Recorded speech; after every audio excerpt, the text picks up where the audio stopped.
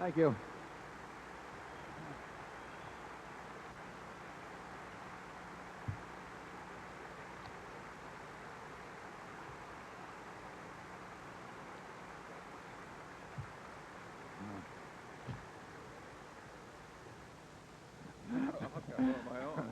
Good morning. Some of you may have noticed a stuntman was used in that. Arnold just couldn't handle some of those scenes. Before we get started, I'd especially like to thank Andy Hayward, who's here today, and if we can, the way we can find him out in the crowd. It's a little hard to see from up here, but Andy runs Deke Productions. He does that cartoon for us, and let's give him a big hand.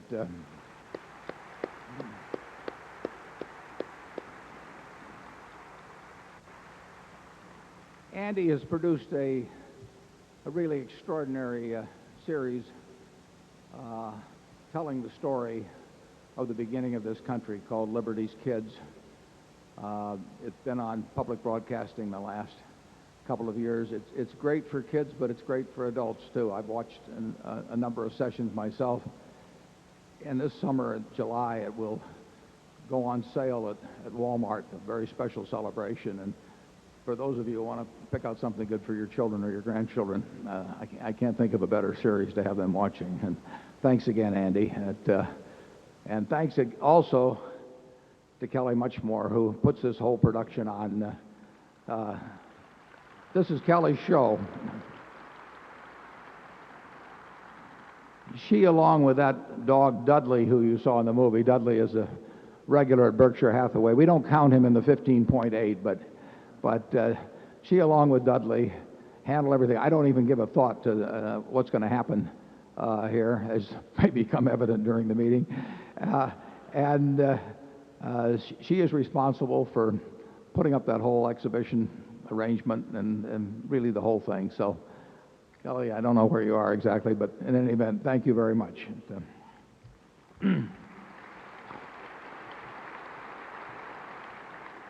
Now, we'll go through the business part of the meeting, and it may take a little longer than usual, but please be patient. And I'd like to start out by calling the meeting to order. I'm Warren Buffett, Chairman of the Board of Berkshire Hathaway, and I welcome you to this meeting.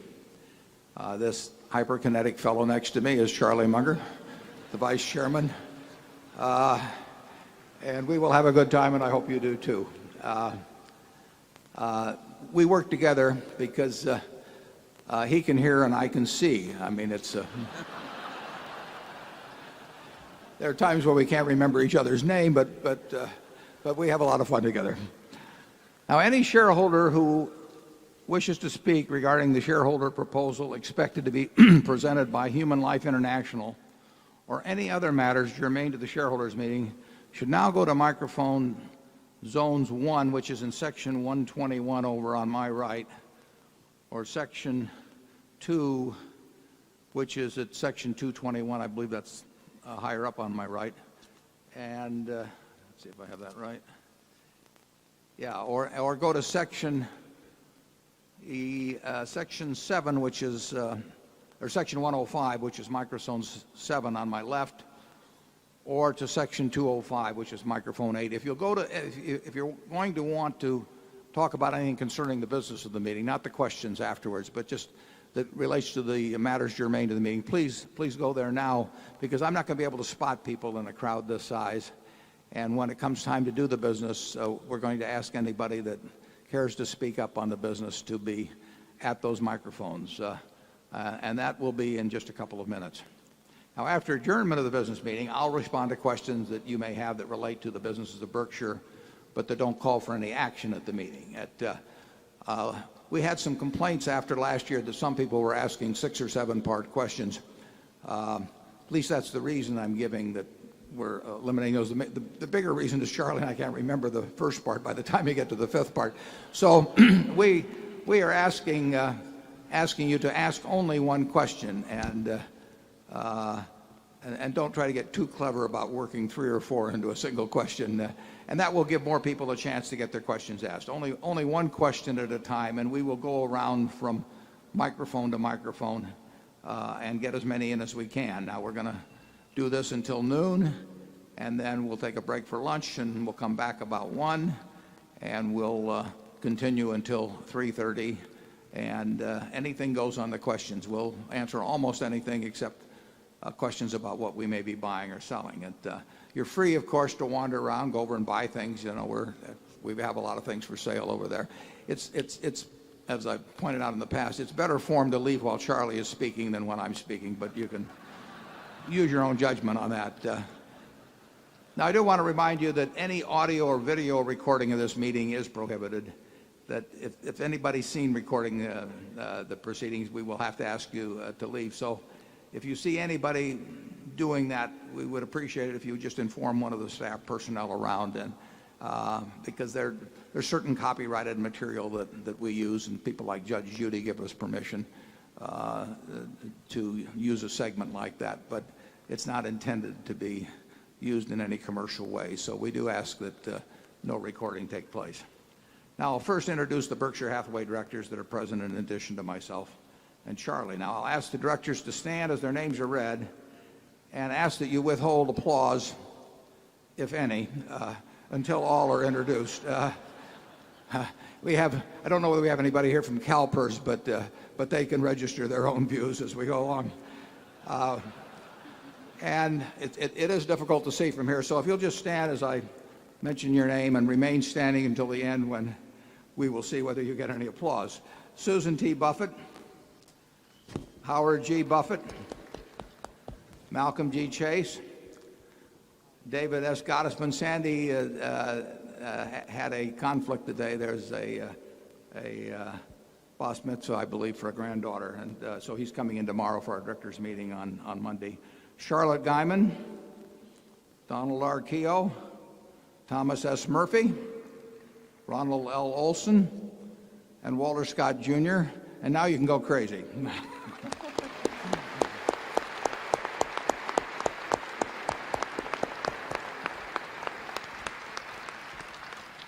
Also with us today are partners in the firm of Deloitte & Touche, our auditors. They are available to respond to appropriate questions you might have concerning their firm's audit of the accounts of Berkshire. In that regard, I wish to report that at Berkshire's Audit Committee meeting held on March 2nd, 2004, Deloitte & Touche responded to the 4 questions I suggested be asked to the independent accountants by all audit committees. And we're going to put these up in just a second. With respect to Berkshire, the questions and the auditor's responses will be shown on the following slides. And I might mention that I really do think these questions should be asked at all of all auditors, at least annually, perhaps even quarterly. And I really think that if such a procedure had been followed over the years, don't need them all, Charlie. If such procedures had been followed over the years, there would have been a lot less trouble in corporate America. I mean, for many years, particularly in the 90s, I think there was a weakening, frankly, in auditor vigilance. And the trick, as I've said, is really to have the auditors more worried about the audit committee than they are worried about the management. And it's quite natural when they are essentially hired by the management and when they see the management regularly and they only see the audit committee infrequently that it's tempting to listen a little bit more to management than the audit committee. But these questions, if asked, in my view, and if the answers are put on the record, I think it would have a very helpful effect on behavior, because once on the record, it means the auditors, it means they're on the line. And I've been on a lot of boards of directors, and I've seen, in retrospect, things go by that I wish had been called to my attention by the auditors. So we have these 4 questions, and if we'll put up the first one, and I'd like to explain one item. Do we have those up? Yeah. And I'd like to explain one item. Do we have those up? Yeah. You can read the question, and these are the responses as we go along that the auditors have given to these questions. Now, you'll notice on the first one that there is one item that, and incidentally, we owe a shareholder who I think is going to speak later. It was his suggestion that we actually present these at the meeting, and I think it's a good suggestion, and I think if more companies did it, it would be a good idea, so I thank him for the suggestion. The major item, which is not material as auditors define it, but the major item in which we disagree and used a method which I will explain further actually has been changed, but concerns the purchase of life insurance policies or the reinsurance of people who are purchasing life insurance policies. They're so-called viatical settlements, and we have had a business of sorts in that, and it's likely to even be a larger business in the future. And what takes place there is that somebody, usually elderly, has a life insurance policy and they'd rather have the money themselves than have their heirs get it later on, so they want to cash out early. And as you know, a life insurance policy typically has a cash surrender value, and sometimes those cash surrender values are quite low in relation to the actuarial value of the policy. So sometimes those people wish to sell a policy. We had a case the other day where a 79-year-old woman had an insurance policy amounting to some $75 million. I've never met her, but she must be quite a woman. But the cash surrender value of that policy was $2 million. Clearly, for even a 79-year-old in the best of health, that was an inadequate sum for her to receive, but yet she wished to have the cash herself rather than eventually die and leave it to her heirs. So we paid, or we actually reinsured a transaction where somebody else did it, and we took only 50% of it, but I'm going to use 100% figures. We reinsured, we bought that policy for $10 million. And under accounting rules, GAAP accounting, it is recommended that we write that policy down immediately to the cash surrender value of $2 million. Well, obviously, we think it's worth $10 million, or we wouldn't have paid $10 million for it today. But the rules, as they become more clear, say write it down immediately. I happen to think that rule is wrong. But last year, at the end of the year, there had been a total of $73 million applicable to such policies that reflected our purchase price as opposed to the cash surrender value. In the first quarter of 2004, our activity has stepped up in this field some. The people we reinsure have stepped up their activity, so we get our 50%. And that amounts to, it's going to amount in the first quarter to about $30 million. So we have adopted, even though we think it's incorrect, we have adopted the GAAP accounting, and you will see in the first quarter report of Berkshire the charge for the $73 million of last year plus the $30 million in the first quarter of this year. And that gets charged, believe it or not, to realized capital gains. So by buying these policies for X on one day and immediately writing them down substantially, that becomes a realized capital loss on our book. Now, later on, we expect to get a perfectly satisfactory return from these policies. But that is the main item that is referred to in the auditor's answer on question 1. Now, if we'll go to number 2. I have time to read that.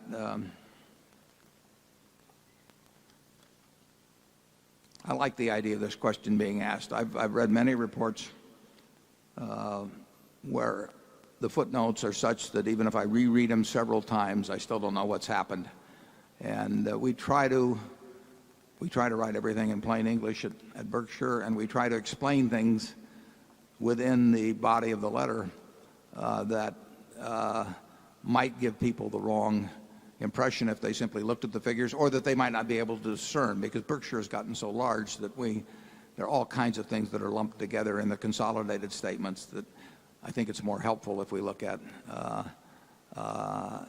separately. And we're going to work annually at trying to disaggregate numbers and information in a way that makes it most useful without turning out something as long as the World Book. And, third item is very simple.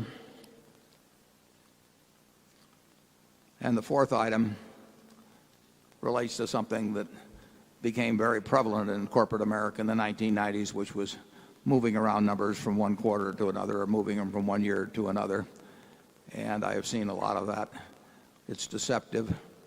I like the statement that the two fellows at Google made the other day, where they essentially said that if numbers are lumpy or peculiar when they get to them, they're going to be lumpy or peculiar when they get to the public. And if there's some reason that requires explanation as to why they're lumpy, that management should explain them. But the one thing they shouldn't do is start playing games from quarter to quarter, year to year in terms of moving numbers around. And that became very fashionable. I hope it's on the way to being moderated. And we will continue to, each year we will give you these questions at the meeting, and we will report on the auditor's answers. Mr. Forrest Crutter is Secretary of Berkshire. He will make a written record of the proceedings. Ms. Becky Amick has been appointed Inspector of Elections at the meeting. She will certify to the count of votes cast in the election for directors.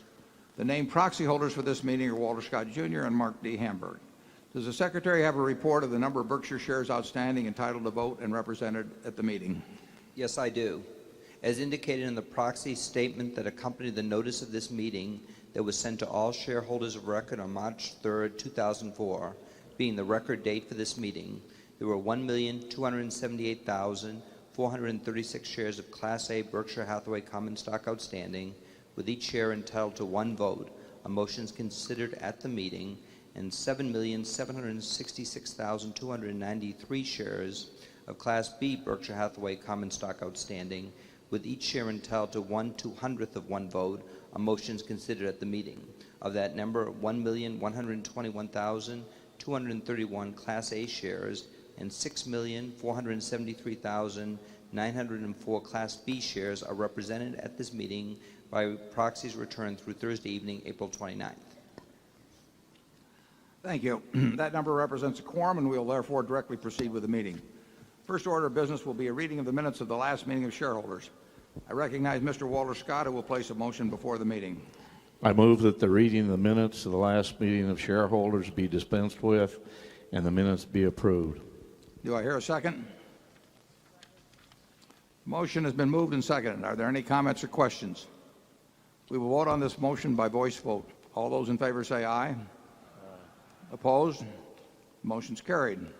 First item of business at this meeting is to elect directors. If a shareholder is present who wishes to withdraw a proxy previously sent in and vote in person on the election of directors, he or she may do so. Also, if any shareholder that is present has not turned in a proxy and desires a ballot in order to vote in person, you may do so. If you wish to do this, please identify yourself to meeting officials in the aisles who will furnish a ballot to you. With those persons desiring ballots, please identify themselves so that we may distribute them. And I now recognize Mr. Walter Scott to place a motion before the meeting with respect to election of directors. I move that Warren E. Buffett, Charles T. Munger, Susan T. Buffett, Howard G. Buffett, Malcolm G. Chase, David S. Gutman, Charlotte Guyman, Donald R. Keogh, Thomas F. Murphy, Ronald L. Olson, and Walter Scott Jr. be elected directors. Is there a second? Been moved and seconded that Warren E. Buffett, Charles T. Munger, Susan T. Buffett, Howard G. Buffett, Malcolm G. Chase, David S. Gottesman, Charlotte Guyman, Donald R. Keogh, Thomas S. Murphy, Ronald L. Olson, and Walter Scott Jr. be elected as directors. Are there any other nominations? Is there any discussion? Is there anybody that is at the microphones that would? Yes. Paul Thomas, Sissick, Thornton Hill, Illinois. I like the idea of inside directors. I think they're necessary. However, I think we should have the best available. In particular, I'd like you to consider the CEOs of the Berkshire subsidiaries. If you compare their qualifications to Susan Buffett's and Howard Buffett's, I think you'll find that the CEOs have superior qualifications, particularly business savvy and the ability to stand up to a forceful CEO. I'd like to point out that we'll hear how many of these CEOs are independently wealthy and could easily say, take this job and shove it. So this is why I'm withholding my votes for the directors. Thank you. Thank you. Charlie, do you have any thoughts on that? I think we should go on to the next item.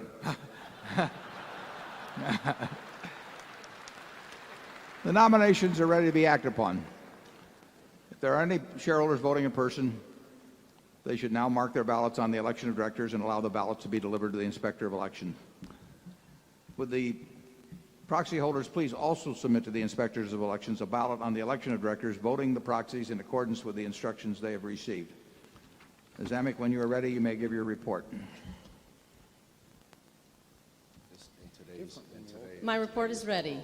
The ballot of the proxy holders in response to proxies that were received through last Thursday evening cast not less than 1,123,189 votes for each nominee. That number far exceeds a majority of the number of the total votes related to all Class A and Class B shares outstanding. The certification required by the Delaware law of the precise count of the votes, including the additional votes to be cast by the proxy holders in response to the proxies delivered at this meeting, as well as any cast in person at this meeting, will be given to the Secretary to be placed with the minutes of this meeting. Thank you, Ms. Amick. Warren E. Buffett, Susan D. Buffett, Howard G. Buffett, Malcolm G. Chase, David S. Gottesman, Charlotte Guyman, Daniel R. Keogh, Thomas S. Murphy, Charles D. Munger, Ronald L. Olson, and Walter Scott, Jr. have been elected as directors.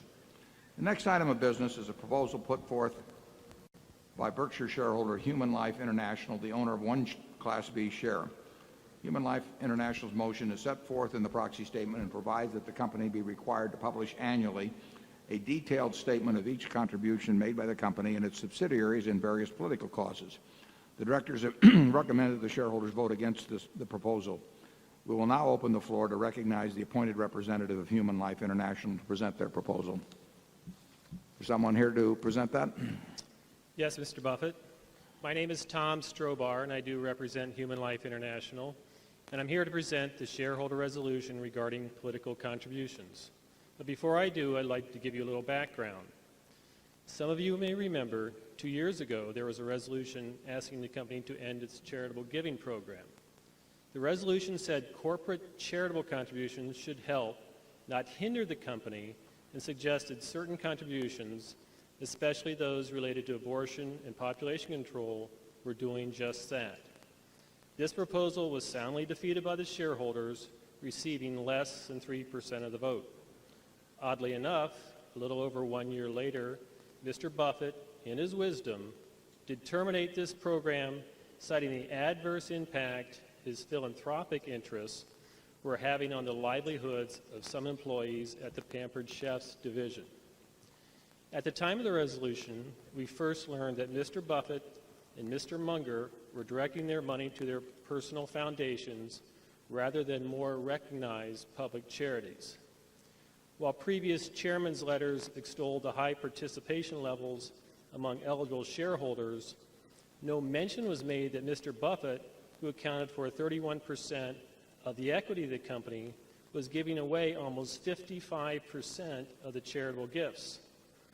Why all of you B shareholders, who probably comprise a majority of the people in this audience, were excluded from giving and whose vote on this proposal was dramatically diluted down to 1/200th of the value of an A share, which obviously not quite democratic, I refer you to the 1983 chairman's letter. In addressing why he wouldn't split the stock, Mr. Buffett described something he calls shareholder eugenics. Mr. Buffett laments how it's impossible to screen entering members of the shareholder club for, quotes, intellectual capacity, emotional stability, moral sensibility, or acceptable dress. Splitting the stock and lowering the price of the admission to the club, Class B shareholders, take note, would attract an entering class of buyers inferior to the existing class and downgrade the quality of your present shareholder group, end quote. All told, Mr. Buffett gave to his private foundation almost $100 million, much of it other shareholders' money. This money, in turn, was devoted almost exclusively to population control, seeking to lessen the number of people at a time when Western nations, especially those in Europe and Japan, face economic calamity from a baby bust. How do charitable contributions relate to political contributions? It wasn't until there was a resolution on charitable contributions that we received some disclosure. So too, with the resolution I'm about to present, did we find out the company gave a very modest $200,000 to various political candidates or causes. While the charitable contributions may have been too much, the political contributions may be too little. Not necessarily from the company, but from other shareholders. If there are politicians or causes in which there is legitimate business interest in supporting, why not give the shareholders the opportunity to help them also? By publishing a list, the word goes out to our thousands of shareholders who may wish to do the same with their own money. It costs little to publish, provides for transparency, checks any personal abuse, and sets an example to the rest of corporate America. It also provides an opportunity for all the members of our shareholder club, even B shareholders, to get involved and help this company and help their investment. Now, with that, I'd like to read the actual resolution, which I'm required to do. Within 1 month, after approval by the shareholders of this proposal, management shall publish in the Buffalo News a detailed statement of each contribution made by the company or any of its subsidiaries, either directly or indirectly, within the preceding fiscal year, in respect of any political campaign, political party, referendum, or citizens' initiative, or attempts to influence legislation specifying the date and amount of each contribution and the person or organization to whom the contribution was made. Subsequent to this initial disclosure, management shall cause like data to be included in each succeeding report to the shareholders. And if no such disbursements were made, to have the facts so noted in the annual report. This proposal, if adopted, would require the management to advise the shareholders how many corporate dollars are being spent for political purposes and to specify what politicians or political causes the management seeks to promote with these funds.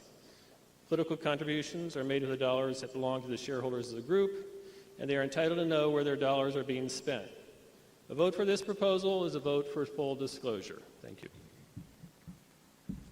Is there anyone else that would care to speak on the motion? Charlie, do you have any comment? Well, I preferred our old charitable giving program to the way most corporations do it in America, where the controlling officers decide.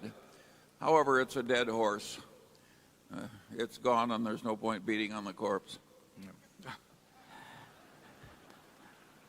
The dead horse will now speak. I just want to add one point because it is a little different than occurs at many other corporations. To my knowledge or memory, I don't believe Charlie and I have ever asked any employee or any vendor to Berkshire, any employee of Berkshire or vendor to Berkshire, for either political contributions or charitable contributions. There's been no use of our positions to, in effect, extract money for our own personal causes, or either in the charitable area or the political area. Is that correct, Charlie? No? Yeah, but we don't deserve too much credit for not asking other people for charitable contributions. Think what the reciprocity implications would be. Yeah. But it's a fairly common activity. So here we are. We'll, if any shareholders voting in person, they should now mark their ballots on the motion and allow the ballots to be delivered to the Inspector of Elections. Would the proxy holders please also submit to the Inspector of Elections a ballot on the proposal, voting the proxies in accordance with the instructions they've received. Ms. Amick, when you are ready, you may give your report.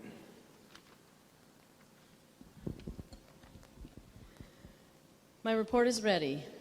The ballot of the proxy holders in response to proxies that were received through last Thursday evening cast 287.605 votes for the motion and 936,045.815 votes against the motion.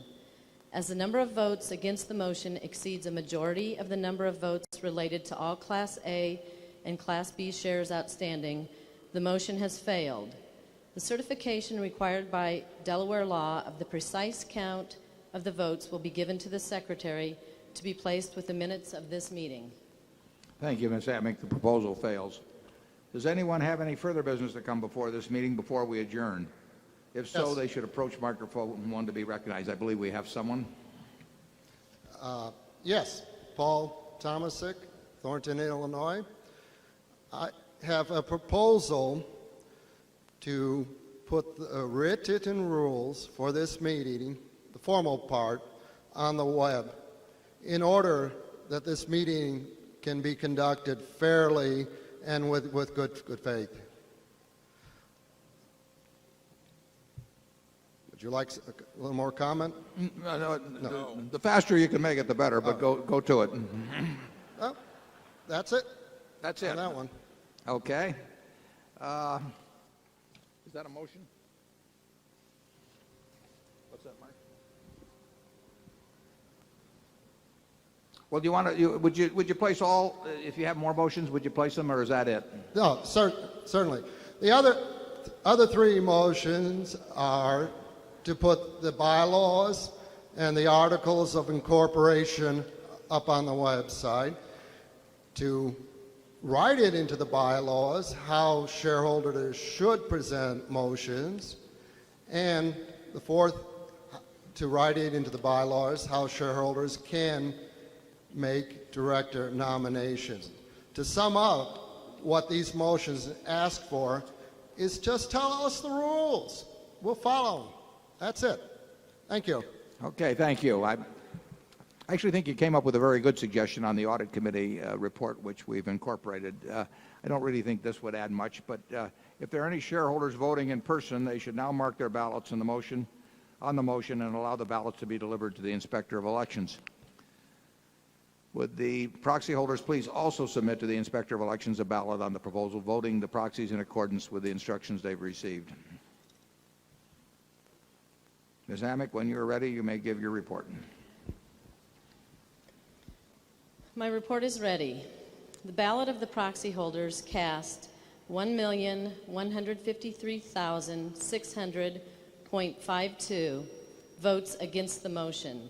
As the number of votes against the motion exceeds a majority of the number of votes related to all Class A and Class B shares outstanding, the motion has failed. The certification required by Delaware law of the precise count of the votes will be given to the Secretary to be placed with the minutes of this meeting. Thank you, Ms. Amick. The proposal fails. I now recognize Mr. Walter Scott to place a motion before the meeting. Is there a second? A motion to adjourn has been made and seconded. We will vote by voice. Is there any discussion? If not, all in favor say aye. All opposed say no. The meeting's adjourned. Okay, now we're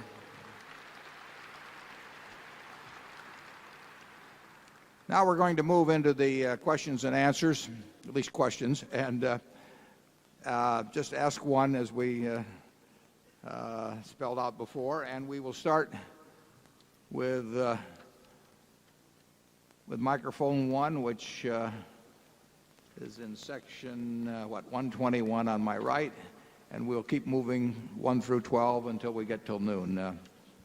Microphone 1. Jonathan Mills from London, England. I wondered if you could comment on the views of those people who have stated that because of so-called conflicts of interest, you should leave the board of Coca-Cola, and whether you had any intention of doing so. That we should do what with the board? Leave the board. That you personally should leave the board of Coke. I would say that whoever suggested that should do 500 sit-ups.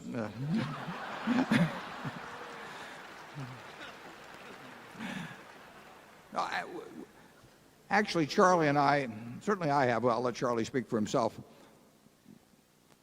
We like the idea, we've encouraged the idea of shareholders behaving like owners. I mean, shareholders have too often behaved like sheep in this country, and they got shorn in many cases. And big institutional shareholders have sat on the sidelines while some things that might possibly have been corrected had they gotten active took place. And so we actually applaud the idea of shareholders behaving like owners. The question is whether they can behave like intelligent owners. And I think that in the last year or two, as they've sort of woken up, they've searched for checklists of one sort or another to determine whether directors are appropriate in a given company or not. And frankly, checklists are no substitute for thinking. The real job of the directors is to come up with the right CEO for a company and prevent him or her from overreaching. If they do that job well, the rest takes care of itself. And you have to think some to determine whether that's taking place. You can't solve it by just running down a little checklist. I think it was Bertrand Russell who said, most men would rather die than think. Many do. And I think we've seen a little bit of what he was thinking about in some of the voting. I think it's absolutely silly, frankly. If Berkshire Hathaway owns 200 million shares of Coca-Cola, $10 billion worth, to not be able, it's a little silly not to think that the interest that Berkshire Hathaway has in selling some hours of training at flight safety or something would cause me to do something counter to the interests of the shareholders when we have $10 billion riding on that side of the table. I mean, it's almost absurd, and somebody doesn't understand proportionality at all when they come to that sort of conclusion. I also think it's absolutely foolish if, just to use Coca-Cola as an example, I think the directors of Coca-Cola, I haven't even looked, but I think we probably receive something like $100,000 a year. And if we were to go out into the welfare line and pick somebody out who has no income and say, we'd like you to become a director, and that person would get $100,000 a year, which would be their entire income, and to say that person would be independent, while they would be 100% dependent on their income, that person would be independent, whereas Berkshire Hathaway, or myself representing Berkshire Hathaway with $10 billion of stock and receiving the same $100,000 a year, is not regarded independent. So I encourage institutional shareholders and large owners to behave like owners, but I also encourage them to really think logically, as owners should think, in determining what causes they take on and how they vote. Charlie? Yeah, I think that corporate America needs a fair amount of reform, but the cause of reform is hurt, not helped, when an activist makes an idiotic suggestion like the one that having Warren Buffett on the board of the Coca-Cola Company is contrary to the interests of the Coca-Cola Company. Nutty activities do not help the cause for which the person speaks. It's a little bit like having a slicing machine in an orchard where you're gathering together apples, but you're also picking up a lot of rocks in the process and sticks and stones. So you have a slicing machine with a conveyor belt, and the slicing machine is programmed so that every time something that's red and round comes down the line, it slices it and comes down, but it doesn't come down on the rocks and everything and ruin the blades. And of course, that's fine until a red balloon comes down the line, and then you get a big pop. And the machine has followed its little guidelines, but it's not slicing apples anymore. And I think actually institutions are coming new to really thinking about how they behave as owners, and you would hope that in the evolutionary nature of learning that not too many years distant, they would actually think about what's good for the shareholders of the company. Let's go to microphone number 2, please. Mr. Buffett, Mr. Munger, good morning. My name is Akis Psares, and I am from Athens, Greece. There is a widespread perception that we're heading towards an inflationary environment. What advice would you give to investors who need to preserve their capital and their purchasing power in such an environment? The best thing is to have a lot of earning power of your own. If you're the best brain surgeon in town or even the best lawyer in town, you will retain purchasing power in terms of your income no matter what happens, whether people are using seashells for money or whatever as time goes by. But in the investment world, it's tougher. But Charlie and I think the best answer is to own fine businesses that will be able to price in inflationary terms and will not have huge capital investment that is required to handle the larger dollar volume of sales. Some years ago, I used See's Candy in the annual report as an example of the kind of business that more or less can handle an inflationary world and maintain investment and value no matter what happens to the currency. Unfortunately, most businesses will not come out well in real terms during inflation. Their earnings may go up a fair amount over time, but they're compelled to put more and more dollars into the business just to stay in the same place. And the worst kind of a business is one that makes you put more money on the table all the time and doesn't give you greater earnings. So you really want a business that can have pricing that reflects inflation and does not have very much capital investment that reflects inflation. But inflation is the enemy of the investor in terms of real returns. As you know, there are, in this country as well as a half a dozen other countries, there are what they call inflation-protected bonds. We call them TIPS in the United States, where the income is adjusted, or the principal amount is adjusted to inflation. And that's not a bad investment for people that have worries about inflation heating up. And I think, incidentally, we're starting to see it heat up in this country. Charlie? Yeah, most people are going to get a very small real return from investment after considering inflation and taxes. I think that's an iron law of the world. And if for a brief period some of us do better than that, we ought to be very thankful. One of the great defenses to being worried about inflation is not having a lot of silly needs in your life. In other words, if you haven't created a lot of artificial demand to drown in consumer goods, why, you have a considerable defense against the vicissitudes of life. Charlie, we're selling consumer goods in the other room. It's okay to talk that way at home, but doesn't do any good there. I know the feeling. Let's go to microphone 3. Good morning, gentlemen. My name is Larry Coates from Durham, North Carolina. Mr. Buffett, after last year's meeting, my longtime friend and business partner, George Brumley, sent you a letter addressing several issues. Having participated in the preparation of that letter and on his behalf, I thank you for your response. Thank you. In such, you suggested that many of those issues would be appropriately addressed in this forum.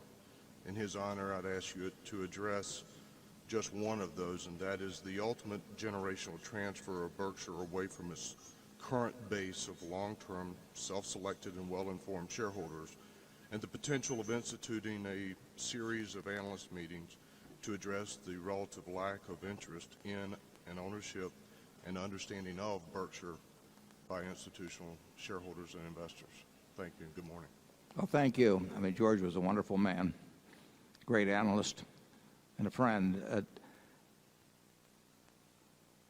I have some problem with having meetings with subgroups of investors, such as institutional investors. If we had something like that, I think we would want it to be open to everybody, and that gets to be quite a production. But I can understand why you'd like to see our managers and hear what they have to say about their businesses. We try to convey a lot about the businesses in the report. But Charlie, do you have any thoughts on that?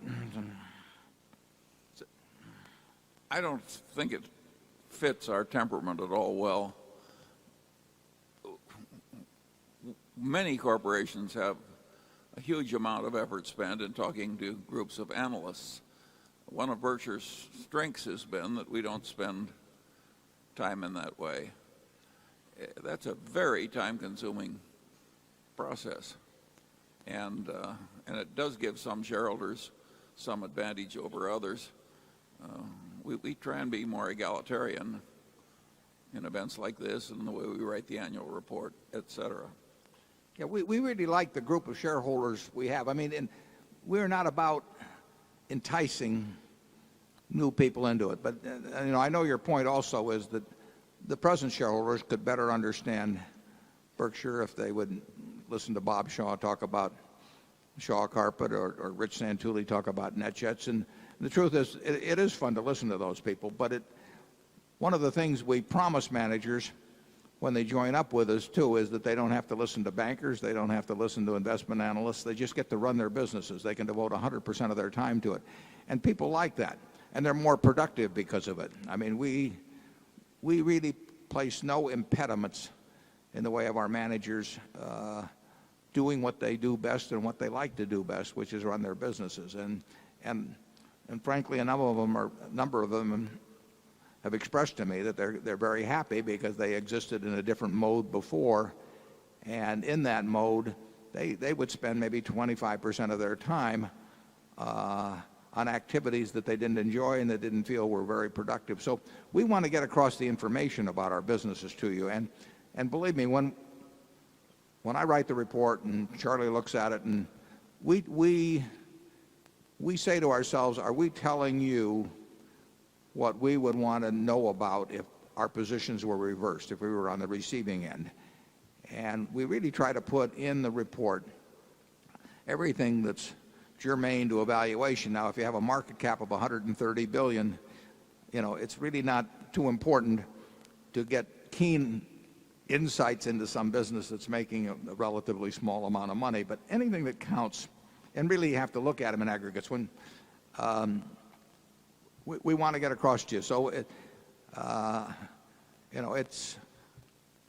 I'm very respectful of your suggestion. It's conceivable to do it. The Washington Post has a shareholder day because their annual meeting is turned into a farce often because it's largely dominated by people who are complaining about this story or that story. But the shareholder day is very useful, and they do have their managers there and talk about it. But I really think if we spend 6 hours here answering your questions about the business and we do a halfway decent job of writing the annual report, we should get across the essential information. And we're really not trying to get across. We're not trying to talk to an audience that is trying to get some special insight into what next quarter or next year is going to look like. We're really looking for owners who join us in what we regard as kind of a lifelong investment. And I would say that certainly analysts like your group have exactly the same objective we do and want to understand the business that way. But my experience, in talking to hundreds of them, is that there are relatively few that are actually thinking about what do we buy and put away forever, like we'd buy a farm or an apartment house or something. So we'll consider it, but I don't want to make any promises. Go to number 4, please. Good morning, gentlemen. My name is Matt Sauer, and I'm from Durham, North Carolina. Regarding compensation, you have commented along the lines of people willing to bet big on their abilities usually have a lot to bet on. A Mid-American regulatory filing indicated some attractive prospective compensation possibilities for its senior executive team, subject, of course, to meeting profitability milestones. Perhaps you might provide some details on the thought process that went into crafting that compensation structure and in doing so use this specific example as a reminder about Berkshire's compensation philosophy related to pay for performance versus the more popular approaches. If it's easier to figure out and administer, better for owners, and can still attract talented people, why don't more companies adopt such practices? Yeah, you can make a lot of money working for Berkshire. Not if you're chairman or vice chairman, but there's a chance to make a lot of money. But it will relate to performance. No one is going to make lots of money at Berkshire for average performance. And you mentioned the Mid-American situation. We've got some extraordinary management at Mid-American, and it's in terms of how that compensation arrangement was worked out. I was thinking one day about what would be appropriate for the two individuals who are key to the success of Mid-American, and I took a yellow pad and I spent about 3 minutes sketching out a proposal, and I went to Walter Scott, who was our partner in the business and who actually heads the comp committee, and I said, Walter, this is an idea I have. What do you think of it? And he looked at it and he said, it looks fine to me. And we talked to the two managers about it, and actually, as we presented it, we had it so that something over 50% went to the CEO, Dave Sokol, and something under 50% went to the number 2 man, Greg Abel, who's enormously well-named. And when we gave it to David, he said, I like it fine, but let's make it 50-50. That's the extent of it. As you have commented, that's wildly different than the approach at companies. I mean, most companies go through a very elaborate procedures in working out executive compensation. I don't think that Charlie and I have spent over maybe 5 minutes on thinking about any. We have an arrangement at See's Candy with Chuck Huggins. We worked it out in 1972. It's still in force now. John Holland took over Fruit of the Loom a couple of years ago. I met with him for a couple of minutes, suggested something, takes up a paragraph or two, and that's what we'll have with John the rest of his life.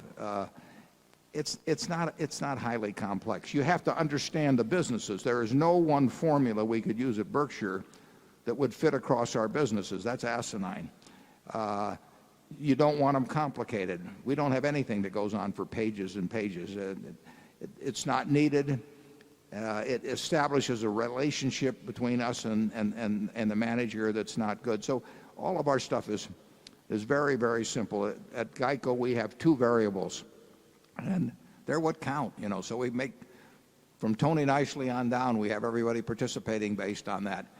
We worked that out whenever we took over at GEICO, and it's worked fine since, and it'll keep working. But we do not bring in compensation consultants. We don't have a human relations department. At the headquarters, as you could see, we don't have any human relations department. We don't have a legal department. We don't have a public relations department. We don't have an investor relations department. We don't have those things because they make life way more complicated, and everybody gets a vested interest in going to conferences and calling in other consultants, and it takes on a life of its own. In the typical large corporation, there's a comp committee. And as I pointed out in the past, they don't put Dobermans on the comp committees usually. They look for Chihuahuas that have been sedated. And I've been on 19 boards. They put me on one committee once, and I was chairman, and I got outvoted. Do you remember that, Charlie? I certainly do. Yeah. By 2 very fine guys. Yeah, terrific guys, actually. And they... the nature of it is that now, particularly with Sarbanes-Oxley, there's lots of committee meetings. The directors' meetings are filled up with process.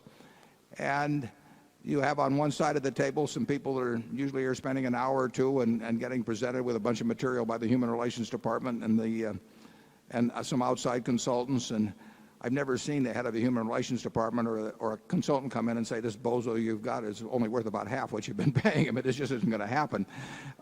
So it's... it's a situation where the intensity of interest on both sides is seldom equal. The directors are often dealing with something my friend Tom Murphy in the past has called play money, and the CEO is dealing with something very dear to his heart. So you've got to expect a situation like that to get gamed over time. Not over time, promptly, actually. And there's some change in that that's taking place, but it's not being, in large part, it's not being led by CEOs, and it's difficult for directors to do, to get a lot done. They get handed a sheet of paper that shows them comparables elsewhere, and everybody thinks they're CEOs in the top 25% or something, and so there's a ratcheting effect that takes place. And now stock options are kind of out of favor, so restricted stock comes in. But the idea is to keep the pie very large for CEOs. And if I needed the money, I'd probably be doing the same thing. Charlie? Well, I would rather throw a viper down my shirt front than hire a compensation consultant.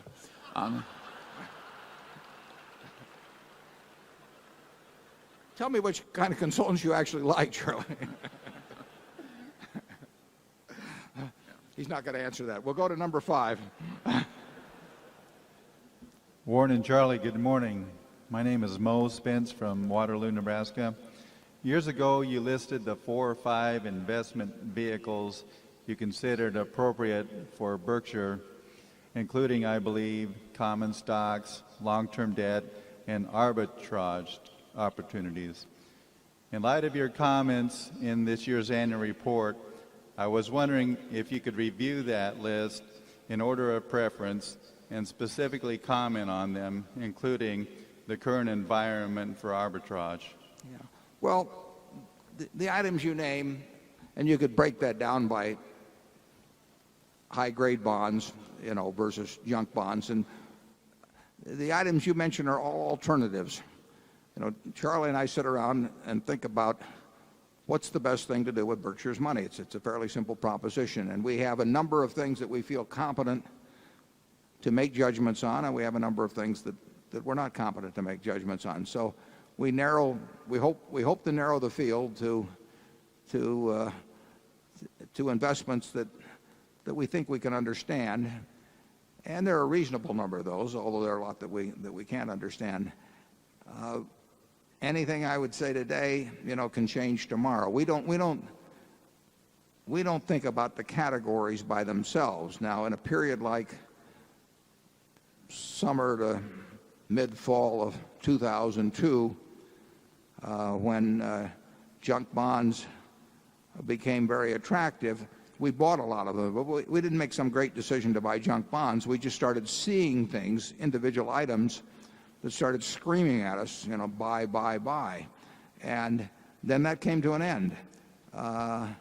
And so we don't go to the office in the morning thinking, what category, how do we prioritize our categories? We have an open mind, and whatever we see that day that overcomes or that crosses the threshold to where we take money out of short-term cash and move into it, it could be arbitrage. It's unlikely to be arbitrage now, because that's a game that to play on a scale that would have a meaningful effect at Berkshire is hard to do. I mean, take very big deals, and it's something we've done successfully in the past. We've made a lot of money over the years in arbitrage, and quite consistently at sometimes in the past. But Charlie and I do not have a checklist that we talk about every day or every month or every year in terms of prioritizing categories. We just hope, I hope he gets a good idea. He hopes I get a good idea. And when we get one, we move in a big way. Well, they have to be big now, and that's a limiting factor in terms of what's available for us. As you know, if you read the annual report, we took a significant position in currencies. We're buying viatical settlements in terms of the transaction I mentioned a little earlier. We're open to anything we can understand. Charlie? Yeah, you really asked us to determine an order of precedency among 2 or 3 activities we don't have much interest in at the moment. and that's not something we spend a lot of time at. In other words, we have all this cash because we don't much like any of those fields at the moment, and spending all the time thinking about orders of presidency among things you clearly are not going to do is pretty fruitless for us. Yeah, I thought I had a slide here, but I don't. But when we were buying junk bonds in the summer to fall of 2002, we were literally buying securities, and we limited it to the kind of junk bonds we can understand, which is far from the whole universe. But we were literally buying things on a 30, 35, 40% yield to maturity basis. Now, we buy those with a mental attitude of buying common stocks. Interestingly enough, within 12 months, some of those same securities that were yielding 30 or 35% went to prices where they yielded only 6%. I mean, that is truly remarkable when you think about that happening in a country that was not in the throes of depression or anything. I mean, prices do amazing things in securities markets, and when they do something that strikes us as amazing in our direction, we will act. But we do not know today what we're going to be doing tomorrow. We have some things, a few things we may be doing. It's likely we're doing them tomorrow, but we don't hold any committee meetings on this, and there's this business where somebody says you should have 50% of your money in bonds and 35% in equities and 15. We don't go through anything like that. I mean, we regard that as nonsense. Any further thoughts, Charlie? No further thoughts, evidently.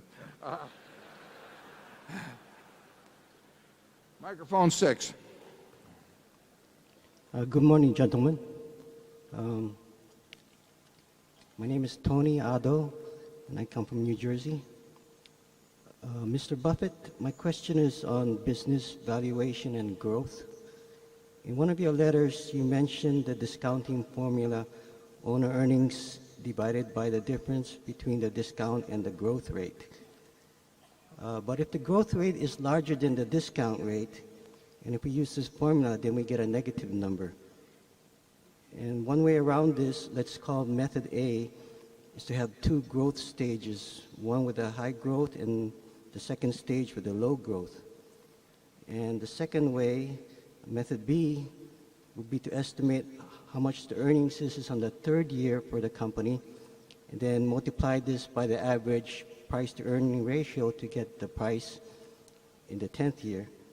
I don't know if you use the method A or method B, but if not, I would like to ask Mr. Buffett, how do you estimate how much a company is worth if the growth rate is larger than the discount rate? Well, you put your finger on an interesting mathematical relationship, because if you're using a present value discount formula and you put in a growth rate that is higher than the discount rate as you have postulated, the answer, of course, will be infinity. And there are a lot of managements around who like to think their stocks are worth infinity, but we haven't found one yet. That precise subject was covered in a paper called the St. Petersburg Paradox by a fellow named Durant, probably 30 years ago. And somewhere we probably have a copy at our office. My guess is if you go to Google and you put in the name Durant and you put in St. Petersburg, you may be able to call up that article, although they aren't necessarily terrific on old articles. So if you'd like it, we would, if you'll let somebody know at our office, we'll look around a little and see if we can find that. It gets very dangerous to project out high growth rates because you get into this paradox. If you say the growth rate of a company is going to be 9% between now and Judgment Day, and you use a 7% discount rate, it goes off, you get into infinity. And that's where people get in a lot of trouble. The idea of projecting out extremely high growth rates for very long periods of time has caused investors to lose, very, very large sums of money. There aren't many companies. Just take a look at the Fortune 500. Go back 50 years, they're commemorating that. And look at the companies that were there and how many have really maintained rates much above 10%. It's not an easy hurdle. And when you get up to 15, you're in the atmosphere, a rarefied atmosphere. So there's a real danger in projecting out high growth rates. And Charlie and I will very seldom, well, virtually never get up into high digits. You can lose a lot of money doing that. You may miss an opportunity sometime, but I haven't seen people who have been consistently successful doing that. And you do run into this paradox you mentioned. Charlie? Well, you're obviously right when you get a mathematical result that is infinity to back off and realize that can't happen. And of course, what people do is they project that the growth rate will reduce and indeed eventually stop. And then you get more realistic numbers. What else could anyone do? Okay, we'll go to microphone 7. I believe that's over here. Yes, my name is Jack O'Neill. I'm from New Brighton, Minnesota. Thank you for the opportunity to ask questions here and for the opportunity to learn from you and Charlie. I had a two-part question. I'm striking the first part, which dealt with my concern over how long the country can continue with this ballooning national debt. My question then is, what is your opinion of the need for specialists on the New York Stock Exchange? Thank you. Charlie, you want to tackle that one? Well, thank you, Warren. Generally speaking, I think the specialist system has worked pretty well over the years. There may have been a few troubles lately, but averaged out, it's worked pretty well for a long time. And I'm not all that horrified that some people who stand there all day make a fair amount of money. Charlie actually had a specialist firm. You should know that. That's why I turned the question over, and despite his snide remark. How long were you and Jack the specialists in General Motors on the Pacific Coast Stock Exchange? About 13 years. Yeah. You're looking at an experienced specialist. Let's go to number 8. Morning, gentlemen. I'm Neil Steinhoff from Phoenix, Arizona. Thanks for the tips on tips. Also, thanks for the information in the newsletter, your annual letter about the books. I particularly enjoyed Bull by Maggie Mahorn, I think it was. I'm concerned about the future for a number of different reasons in America. The debt, both accumulated by the government and personally, the stock buybacks, which are benefiting the top 5 executives, continues, the insanity of derivatives, and the overpriced market with the PE, which is also insane.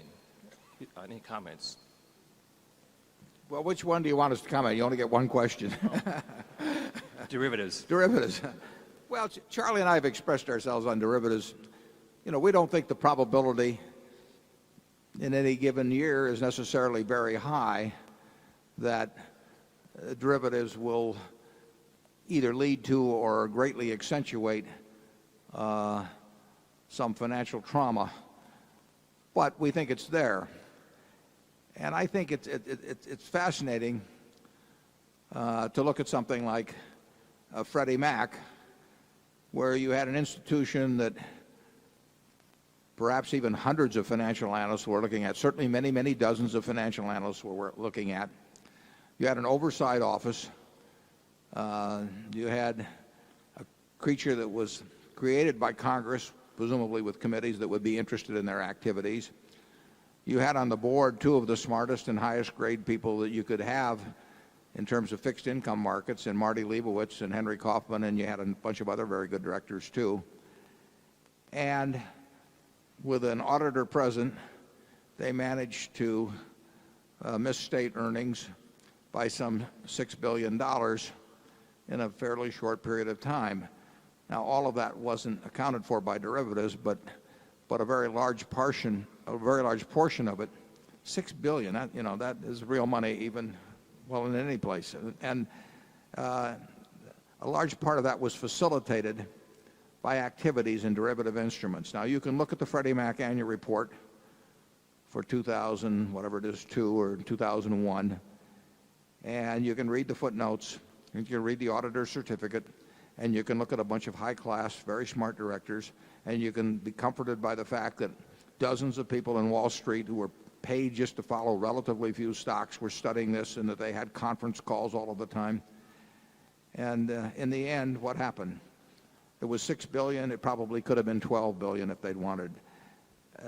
A lot of mischief can happen with derivatives, and as we pointed out, Charlie and I have seen it happen when there's a derivative transaction, particularly a complicated one.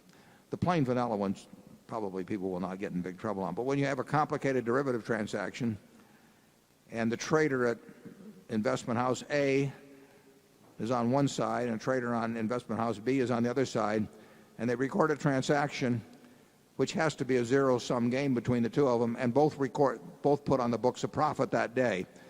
I've never seen one where they both put on a loss that day. It lends itself to mischief, and the scale is absolutely huge and getting larger all the time. And I will tell you that I know the managements of some of the companies that have big derivative activities, and they do not have their minds around what is happening.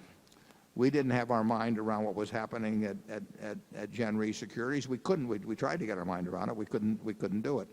And that was far from, the most extensive or complicated derivative operation around. We had the same experience at Solomon. But whatever the figures were at Solomon, they would be a great multiple today. And there was a Sunday in 1991 when we were preparing, or we had the lawyers preparing bankruptcy papers at Solomon. And if the Treasury hadn't reversed itself, we would have found a judge someplace in Manhattan. He probably would have been watching baseball, eating popcorn, and we would have walked up to his door and said, here is a situation with Solomon. There's these 1.2 trillion of derivative contracts that the guy on the other side thinks is good, and they're not going to be any good, and a lot of other things, and, it's your baby. A lot of things correlate in the securities world that people don't expect to correlate, and there are people following similar strategies all over the world, as happened when long-term capital had its problems. And the financial world, operates on a hair trigger to some extent. People want to jump the gun and move just ahead of the other fellow. And when you get huge amounts of transactions, which many people only vaguely understand, you are creating a potential huge problem that may come about because of some other exogenous event that triggers defaults on a huge scale, and that can be very disruptive to financial markets. So we think they're dangerous as used in society. We use them ourselves, incidentally. We get them collateralized. We've made money off of them. But I would predict that sometime in the next 10 years that you will have some very big problems that will either be caused by or accentuated in a big way by people's activities in derivatives. Charlie? Yeah, I think part of the trouble you were talking about came because people didn't think enough about the consequences of the consequences. That's a common error. You start trying to hedge against interest rate changes, which is a very complicated thing to do when you've got a mortgage portfolio where people have options to pay the mortgages off early. And then, under the accounting conventions, the hedges started making the quarterly results lumpy instead of nice and regular the way all the institutional analysts like them. So then they use another bunch of derivatives to smooth out the returns. Well, now you've morphed into lying. Well, it's complicated enough to start with, But when you add line to the process, it's a Mad Hatter's Tea Party, and yet this happens with eminent directors of vast financial sophistication sitting on the board. It shows that the sophistication won't save you. Somebody has to have the common sense to say we're just not going there. It's too tough. Charlie was on the audit committee at Solomon and changed it into 6 and 7 hour meetings. I think you found mismarks that were in the tens of millions of dollars on a single contract with a place with many tens of thousands of contracts. Isn't that correct? I think it's fair to say that it was bonkers and that the accountants sold out. Mm-hmm.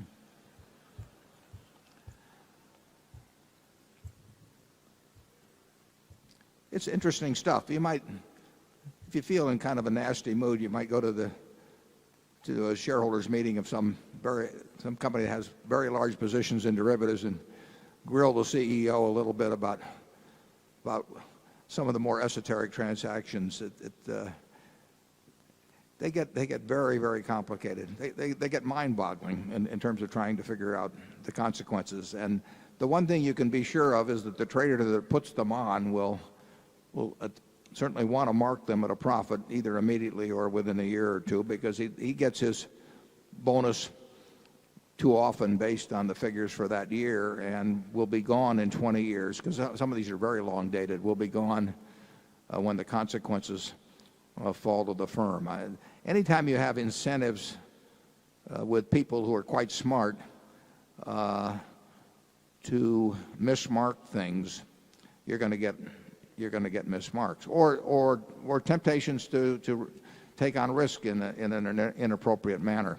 Originally with derivatives, the argument was made that it would disperse risk, that the Coca-Cola company faced foreign exchange risk or some bank faced interest rate risk, and the theory was that you would use these derivatives to spread risk around the system. And indeed, there are many people that make that argument now.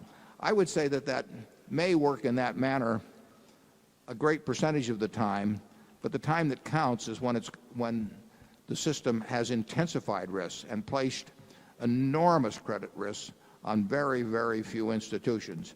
Believe me, the Coca-Cola company is in a better position to accept foreign exchange or interest rate risk in a year than some derivatives dealer who has tons of positions on. And I think actually there is much more risk in the system because of derivatives than the proponents of derivatives would say has been dispersed because of the activities. Microphone 9, please.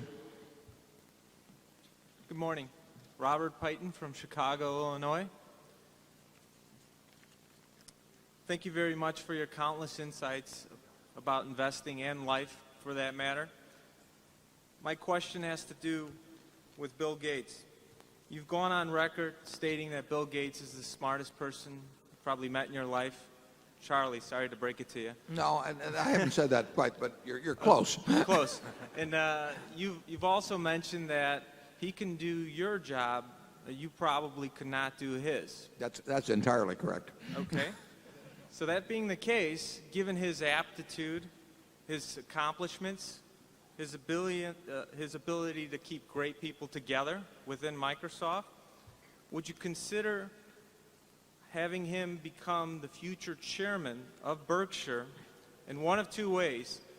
Either a merger, and if a merger doesn't make sense because it's a technology company and you don't understand it, so you don't want anything to do with Microsoft, but the second being he resign his post as chairman of Microsoft in order to keep the masterpiece that you've assembled together, as well as keep these very talented managers of all the Berkshire Hathaway companies together with a leader that you so respect because of his accomplishments and aptitude. Did Bill put you up to this? He did not. No, I know that. It's not a crazy suggestion, but we've got a better answer. Bill could do my job very well, and I could not do his job. But we also have at least 4 people within the Berkshire organization that in many respects could do my job better than I do, and probably in one or two respects they might not be as good at certain parts of it, but they would be terrific successors. We were more blessed in that situation than we've ever been in the history of Berkshire. If you go back 15 years, we did not have four. And as we add businesses, it's not inconceivable that more potential future leaders come with those businesses. So we're well equipped, and we will, barring something terribly unusual, we will have a leader that succeeds me that comes from within Berkshire and has been around for a long time.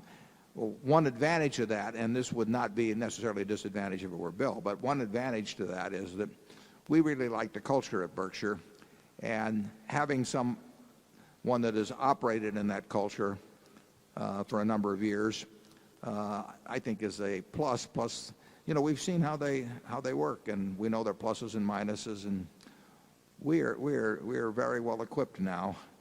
And Bill, I think, to the extent that he spends less time at Microsoft, and he will probably be, the Gates Foundation will take up perhaps more of his time. I don't really think he is looking for my job, although he may salivate at the pay level that's available. But, Charlie? I've got nothing to add. Okay, we'll go to number 10. My name is Oliver Grauser, and I'm from Vienna, Austria. I have studied economics, and I've read about 40 books about investing and want to be such a successful investor as you have been. Mr. Buffett and Mr. Munger, when both of you were younger and had much less capital for investing, which publications were the best to get a few excellent investment ideas to be so successful? And how many hours per week on average did you spend with reading about companies? Thank you. Well, when we were younger, we spent, probably Charlie compared to now, spent a lot more time. I spent a fair amount more time looking at companies. But if we were doing it over again, we would do it over again pretty much the same way. We would look at everything in sight that we thought we could understand. And the world hasn't changed in that respect. There may be some more people doing it, but there are a lot more companies to look at now. And we would read everything in sight about the businesses and the industries we thought we could understand. We would look for things that jumped out at us as being very cheap in relation to value, and we would have one enormous advantage because we would be working with far less capital, which means the universe of potential ideas would be far greater.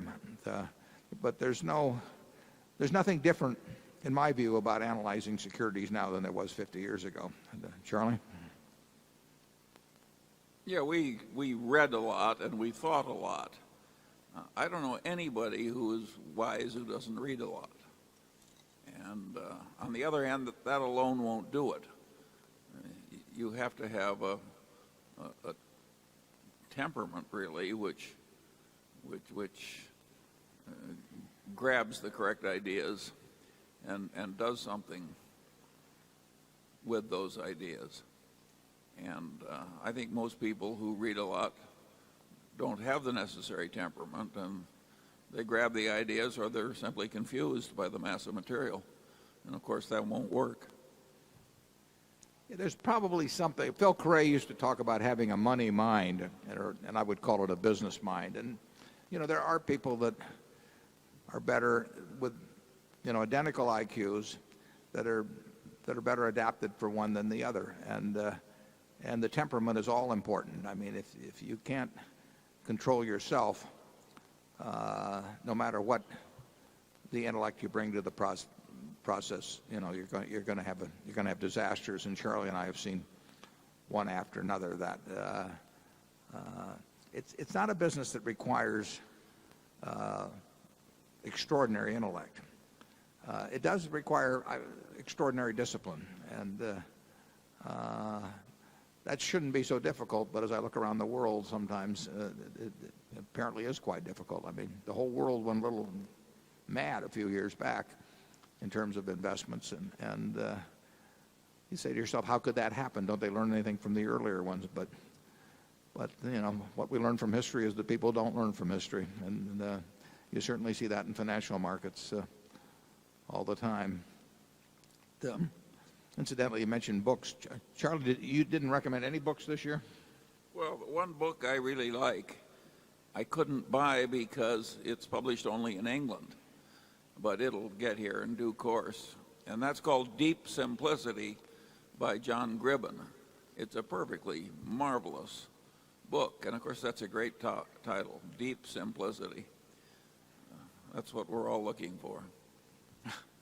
I've been reading a short history of nearly everything, and it's very impressive to read about people pondering how to figure out the weight of the earth or something in the 18th century. And you would think minds that could do that would do very well in financial matters. But if you remember, Isaac Newton spent a significant part of his life trying to turn lead into gold, and he might have made a good stockbroker, but it didn't do much for him financially. Charlie knows more about Isaac than I do. Well, and he lost an enormous chunk of his net worth in the South Sea bubble, so he invested in an absolute crooked mania, and here was the smartest man in the world. So just IQ points alone won't do it. Microphone 11, please. My name is Martin Wiegand from Bethesda, Maryland.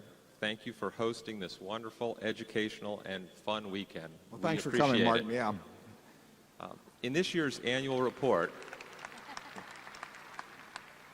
you defended Berkshire's tax payment record against criticism from certain newspaper columnists and Assistant Secretary Pamela Olson. Compared to other large corporations, particularly insurance companies, does Berkshire pay its fair share so we can wear our Berkshire activewear with the American flag on it with pride? Incidentally, Pamela Olson is here today. I don't know whether she can stand up, but I owe her an apology. She's done a great job as a public servant.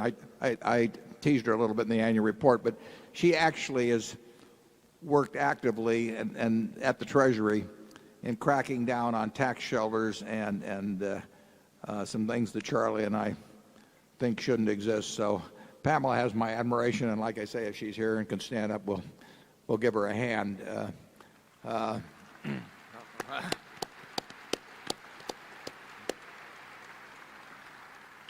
Some of the tax shelter proposals, I met with her yesterday, and she told me of some things that I'd sort of seen myself, but some of the things that have been done and in some cases sponsored by the most prominent auditing firms, are absolutely disgusting and are the reason why, in my view at least, the middle class probably pays a lot more than they should be in terms of raising the total funds that are needed to sustain the government.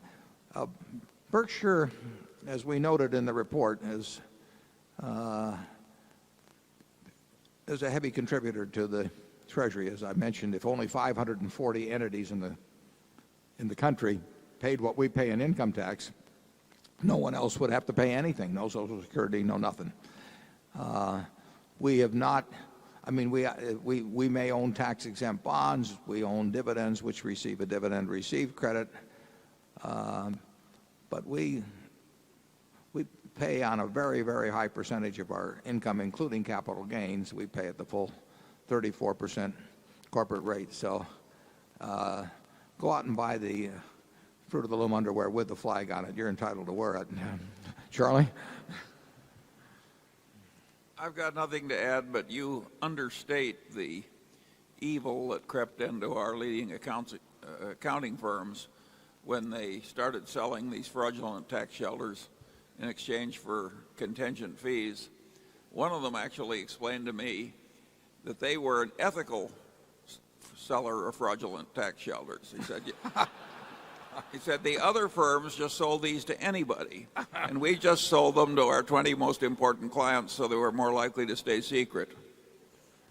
Yeah, and of course the lawyers would write the opinion so that if they did get caught with these things that they hoped that no one even picked up because they were so obscure or convoluted, the lawyers wrote the opinion so that they could walk, when the IRS came around, they could wave that letter and say, well, gee, we're sorry we made a mistake, but we did it on the advice of counsel, and therefore you shouldn't assess fraud penalties or anything. I mean, we don't want to leave the lawyers out of this, Charlie. We had people come to our office, not the auditing firm that we use. I want to make that clear, but we had people come to our office from the top auditing firms with these propositions, which they said we had to sign away a given percentage of the amount we saved, and then they would give us these proprietary methods which would usually involve about 20 offshore trusts and partnerships around the world and all kinds of things. Part of the design being to have so many entities involved so that the numbers that popped up here or there on the return that no agent could figure out what the totality of the transaction was. And it's the people that don't pay taxes because of that increase the taxes of the people in this room. So I applaud Pamela for her efforts on that, and a lot more are needed. We'll go to number 12, please. Good morning. My name is Johann Freudenberg from Germany. Mr. Munger, you said in a speech that scientific reality is often only revealed by math, as if math is the language of God. Could you elaborate on that and especially tell us the reason why math often reflects reality? Thank you. It's just the way it is. It's as though God made the world so that only people fluent in math could understand it. I think you can handle ordinary human activity pretty well, but if you want to understand, say, science, you can't do it without math. That's just the way it is. And in business, if you're innumerate, you're going to be a klutz. Keep talking, I'm chewing. We'll go back. Go ahead. The good thing about business is you don't have to know any high math.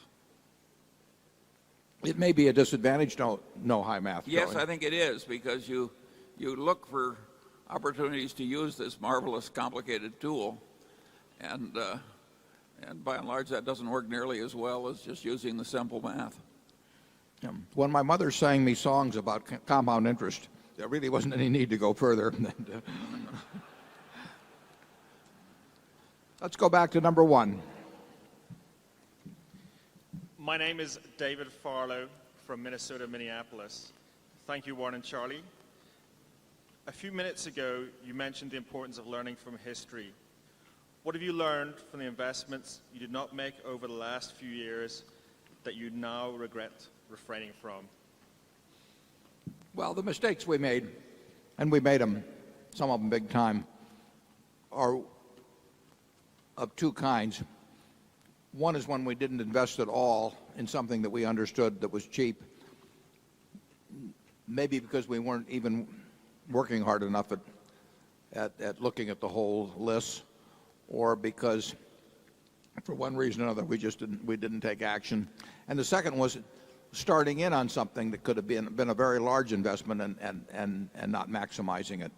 Charlie is a huge believer in the idea that you don't sit around sucking your thumb when something comes along that should be done, that you pour into it, and that's generally what we've tried to do. But there have been times, and it's usually happened when I've started buying something at X and it went up to X plus an eighth or some intolerable amount like that, and I quit or waited for it to come back, and we missed in some cases billions of dollars of profit because of the fact that I'd gotten anchored in effect to some initial price when I could have paid more subsequently, and it really was inconsequential.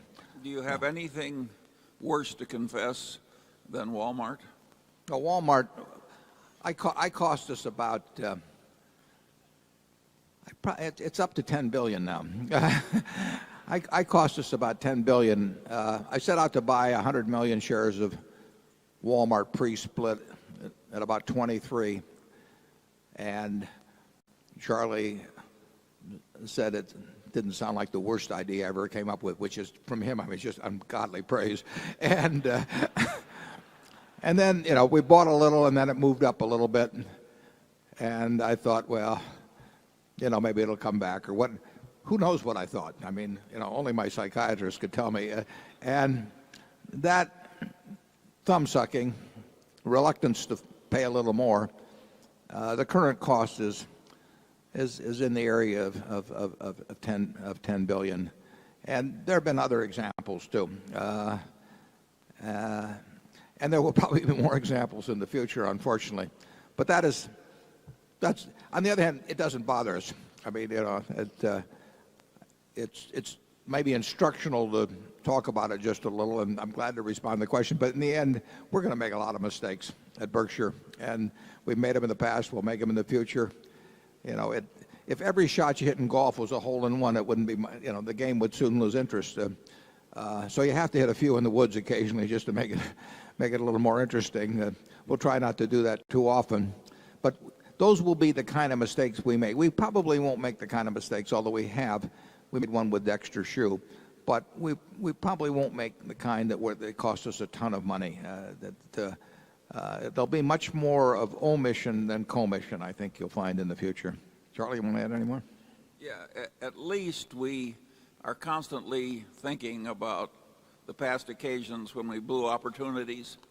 Since those don't hit financial reports, the opportunities you had but didn't accept, most people don't bother thinking about them very much. And at least that is a mistake we don't make. We rub our own noses in our mistakes in blowing opportunities, as we just did.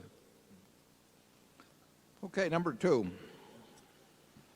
Warren and Charlie, my name is Peter Brochi from Beverly, Massachusetts, and I would like to thank you both for helping me become a better businessman and a better investor. Perhaps more importantly, you have created by example a kind of true north on the moral compass for me to steer by.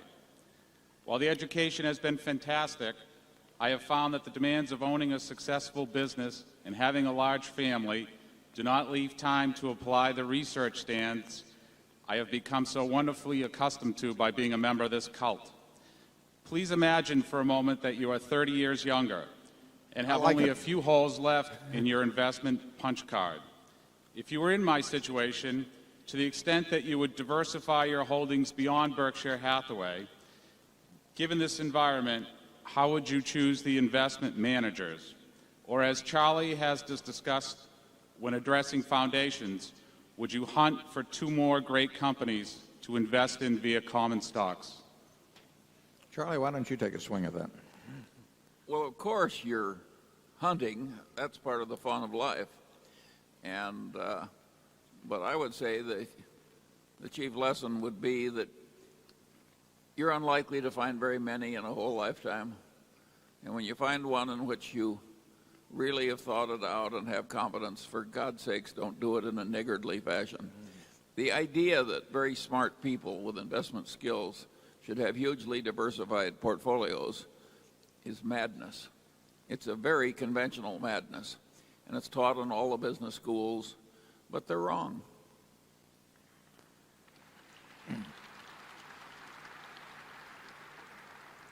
The question of finding other advisors is a tough one. I mean, when I wound up my partnership at the end of 1969, and I had all these partners that had counted on me, and I was going to mail them back a lot of money, I felt an obligation to at least suggest some alternatives for them. And I recommended 2 people who I knew were exceptionally good and exceptionally honest. We put one of them on the board not long ago and reaffirmed it today. Sandy Gottesman, the other one was Bill Ruane. Now, I'd been around the investment world for a long time at that point, and those were the two I knew. But they were more or less contemporaries of mine, and I'd gotten to know them over the years, and I'd seen them for a long time. So I not only knew their results, but I knew how they'd accomplish their results, which is terribly important. I don't know that generation of managers now, but the fact that with the number of people I knew that I could only come up with two at a time when I was very active says something about the difficulties of finding managers. The one thing I can almost guarantee to you is that the promotional types going around to solicit the institutional investors are very unlikely to meet any long-term tests of ability and sometimes integrity. It's not an easy job spotting an investor. I think it's probably easier depending on the amount of time. You know, you mentioned having children in the business and the amount of time you can spend on. Every now and then you do, if you're conscious of the investment world and you have some kind of sort of grounding knowledge about what's going on, you can see something. You know, as we did in junk bonds a couple of years ago, or as we did with all kinds of things some years back when stocks were cheaper, you will occasionally see something that you should load up on. And as Charlie says, that's what you really have to do. I mean, some of the people in this room loaded up on Berkshire many years ago. And the truth was they didn't need diversification. You know, I loaded up on it.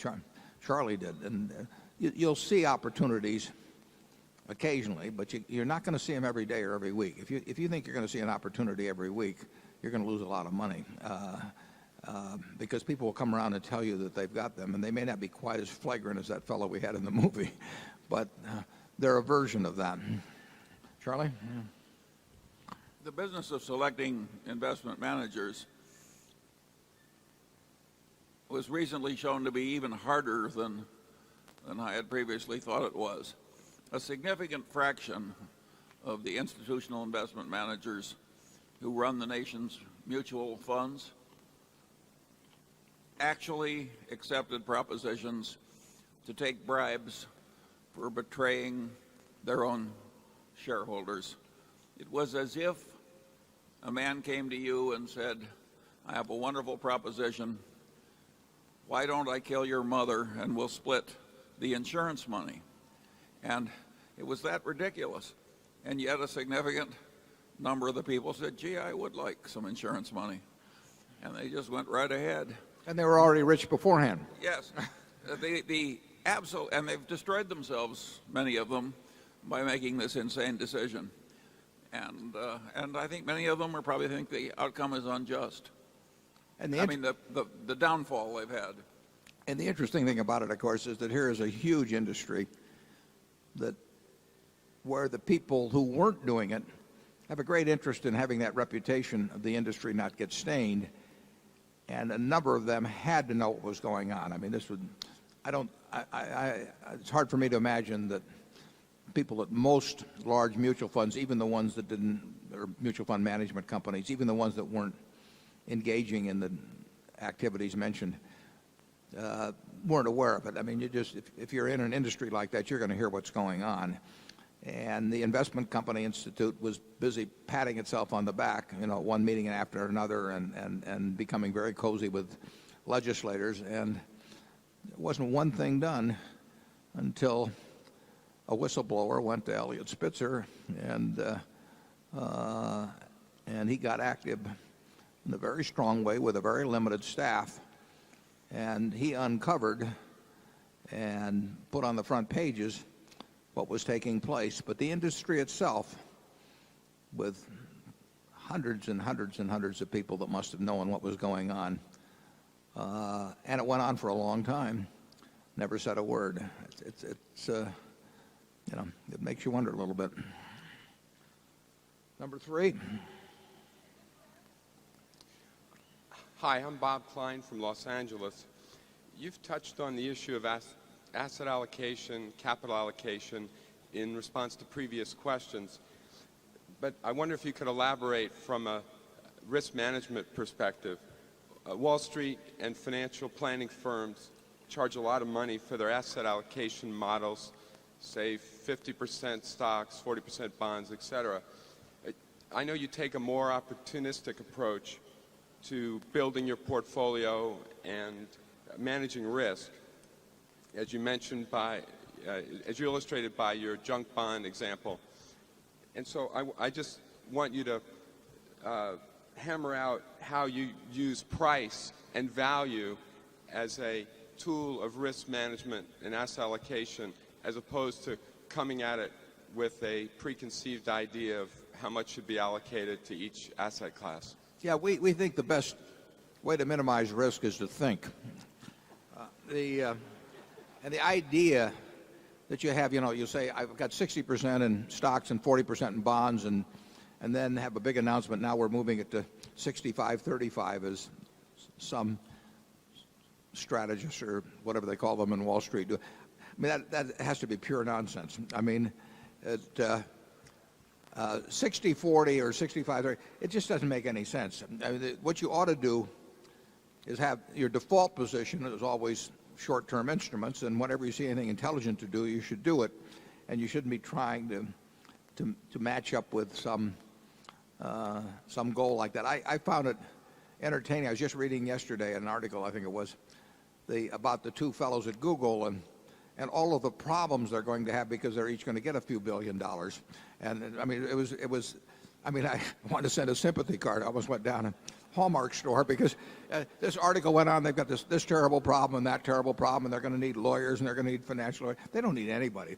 Those guys are smarter than the people that are coming to them, and they do not have a big problem. And they're very capable of thinking it through themselves. The people that have the problem are the people who want to sell their services to them and are going to have to convince them that they have a problem. But so much of what you see when you talk about asset allocation or something, it's just merchandising. It's a way to make you think that if you don't know how to determine whether it should be 60-40 or 65-35, that you need these people. And you don't need them at all in investing. I mean, most of the professionals that tell you you're going to get in great trouble unless you listen to them and adopt and sign up for their services, they're good at selling. But it's what my former brother-in-law that worked at the stockyards used to say, was that people would bring in cattle or something, and I'd say to them, how do you get the farmer to employ you to sell the Swift or Armour or Cudahy instead of the guy right next to you? I mean, it's a cow is a cow, and Armour's going to buy it the same way. And he gave me this disgusted look, and he said, Warren, it's not how you sell them, it's how you tell them. Well, there's a lot of that in Wall Street. Charlie? Yeah, people have always had this craving to know the future. The king used to hire the magician or the forecaster, and he'd look in sheep guts or something for an answer as to how to handle the next war. And so there's always been a market for people who reported to know the future based on their expertise. And there's a lot of that still going on. It's just as crazy as when the king was hiring the forecaster who looked at the sheep guts. And people have an economic incentive to sell some nostrum. It can be sold over and over and over again. The really interesting figures are when you combine the underperformance of the market, say by the mutual fund industry, which is probably a couple of points per annum. That understates it. Now if you take all of the investors in the mutual funds who are constantly whipsawing from one fund to another by a bunch of brokers who want commissions, now you take a subnormal performance and it goes down another 3 or 4 percentage points due to the shuffling of the mutual fund investments. So the poor guy in the general public is getting a terrible result from contacting the experts.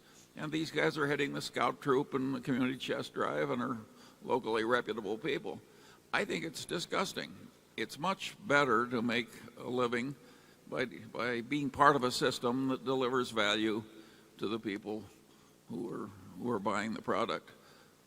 But nobody refrains from creating gambling casinos or something on my theory. If it'll work to make money, well, we tend to do it in this country. Microphone 4. Good morning, Mr. Buffett and Mr. Munger. My name is Stephen West, and I'm a framed art manufacturer in Morganton, North Carolina. I feel especially tied to Berkshire Hathaway as I am both a vendor to Nebraska Furniture Mart, Star Furniture, and R.C. Willey, and also a customer of Larson Jewell. My question relates to workers' compensation fraud being committed by workers' compensation carriers on manufacturers such as myself, a scandal which I believe is far greater than the scandals that have been mentioned heretofore at this meeting. As an example, in 1998, when I was trying to figure out why my experience mods were going way out of whack, I received a loss run, and I believe mistakenly also a check run from my insurance carrier. It was shocking. 4 losses for $152,000 they claimed to the state of North Carolina actually amounted to less than $6,000. And one claim, which they claimed they spent $70,072 on, they actually only spent $86.88. Now, naturally, this threw my company into the high-risk pool. It's cost me hundreds of thousands of dollars. And my question is, are they trying to pull the same stunt on Berkshire Hathaway companies, especially in labor-intensive operations such as Dairy Queen, because I have not, in the intervening years, been able to get one single copy of a negotiated check out of these insurance companies. They will not give it up, even under subpoena, and their behavior is entirely consistent with criminal fraud. Now, my question relating to the Berkshire Hathaway problems or companies is, are your managers attuned to this, and are they receiving the actual copies of the negotiated checks that the insurance companies claim that they're spending to settle workers' compensation injury cases? Thank you. Yeah. Well, I would say that there's plenty of fraud in various aspects of insurance. In auto insurance, for example, I mean, obviously we have fraud units, but I know you're directing your question more to the insurance carriers than actually what takes place with policyholders and doctors and lawyers and various other parties. But we find that for every dollar we spend on fraud prevention or detection, I think we get back well over $10. In the comp field, workers' comp, we have lost more money in workers' compensation insurance, I would guess. I may be wrong on this, but I would guess than just about any line. Not necessarily as a percentage of premiums, but in terms of aggregate dollars. It's been a very tough period. So from the standpoint of we have one small workers' compensation direct operation in California called Cypress, and then Gen Re has written a lot of workers' comp reinsurance, and it's been a bit of a bloodbath. The rates have not covered the losses, and I would say that there's a fair amount of fraud that enters into the losses we've experienced, or at least the industry's experienced, particularly at the direct level, But in terms of your a dispute with an insurance company, I don't know what company that would be, but I would say that many companies that have been in the workers' compensation business, particularly in California, in recent years, wish they hadn't been in the business. I mean, they have not been making a lot of money off of defrauding policyholders that I know about. But Charlie, do you have anything to say on that? Well, the experience may be related. If a fraud practiced on it by lawyers, doctors, and claimants, and its own affairs are disrupted by fear and agony, that company is likely to start behaving badly with its own policyholders in order to lay the troubles off on somebody. I think that's just human nature. But I don't think the main fraud in workman's comp is by the carriers against the small businessmen. It's by the claimants, the attorneys, and the doctors against the whole system. That really would be our experience. As a sidelight, I noticed you're from Morganton, North Carolina. We have a business there, Carolina Shoe. We made work boots, and I gave a talk at University of North Carolina some time ago. In fact, I think they have a tape of it still. And afterwards, I'd mentioned in the talk that we had this business in Morganton, and one of the students came up to me afterwards, and there were a number of them, and I shook his hand, and making idle conversation, I said, "Where are you from?" And he said, "I'm from Morganton." And I said, "Oh," I said, "do you know Carolina Shoe?" And he thought a second. He said, "I don't know her, but I think I know her family." Never forgotten that fellow. Number 5. Good morning. Andrew Soul from New York City. I just want to preface my question by saying that I have a deep admiration and affection for both of you men. And in that spirit, I had got a golden retriever puppy a few months ago, and he's been proudly named Munger. Is he And housebroken? Charlie, you'd be very proud. He's just like you. I bring him to Central Park, and hundreds of women flock over to pet him. He's well named. He's well named. But that's serious, but this is also serious. My question has to do with the Public Utility Holdings Company Act, which obviously affects Mid-America's businesses. You've spoken that if it were repealed, you'd be able to commit billions of dollars into the energy infrastructure for the country. And despite the fact that there was a massive blackout in this country over the last summer, the act has not been repealed. And I'm curious as to what effect it might have if PUCA wasn't repealed for Mid-America.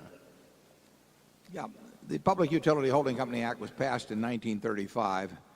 It was a reaction, and a justified reaction, to some real wild antics that had taken place in the 20s in the public utility field that were most dramatic in the case of Sam Insel, but occurred with a lot of other companies, Associated Gas and Electric and various other companies. And there was pyramiding of utility capital structure. There were a lot of things that were wrong that were addressed in that act. And in our view, that act is long outmoded. And I think that, the SEC, which has responsibility for administering it, I think there's a lot of feeling there that is long been unneeded. And I think that there have been various energy bills that have been included the repeal of it, but there was no energy bill passed in the last year. And so we live with the Public Utility Holding Company Act, and it does restrict what we do.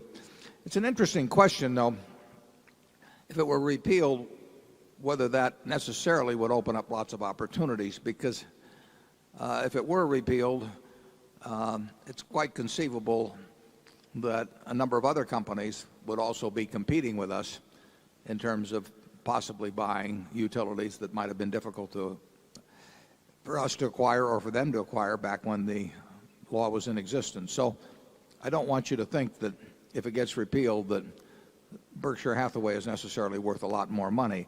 But I do think it should be. I mean, I think it's logical. There are there's plenty of appropriate regulation in the public utility field, and there are advantages to having strong companies like Berkshire Hathaway pouring money. Energy requires enormous sums of money, and to the extent we can use capital advantageously in that business, we're ready to do it, and it should not be impeded. If I had to bet, that act will probably go off the books at some time, but it doesn't seem to be, in the immediate future. It will not necessarily mean we get a lot richer. Charlie? Yeah, but if we had a wonderful opportunity in the field now, we would find a way to do it, probably through Mid-American, right? Well, we'd find a way to do it. Yeah, if there's been nothing that's been presented to us that we couldn't get done so far. Now, it might involve a more awkward structure, but we have not. There's been nothing that we wish we could have done. And when we got to the finish line, or a yard from the finish line, we said, well, we can't do this because of the Public Utility Holding Company Act. So now there might have been other things presented if that act hadn't been on the books. But it will be no bonanza for us at all if it goes away. It may make life simpler on some very large transaction. Number 7. I'm sorry, number 6. I skipped 6. Number 6. Good morning. My name is Andy Lewis Charles from Miami. I think I speak for everyone when I wish both you gentlemen continued health.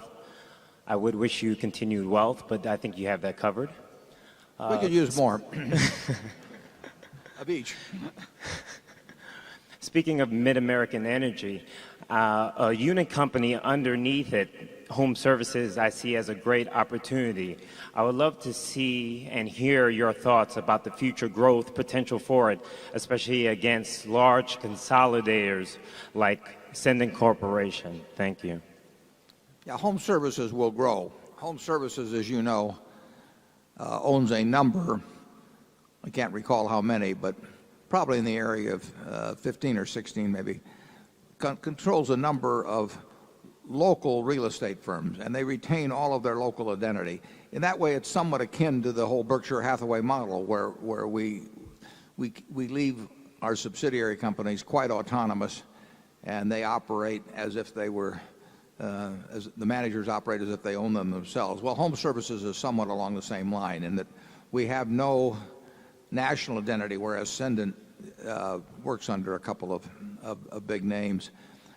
We've acquired one company in North Carolina here in the last month or 6 weeks, Prudential of North Carolina, and we will end up, there's unquestionably in my view, we'll end up buying either a few or a whole lot of additional companies over the next 10 years. We've got great management. We like the business. We hear about opportunities from time to time. Last year, we participated in roughly $50 billion of transactions. And I think, I'm really vague on this one, but I better not give you a percentage of the national total that is, but it's a very small percentage. It's a lot of transactions, a couple 100,000 transactions. We're very big in Southern California, for example. We're very big in Minnesota. We're very big in Iowa. Very big right here in Omaha and in Lincoln. But there's an awful lot of places where we aren't at all. We like to buy leading firms as we go around, and we sometimes like to buy more than one in a community. It's a good business. It's a very cyclical business. Right now it's very good. We will go through periods in the next 5 years. I'm sure we'll go through a period where it's very slow. But we'll keep buying. We'll buy when business is slow. We'll buy when business is good, depending on the price of the institution and the kind of business we're buying. I don't know how big it can become. It will become bigger than it is now relative to Berkshire's total market value. It may not be that a huge factor, but it's conceivable as we buy more operations, we'll find other things to do with them too. I mean, purchase of a home is a big deal to people. Often they're buying furniture at the same time, and maybe we can make a suggestion or two. Charlie? I've got nothing to add about that business. Number 7. Good morning. I'm Jim Hayes from Alexandria, Virginia. I hate to beat a dead horse, but I really like the charitable plan.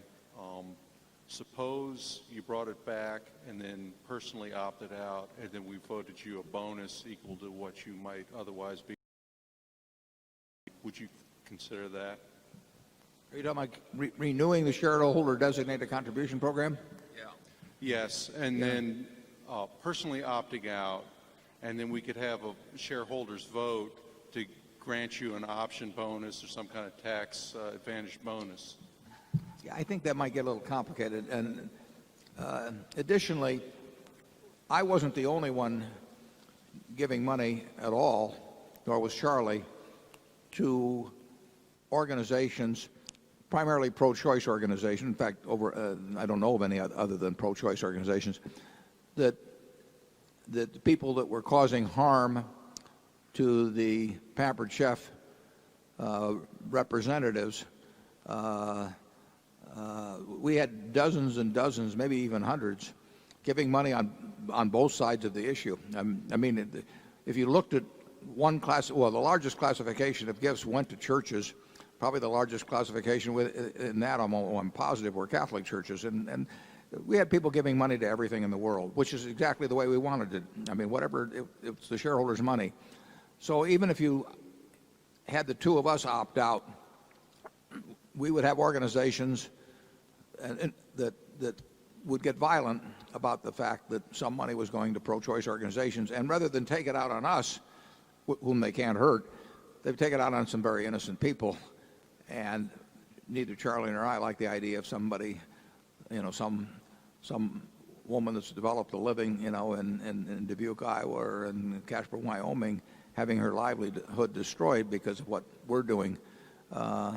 So reluctantly, we gave up the practice. I mean, I received a letter one time from some organization that was monitoring, said they didn't care if we were giving $10 million to pro-life organizations and $1 to pro-choice organizations, they were still going to boycott our people. Well, boycotts don't bother me. We had some of that right along, always on a small scale, but because they basically can't hurt us in any significant way, but they can hurt individuals very badly, and we're not going to have something around Berkshire that's hurting a bunch of people that have devoted their lives to working with us, and so we reluctantly gave it up. Charlie?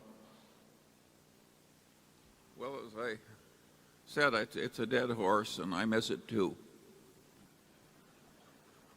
Number 8, please. Good morning. I'm Jay Lieber from Houston, Texas. Mr. Buffett, since I'm older than you and maybe even as old or older than Charlie, I feel like I can ask this question. And I'll ask it as delicately as possible. When the time comes that you, I, and Charlie have gone to that big stock market in the sky, I understand that you planned, or at least I have read, that you plan to give the bulk of your Berkshire Hathaway stock to your charitable foundation, along with your 30% of the votes of the company. If this is correct, and if it's not correct, this question is moot.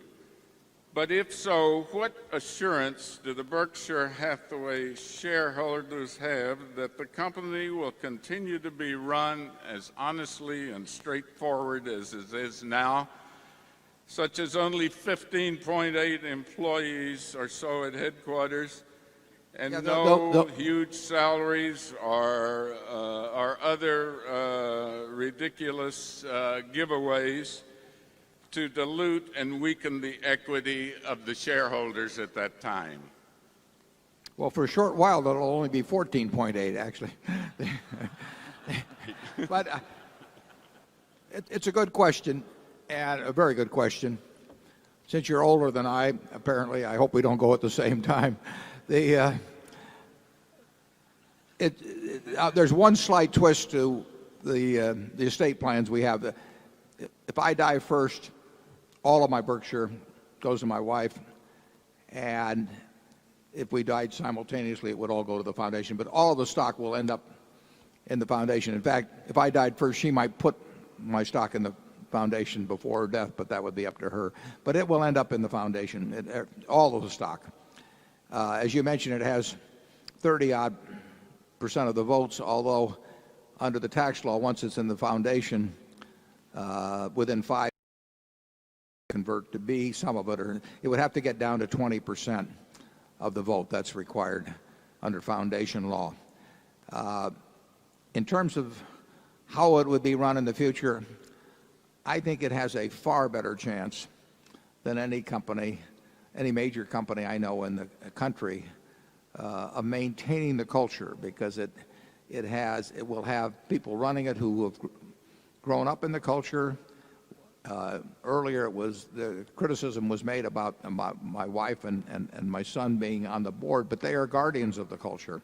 They're not there to profit themselves. They're there to profit as the other shareholders profit, but also to keep the company in the same way as previously. One great example of that, of course, has been at Walmart, where when Sam Walton died, not too dissimilar amount of stock was left among the family, and essentially the Walton family has, in my opinion, done a magnificent job, not only of selecting successors to run the place, but having successors who, if anything, reinforce the culture of Walmart. And it's been an enormously successful arrangement. The Waltons are there in case anything goes wrong to make a change if needed, but they're not there to run the business. And that's exactly the pattern that we hope to have at Berkshire, and I think we have it. I think, I can't give you a 100% guarantee, but I would far rather bet on the integrity of the family that succeeds me, plus the managers that succeed me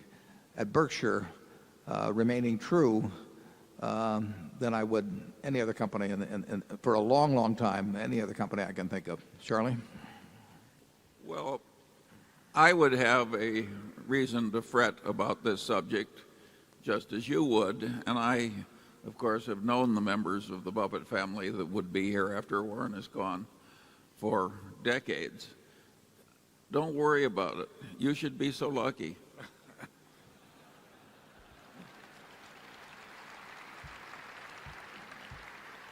It's a question we don't wish to have an instant answer for, though, however. Number 9, please. Good morning. James Easterlin from Durham, North Carolina. My statement is, you have often written in reference to aggregate corporate profitability remaining fairly consistent in the long run, such that return on equities are in the 12% range for U.S. companies, and after-tax profits as a percentage of GDP is sticky in the 4 to 6.5% range. And the question is, given the advances in technology that brought the inventory to sales ratios down to historic lows, given the widespread adoption of the EVA principles by companies, might you think that might change over time? Yeah, I don't think any of the factors that you mentioned will act to move corporate profitability out of the range that has historically existed. It's going to bob around, obviously, some, but I certainly don't think EVA will do a thing for American corporations in terms of making them receive a greater share of GDP in profits. Technology, that's just as likely to reduce profits as to increase profits. I mean, as the economic machine of the United States works better and better over time, the main beneficiaries are going to be consumers. If you took whoever you think is the best business manager in the United States and you put a clone of that person in charge of each one of the Fortune 500, the profits of the Fortune 500 would not necessarily go up, because there's this competitive nature to capitalism where the improvement you get one day, your competitor gets the next day, and it very much tends to work to the benefit of consumers, but not to increase overall profitability. We see that in the industries we're in. We were in the textile business for a long time, and various new products or various new machinery would come along, and it would promise to deliver a 40% internal rate of return and get rid of 43 employees or something like that. And we just did one after another of those, and when we got all through, we didn't make any money because the other guy was doing the same thing. And I likened it, to everybody at a parade, a huge crowd watching it, and somebody stands up on tiptoes, and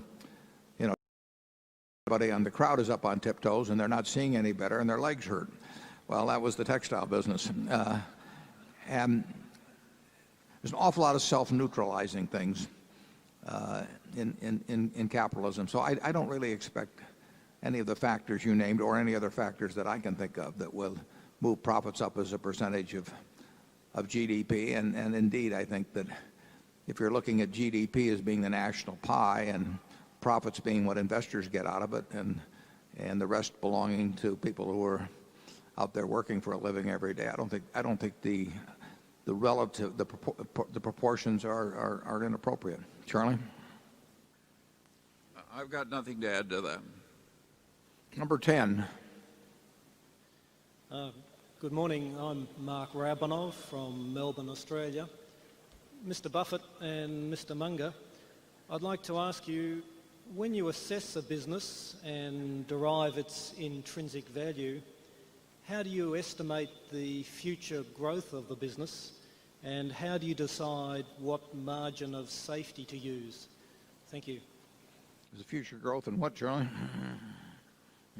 Well, I have difficulty understanding that question fully. He's talking about how do we combine our estimates of future growth with our passion for having a margin of safety. Surely you can handle that. Well, I can certainly handle it as well as you can. Every time he laterals them off to me, he calls those audibles. You calculate, I think you take all of the variables and calculate them reasonably conservatively, but you don't try and put too much windage in at every level. And then when you get all through, you apply the margin of safety. So I would say don't focus too much on taking it on each variable in terms of the discount rate and the growth rate and so on, but try to be as realistic as you can on those numbers, but with any errors being on the conservative side. And then when you get all through, you apply the margin of safety. Ben Graham had a very simple formula he used for just the most obvious situations, which was to take working capital, net working capital, and try and buy it at a third off working capital. And overall, that worked for him. But that method sort of ran out of steam when the sub-working capital stocks disappeared. But it's the same thing we do in insurance. I mean, if we're trying to figure out what we should charge for, we'll just say, the chances of a 6.0 earthquake in California. Well, we know that in the last century, I think there have been 26 or so 6.0 or greater quakes in California.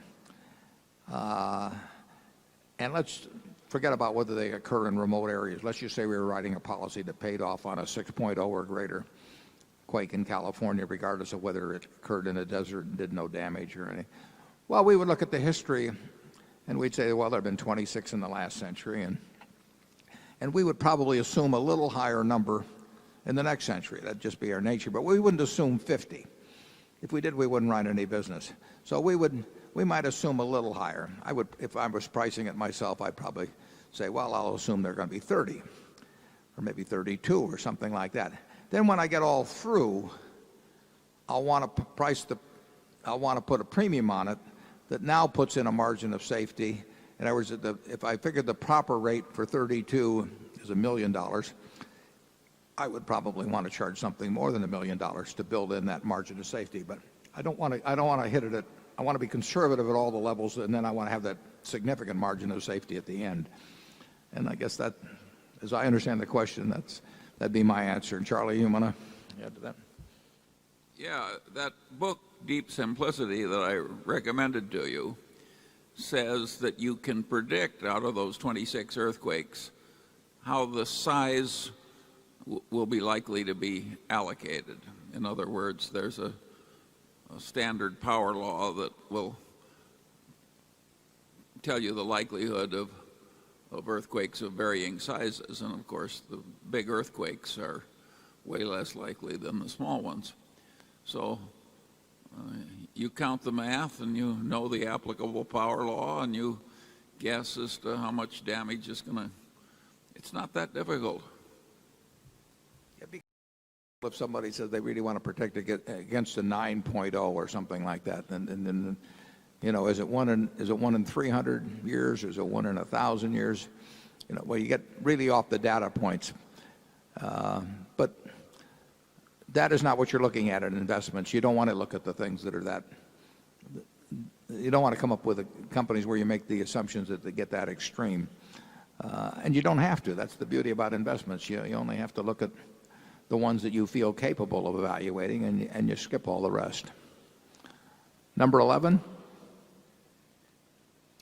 Good afternoon. It's James Tarkenton of Durham, North Carolina. Current examples including discussion of media ownership rules, FCC regulation of the telecom industry, and proposed oversight changes for mortgage giants Fannie Mae and Freddie Mac are all examples of the legislative, regulatory, and lobbying process as an influence in shaping and reshaping economic moats. We would be interested in your comments on these and other examples of how competitive advantages are shaped by government. In general, how do you incorporate the impact of regulation on the size and veracity of economic moats for various businesses? Well, that varies enormously by the business. I mean, there's some businesses that we think that it's not a very big factor, and there's other businesses we're in, the energy business, the insurance business, where regulatory change could have a huge impact. And you know, we don't have any one-size-fits-all type arrangement. That we just try to think intelligently about any business we're in. And if it's when we bought GEICO in 1995, or bought that last half of it, or whichever year it was, the question, you know, is whether the regulatory climate would change in some major way. You nationalize auto insurance. Well, all of those things go through our mind, and we evaluate them. But there is no formula. You know, if we're in furniture retailing, you know, that is not something we're going to worry about. We're going to worry about plenty of things in terms of competition, but there are different variables that apply with different intensity to each business we're in, and it's up to Charlie and me to try and think about any of the variables that might hit those businesses and to weigh them appropriately and crank that into our evaluation. Charlie? I think it would be fair to say that in our early days, we tended to overestimate the difficulties from regulation. We refrained from buying television station stocks for a long, long time because it seemed like such a peculiar asset when anybody could just ask to have your license jerked away from you each year, and they could ask a government agency to do it. But it turned out the way the system evolved, that almost never happened. Yeah, Tom Murphy figured that one out before we did. Yeah, and we were slow on the learning curve. Murphy was way better at it than we were. Microphone 12, please. Hello, gentlemen. My name is Vivian Pine, and I'm from Tarzana, California. And my question is, for a new investor buying stocks today, would you recommend that they buy a low-cost S&P index fund or Berkshire Hathaway, and why?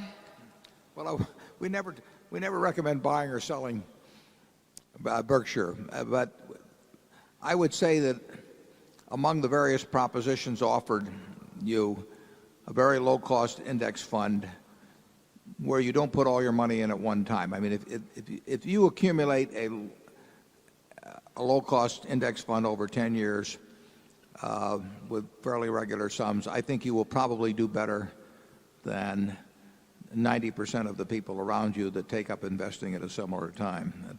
Charlie? I would agree with that totally. It's awkward for us sitting here at these annual meetings where we have a sampling of some of the most honorable and skillful stockbrokers around who've done a wonderful job for their own clients and families. But the stockbroking fraternity in toto can be guaranteed to do so poorly that the index fund is a better option. We'll go to number one again. John Bailey from Boston.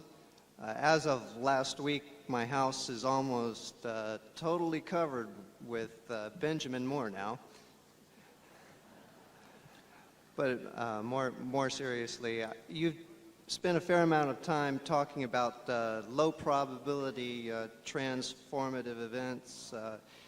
I recall a discussion on the probability of a nuclear event not occurring in any given year for, say, 50 years, at which point it begins to look like over the time period it's pretty darn likely, and therefore the expected value is a pretty big negative. There are some other things that could be happening that somebody might expect. For instance, perhaps there is in fact a ceiling on consumer debt coverage ratios. If they quit falling, that could be a big change. If you even listen to the United States Geological Survey, they're now saying that sometime in the next 50 years there could be a fall in the production of oil. And so I'd like you to address how you conceive of the portfolio of businesses in the context of these possible transformative events, especially given that over this same time period of maybe the next 50 years, at some point you're not going to be able to personally revise the portfolio.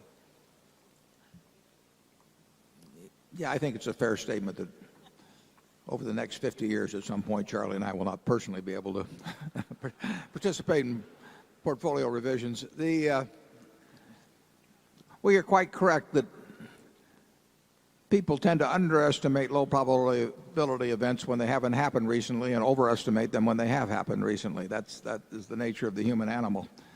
Noah ran into that some years back. But he looked pretty good after 40 days. What you mentioned on the nuclear question, it's a matter, you can do the math easily. What you don't know is whether you're using the right assumptions. But for example, if there is a 10% chance in any given year of a major nuclear event, the chance that you'll get through 50 years without it happening, if the 10% is correct, is a half of 1%. I mean, 99.5% of the time, a 10% event per year will catch up with you in 50 years. If you can reduce that to 1%, there's a 60% chance you get through the next 50 years without it happening. That's a good argument for trying to reduce the chances of it happening. In terms of our businesses, I think Charlie and I we think about low probability events. In fact, in insurance, we probably think about low probability events more than most people who have been insurance executives throughout their year. It's just our nature to think about that sort of thing. But I would say if you talk about transforming events or really talk about major events that could have huge consequences that are low probability, they're more likely to be in the financial arena than in the natural phenomena arena. But we'll think about them in both cases. But we do spend a lot of time thinking about things that can go wrong in a very big and very unexpected way. And financial markets they have vulnerabilities to that we try to think of, and we try to build in ways to protect us against it, and perhaps even build in some capabilities that where we think we might profit in a huge way from it. Charlie? Yeah, that temporary collapse in the junk bonds, where they got down, many of them, to 35 and 40% yields. That's a strange thing, and to have all those things pop back, quadrupling in a short time. There was absolute chaos at the bottom of that, and that isn't as much chaos as you could have. And of course, it can happen in common stocks instead of junk bonds. So I think if you're talking about the next 50 years, we all have to conduct ourselves so that it won't be all that awful if a real financial crunch of some kind could come along, either inflationary or a typical deflationary crunch at the time that people used to have a great many decades ago. Probably the most dramatic way in which we give evidence of your worries is we just don't believe in a lot of leverage. I mean, you could have thought junk bonds were wonderful at 15% because they eventually did go to 6%. You would have made a lot of money.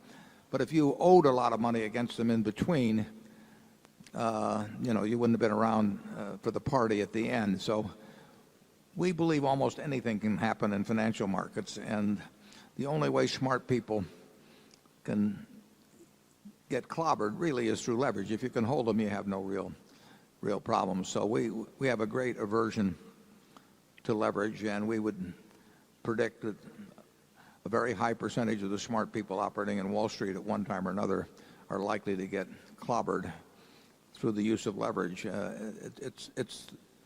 It's the one thing that forces you, or it's one thing that ends or can prevent you from playing out your hand. And all of the hands we enter into look pretty good to us, but you do have to be able to play them out. And the fascinating thing to me is that, just take the junk bond situation.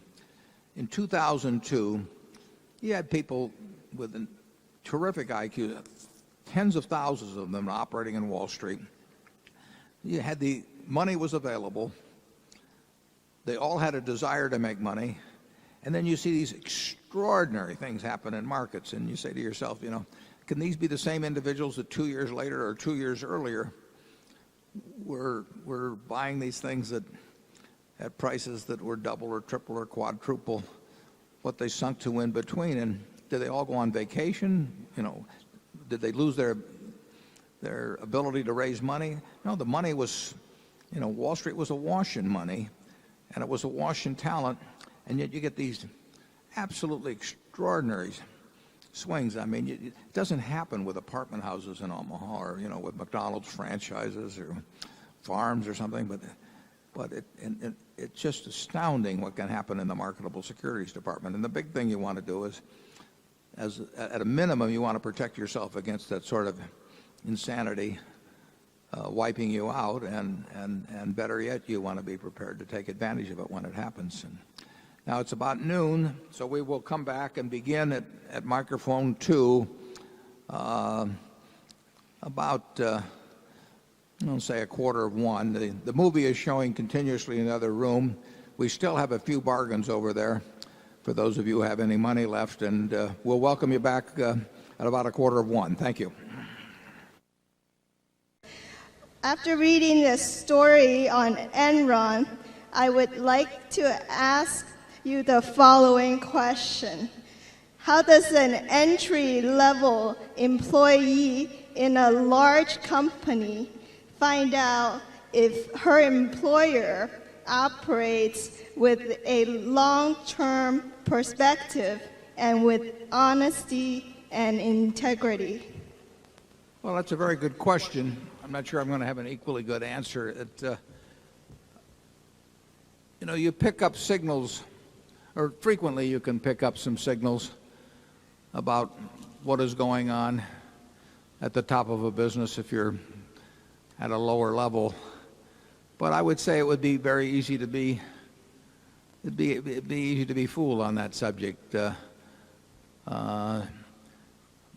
Charlie and I would tend to be looking at things that they do in public in relation to their investors and the promises they make and all of that sort of thing. But I think that might be tough for people, and it wouldn't always give you a great guide. We've been suspicious of companies, for example, that place a whole lot of emphasis on the price of their stock. I mean, when we see the price of the stock posted in the lobby of the headquarters or something, things like that make us nervous. But I'm not so sure that's, that would be enormously helpful. So I guess you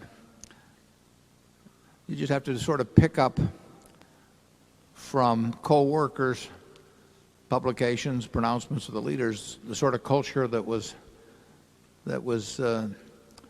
being presented to them in the world, and you might get suspicious about it. But I don't think I have a really good answer for that. Do you, Charlie? No, it's obviously easy when you've got a caricature of a person like Bernie Ebbers or Kenny Lay. I think it's easy to say that you've got almost a psychopath in charge. But what fools you is a place like Royal Dutch. If I'd been asked to guess major companies with sound long-term cultures and good engineering values and so forth, Royal Dutch would have been near the top of my list. And to have the oil reserves phonied for years and internal reports that people were tired of lying, and if it can happen at Royal Dutch, believe me, it can happen a lot of other places. Yeah, Charlie and I would not have spotted at Royal Dutch by any of the means that we normally use. In fact, as Charlie said, we might have used that as an example of some place that was almost certainly above reproach, and then you do read the emails and all that. But we don't learn, because I would still expect that Exxon's figures were fair. Yeah. I think what transpired in the 1990s, was this gradual and later on not so gradual embracing at the top of the feeling that anything goes. I'm not going to speculate as to the motives at the top of Shell, but there's so much going on where people saw the fellows, in most cases fellows, unfortunately, that were at their clubs, that they saw at other corporate meetings or respected business leaders. They saw just one after another that were really cutting corners in one way or another. And, situational ethics can take over in that. People do, I think they sink faster to a lower prevailing morality than they rise to a higher prevailing morality. But they do move in the direction of what they perceive to be the prevailing morality of those around them in many cases. And certainly the corporate world in the late 1990s particularly was extreme on that. And that leads me into, I ran into a friend at the lunch break who's involved in these matters, and he suggested, and I'm delighted to put in a plug to encourage all of you to write your congressmen and senators to give should be expensed, or whether indeed whether Congress has got any business legislating on the question of what proper accounting is. It was a disgrace some 10 years ago when the United States Senate essentially threatened the Accounting Standards Board with extinction and bludgeoned Arthur Levitt, then running the SEC, at the behest of a lot of rich contributors, to declare that to override the Accounting Standards Board's pronouncement that options should be treated as expense. And I think in a very significant way it accelerated the anything goes mentality of the 1990s. At that point, when Congress says it's more important to have stock prices go up than it is to tell the truth. And they voted 88-9 in order to do it, as I remember. I think there was a shift in morality among many corporate executives. You may remember that the FASB then backed off, but still said that expensing was preferable. And having said it was preferable, 498 out of the 500 companies in the S&P took the less preferable method. All of the big auditing firms at that time endorsed their big clients' views in order to report higher earnings. Now all 4 accounting firms say you should count them as expenses. Well, they're right now, but it just shows what was going on in that period when, on a question of accounting principles, and when really nothing has changed, when what were then the big 5 have shifted 100% to where the big 4 are now, and now they say options should be expensed. So if you are inclined to write your congressman or senator, tell them you really think the FASB knows more about accounting than they do, and I think you'll be right. If you want to have some fun, go to Google and type in 2 words. Type in the word Indiana and type in the word pi. That's the mathematical symbol pi. And when you do that, you'll see a number of stories come up. And they relate how in 1897, at the instigation of one legislator who was responding to a constituent, the House in Indiana voted almost unanimously, may have even been unanimously, it says what it was on Google, to change the value of pi. I'm not making this up. It's checkable. And it seems that there was a fellow that had thought he'd discovered some new relationship between circumference and diameter and area and a few things. And it came out to 3.20 if you work through his formula. And he offered to give this royalty-free, as he put it, to the state of Indiana to teach its children so that they would have not only the truth, but they'd have an easier number to work with than the long decimal that heretofore had been thought of as pi. Well, that passed the Indiana legislature, and it passed the House. By the time it got to the Senate, there were a few people that were still clinging to the old values who managed to shoot it down. But I would submit that in 1993 that the U.S. Senate cleansed the record of the Indiana legislature by outdoing them in attempting to change the rules on a subject they knew nothing about.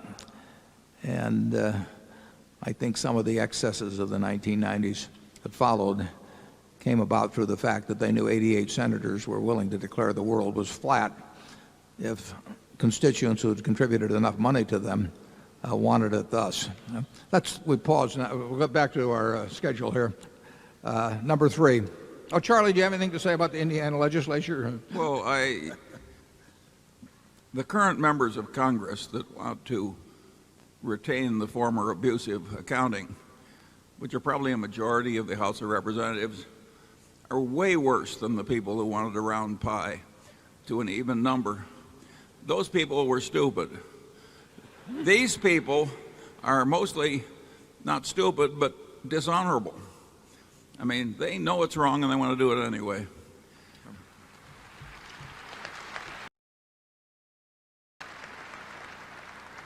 Let's go to number 3.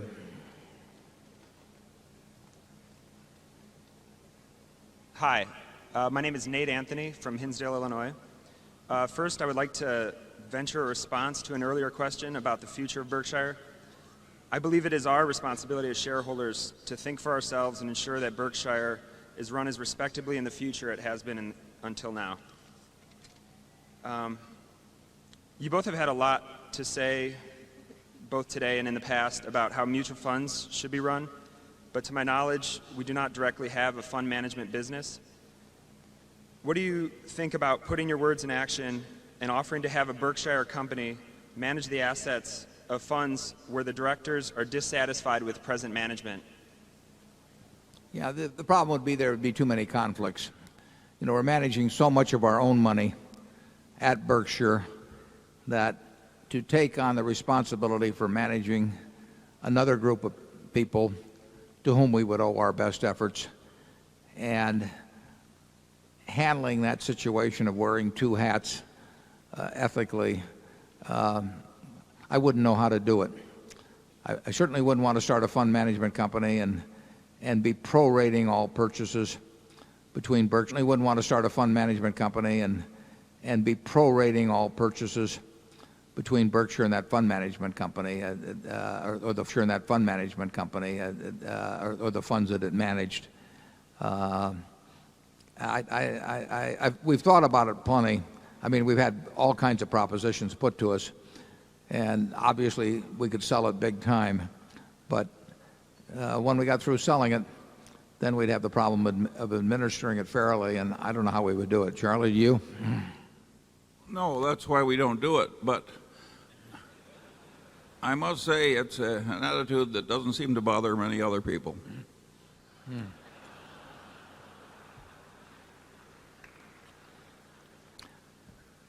Microphone 4, please. Norman Rentrop from Bonn, Germany. 2 thanks and 1 question. My thanks go to both of you for allowing us investors to participate on equal terms with you. No management fees, no performance fees, no transaction fees.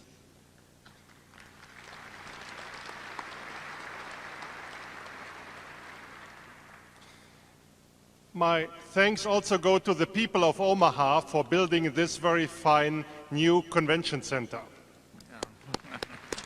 Our thanks too. I'll interrupt you for just 1 second. We wouldn't be able to hold this meeting if we'd been limited to the facilities we had last year. Last year we had the biggest facility in town, and I was told that we have at least 19,500 people here, and that would have been many, many thousands beyond what we could have had last year. And this facility really does the job. Incidentally, it's known as the Quest Center. If you read about it in the paper, they seem to have some unwritten rule, or maybe it's a written rule, that they can't use the name. So you will not see that name in the paper for reasons that absolutely baffle me. But this is the Quest Center, and they've done a wonderful job with it, and Omaha has 19,500 people here today that otherwise might have to go to Kansas City. So thank you for thanking them, and now your question, please. My question is your outlook on buying companies. You have taught us when stocks are priced high and companies are priced low, then buy companies. In the 1960s and 70s, we did see the rise of the conglomerates.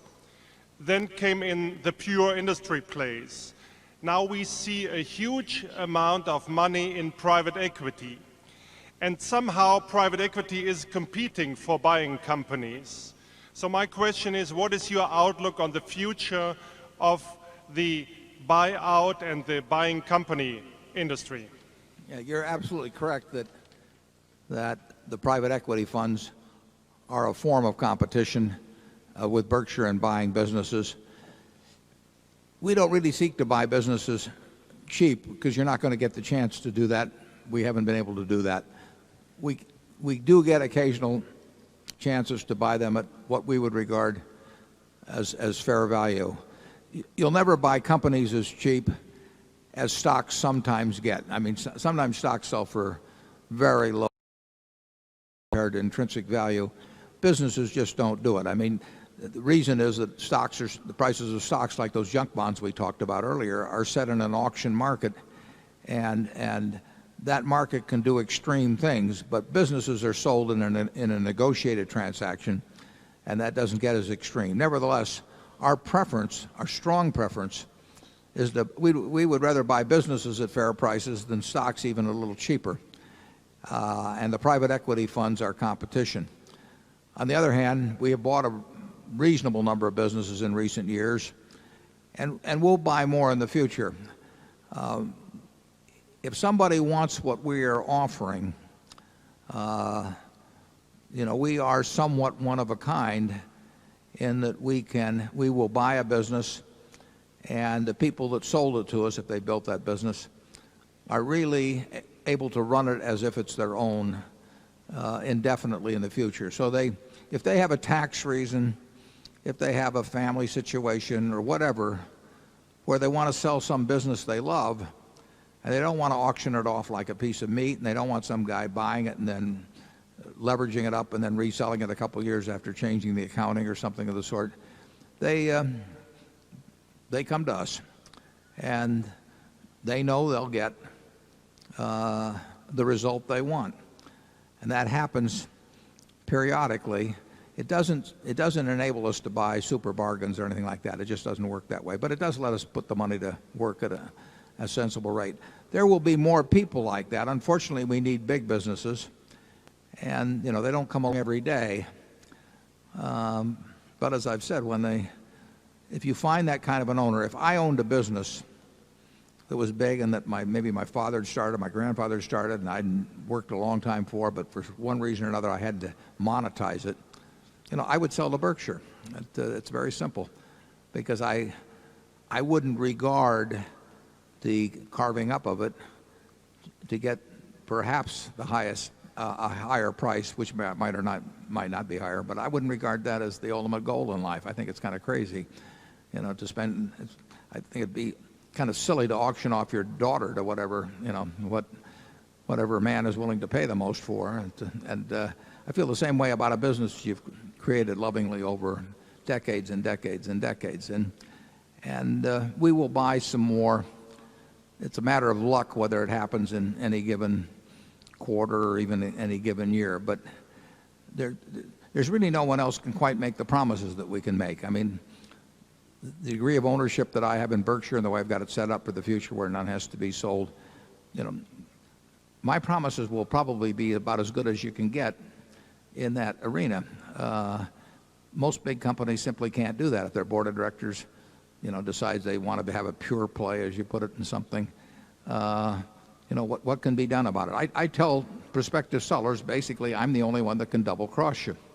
I mean, and I can double cross them. I mean, if I the next day want to pull something on them, it's not contractual what I've said to them in all probability, but nobody else can. We're not going to get some management consultants in and they say you ought to rearrange the business, or we're not going to get Wall Street dictating to us. And that's, I think, a significant advantage over time. I think it will enable us to buy businesses, but we do have a lot of competition, as you point out. Charlie? Yeah, it's been interesting, though, that we've had this private equity competition for a long time, and one way or another we've managed to buy a few things. Okay, we'll go to number 5. Hello, my name is Dan Cunningham, and I'm from Boston, Massachusetts, home of the 2004 world champion Boston Red Sox. Thank you, Warren and Charlie, for providing this forum and teaching over the years. It's much appreciated. In a recent New York Times Magazine cover story titled Up in Smoke, David Sokol, who runs Berkshire's Mid-American energy business, was cited as a prominent CEO actively working to roll back the United States Clean Air Act, which 80% of Americans view as crucial to our public health. Mid-American itself was cited as a major mercury polluter, among other things. With this in mind, could you see a role for a type of independent oversight committee charged with the purpose of auditing for shareholders the social responsibility of Berkshire's businesses? This committee would monitor costs that Berkshire's businesses incur for our society, but do not show up anywhere in an income statement. Maybe in Berkshire's case, this would be a fraction of a person instead of a committee. Thank you. Yeah. Is Dave here? I can't. It's hard for me to see here. Did you see Dave? Mark, is David here?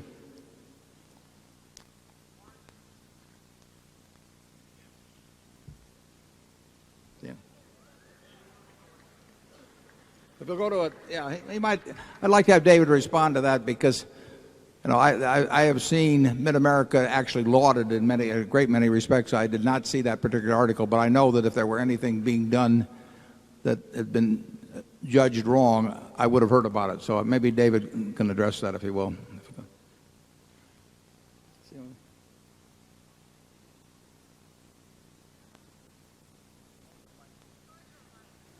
Well, there's a mic. Either come up here or go to the microphone that's nearest.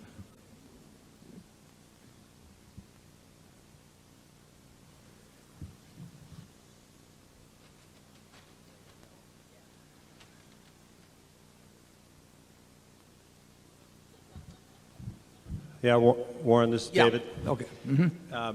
The article actually does not criticize Mid-American for any air emissions. It criticized me for 2 years ago being a ranger in President Bush's election. For what it's worth, I'm no longer a ranger, but that was the focus of the article was energy CEOs trying to influence legislation. That's not why I was a ranger. And frankly, Mid-American's environmental policies, I think, rank among the best in the industry. Thanks, David. I've never seen any criticism of Mid-American. As a matter of fact, David, could you tell him what happened with that J.D. Edwards study just recently? Yeah, we were ranked nationally number 2 in the country for environmental reliability, availability, and customer satisfaction, number 1 in the Midwest out of 55 utility companies. Thanks, Dave. Number 6, please. Good afternoon, Mr. Buffett and Mr. Munger. My name is Van Argerakis. I'm from Omaha. Many U.S. multinational corporations depend on the importation of foreign workers. What is your opinion on the current state of U.S. immigration law as it applies to the employment of highly skilled permanent workers? Charlie, you want to comment on that? Well, of course, that's a subject on which reasonable minds disagree. My personal view is that I'm almost always glad to have very talented people come into the United States, and I'm almost never pleased when the very bottom of the mental barrel comes in.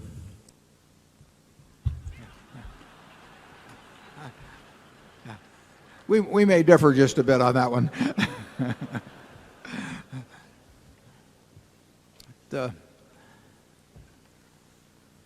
This country has certainly benefited enormously over the decades, by immigration. We started out with 4 million people in 1790. China had 290 million at that time, just about what we have now. Europe had well over 75 million. So you had 70 times as many people in China.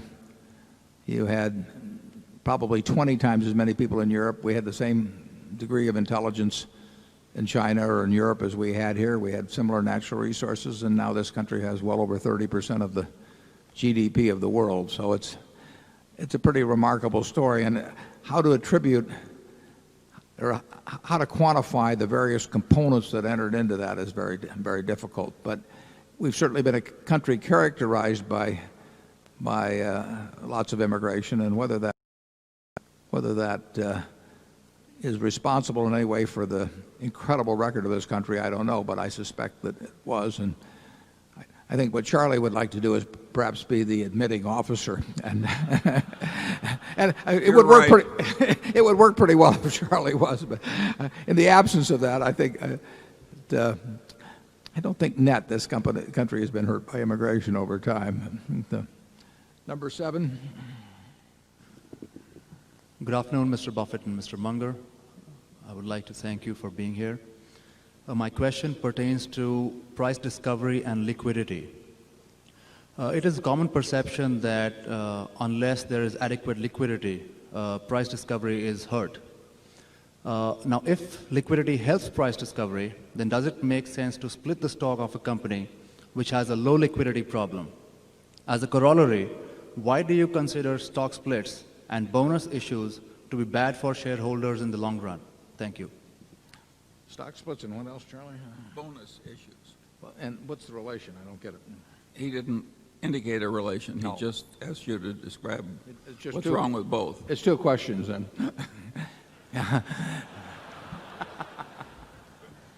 Yeah. Well, we have explained how we think about stock splits. There's no religious view against them. We don't think companies that do them are evil or anything of the sort. We do think we've got the best group of shareholders in the world, and I think that a meeting like this, to some extent, is evidence of it. We've got people that are more in sync, I think, with the policies of the company. We certainly have people who are more long-term in their view of Berkshire, or their intentions regarding Berkshire. I think we have people that understand their investment in Berkshire better than, well, really better than any other large American corporation. We've got the lowest turnover of any large American corporation. Now, why is that?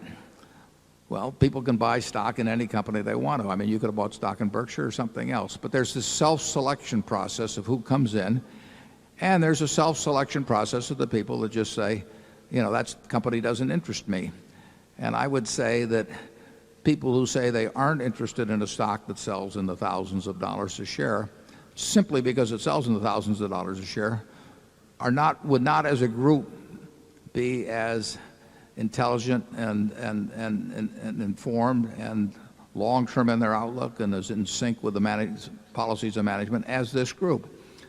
It's not a killer of a thing, obviously, but it's a sign, it's a symptom of people with a somewhat different attitude toward the stocks they own. Now, somebody is going to, if we have 1.5 million Class A equivalent shares, we have a little more than that outstanding, somebody's going to own them all. So it's just a question of who is attracted and who is repelled from your shares. And I think not splitting and some other things we do at Berkshire, a number of other things we do at Berkshire, has attracted a group of shareholders that really come the closest to an investment-oriented group as almost possible in a widely traded, widely available company. We like the group we've got. We're not looking for the people who think it would be a more attractive stock if instead of selling at 90,000 a share, it sold at $9 a share. Nothing wrong with those people, but they are, if we were choosing partners, we would choose the group we have over the people who think a $9 stock is a wonderful thing. Charlie? Yeah, and on the second part of that question, I think the notion which is taught in so much of modern academia that liquidity is this of tradable common stock is a great contributor to capitalism, I think that is mostly twaddle. The GNP of the United States grew at very good rates long before we had highly liquid markets for common stock. I don't know where people got that silly notion. I think the liquidity gives us these crazy booms, which have many problems as well as virtues. And in England, if you'll remember, after the South Sea bubble, England banned tradable common stocks for decades. It was absolutely illegal to have a company so widely held you got a liquid market in the shares, and England did fine during that period when you didn't have a stock.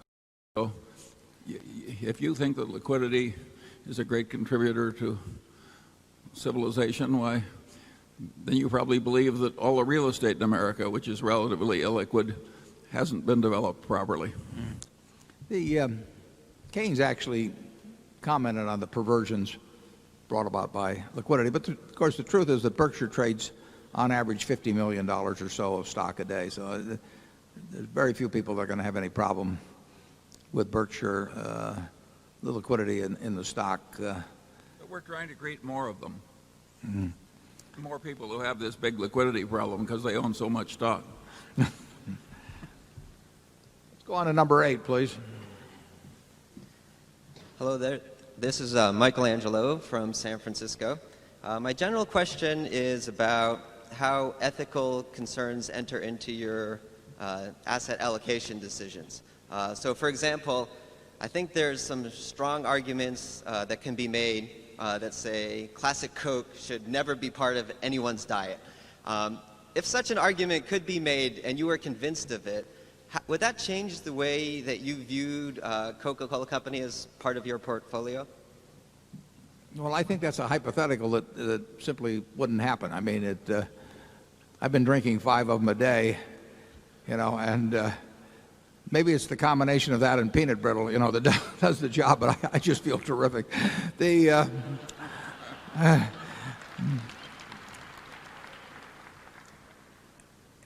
We passed one time on the chance to buy an extraordinarily profitable company because Charlie and I met the people that ran it, and they were perfectly decent people too.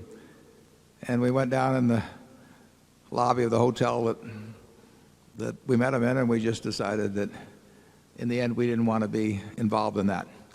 On the other hand, I would have bought stock as a publicly traded stock in the same company. Charlie will give you his view on that later. So I do not have a problem buying stock in companies, marketable securities, the bonds of companies in the market that engage in activities that I wouldn't probably endorse myself. I would have trouble owning outright and actually directing the activities of some of those companies. But any major retailer in this country is going to be selling cigarettes, for example, and if they're not declared illegal, it does not bother me to own.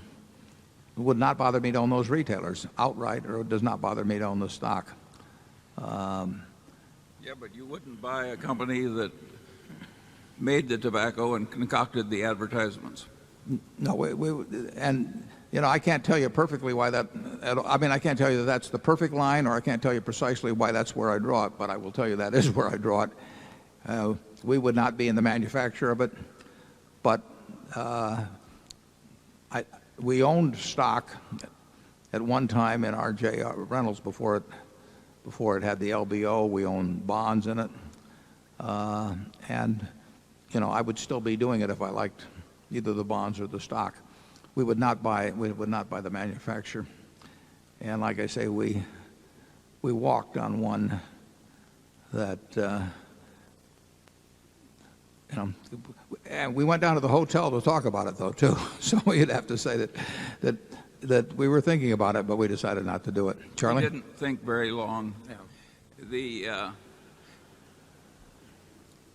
We don't claim to have some kind of perfect morals. You can draw these lines where you wish, but at least we've got a huge area of things which is perfectly legal to do that we think beneath us, so we won't do them. And we see more and more in America a culture where just anything that's unlikely to send you into prison, which looks like it'll make money, is okay. And that is a very bad development. But I think it's a little crazy myself to say that it's terrible if people eat hamburgers or drink Coca-Cola or eat candy or anything like that because they're likely to gain weight. That is a perfectly optional decision, and who knows whether somebody has lived a happier life that lives to 75 and overweight condition causes them to die a little sooner, or they lived to 85 and lived on carrots and broccoli, has lived a better life. I know which one I prefer. Okay, number 9, please. Hi, Mr. Buffett. I'm Alan Maxwell. My wife and I are shareholders from Omaha. I'm going to keep things simple so you can understand them. Good. Alan's a friend of mine, so he can get away with that. Thank you, Colonel. Excluding the Buffett stake, I'm going to combine A and B shares. And there are approximately 1 million A shares outstanding, correct? That'd be about right. Okay, about. Your salary is approximately, or is $100,000 a year. It's been stuck there for a while, and we'll talk about the board. Well, you'll be happy with my question. You can make it a motion if you're heading where I think you are. In other words, we're paying you 10 cents a share to manage a $90,000 investment. That's remarkable in today's corporate culture. Thank you, Mr. Buffett. Thank you. Yeah, thanks. Alan, thank you. But I have to tell you, as I did last year, I would pay to have this job. I mean, it doesn't get any better than this. Well, rather than you doing something for us, I would like to suggest that we, the shareholders, do something for you. As a shareholder, I would be willing to pay you 25 cents an A share. That way you could save a little extra money for your retirement. Would you support such an idea? Alan, I'm getting Social Security now.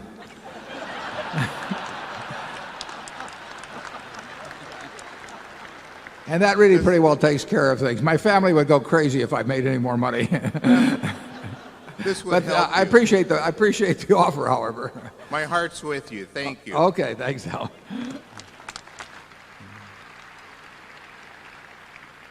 Let's go to number 10 and see if we can get 50 cents. How about $1? David Winters, Mountain Lakes, New Jersey. Thank you, Warren and Charlie, for a fabulous weekend and for the discussion about governance in the mutual fund industry in the shareholder letter. Specifically, have you altered the compensation potential for the insurance underwriters to make sure, as Charlie has described, the incentive-caused bias creates an environment that encourages writing new policies that when the tide goes out again in the property and casualty business, Berkshire Hathaway minimizes losses, maximizes float, while compensating underwriters for not writing business? Well, thank you. That feeds into an interesting set of slides I've got, if I can find them here to tell the projector what to put up. Because that's a very important point you raise. I mean, we are very big in insurance, and having the wrong incentives in place could be very harmful. So let's put up a couple of slides. Let's put up slide number 1, if we would, please.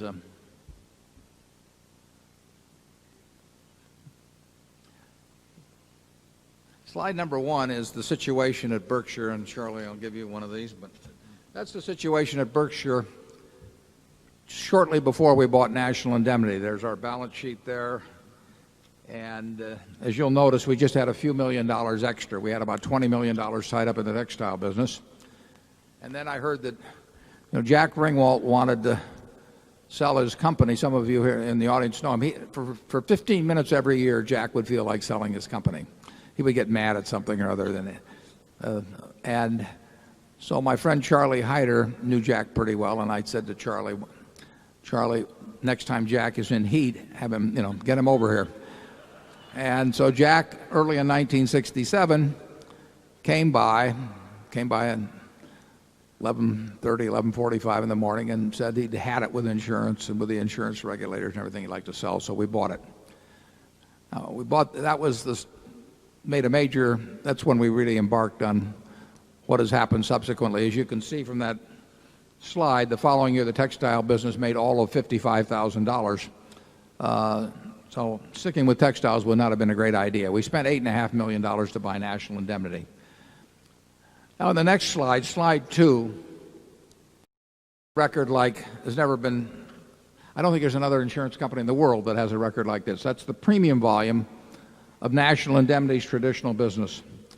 And you will see a company that went from $79 million in that first year of premiums. If you go all the way back to the time we bought it, it was $16 million, but by 1980 we're up to $79 million. And you will see that in what was known as the hard market of the mid-'80s, we got up to $366 million. And then we took it down, not intentionally, but just because the business became less attractive, all the way from 366 million down to 55 million. And now the market became more attractive in the last few years, and it's soared up to almost $600 million. I don't think there's a public company in America that would feel they could survive a record of volume going down like that year after year after year after year. But that was the culture of National Indemnity. It was the culture starting with Jack Ringwald, and it was the culture all the way through several other managers, Phil Leachy and Raleigh Miller, to Don Worster, who has done a fabulous job. And we don't worry about premium volume. But if you're not going to worry about premium volume, then you have to take a look at slide 3. Because if the silent message had gone out to our employees that unless you write a lot of business, you're going to lose your job, they would have written a lot of business. National Indemnity could write $1 billion worth of business in any month it wanted to. All it has to do is offer silly prices. If you offer a silly price, brokers will find you in the middle of the ocean at 4 in the morning. I mean, you cannot afford to do that. So what we have always told people in our insurance businesses generally, specifically at National Indemnity, is that if they write no business, their job is not in jeopardy. We cannot afford to have our unspoken message to employees that you write business or your job or the guy sitting next to you is, may be lost.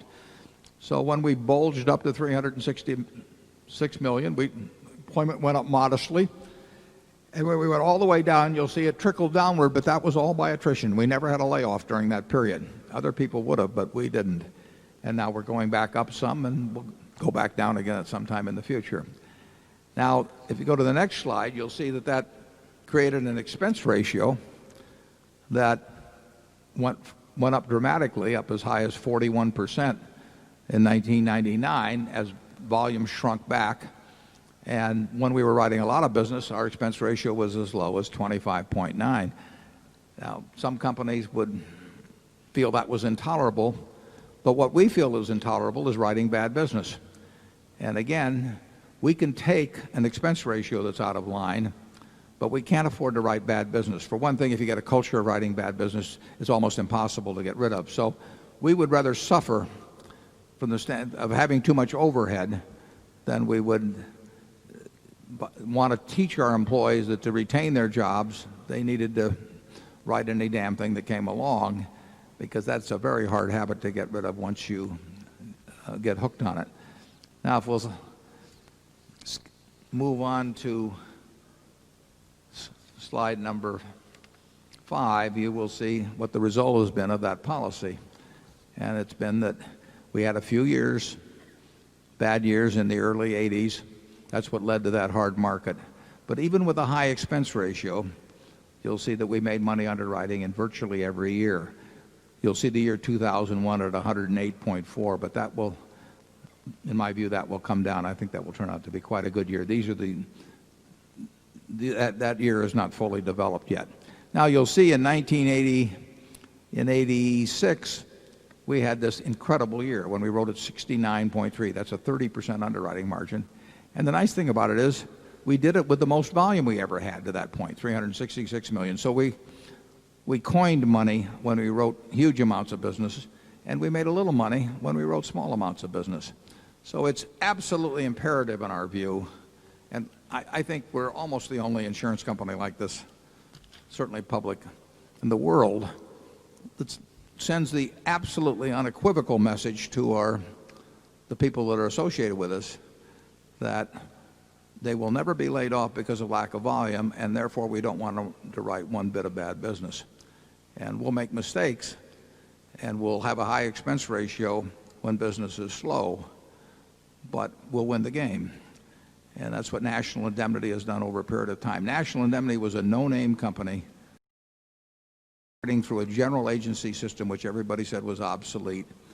It had no patents, no real estate, no copyrights, no nothing that distinguished it essentially from other dozens of other insurance companies that could do the same thing.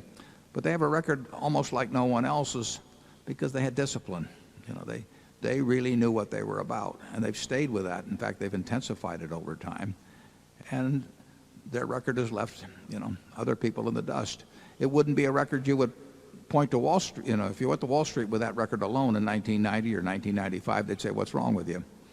But the answer is nothing's wrong with it. And you put your finger on having the incentives in place to write the right kind of business for the shareholders at Berkshire. And we try to think those things through. I mean, you can't run an auto company without having layoffs. You can't run a steel company this way. But this is the right way to run an insurance company. And that's why these cookie cutter approaches to employment practices or bonuses and all that are nonsense. You have to think through the situation that faces you in a given industry with its given competitive conditions and its own economic characteristics. Charlie, you want to comment on that? Well, the main thing is that practically nobody else does it. And yet, to me, it's obvious it's the way to go. There's a lot in Berkshire that is like that. It's just a little different from the way other people do it. Partly the luxury of having a controlling shareholder of strong opinions. That accounts for this. It would be hard for a committee, including a lot of employees, to come up with these decisions. We go to number 11. Good afternoon. My name is Andy Peak, and I'm from Weston, Connecticut. As a keen China watcher, I was very interested in your PetroChina investment. Could you please tell us more about your thought process on investing in a complicated, opaque country like China and PetroChina?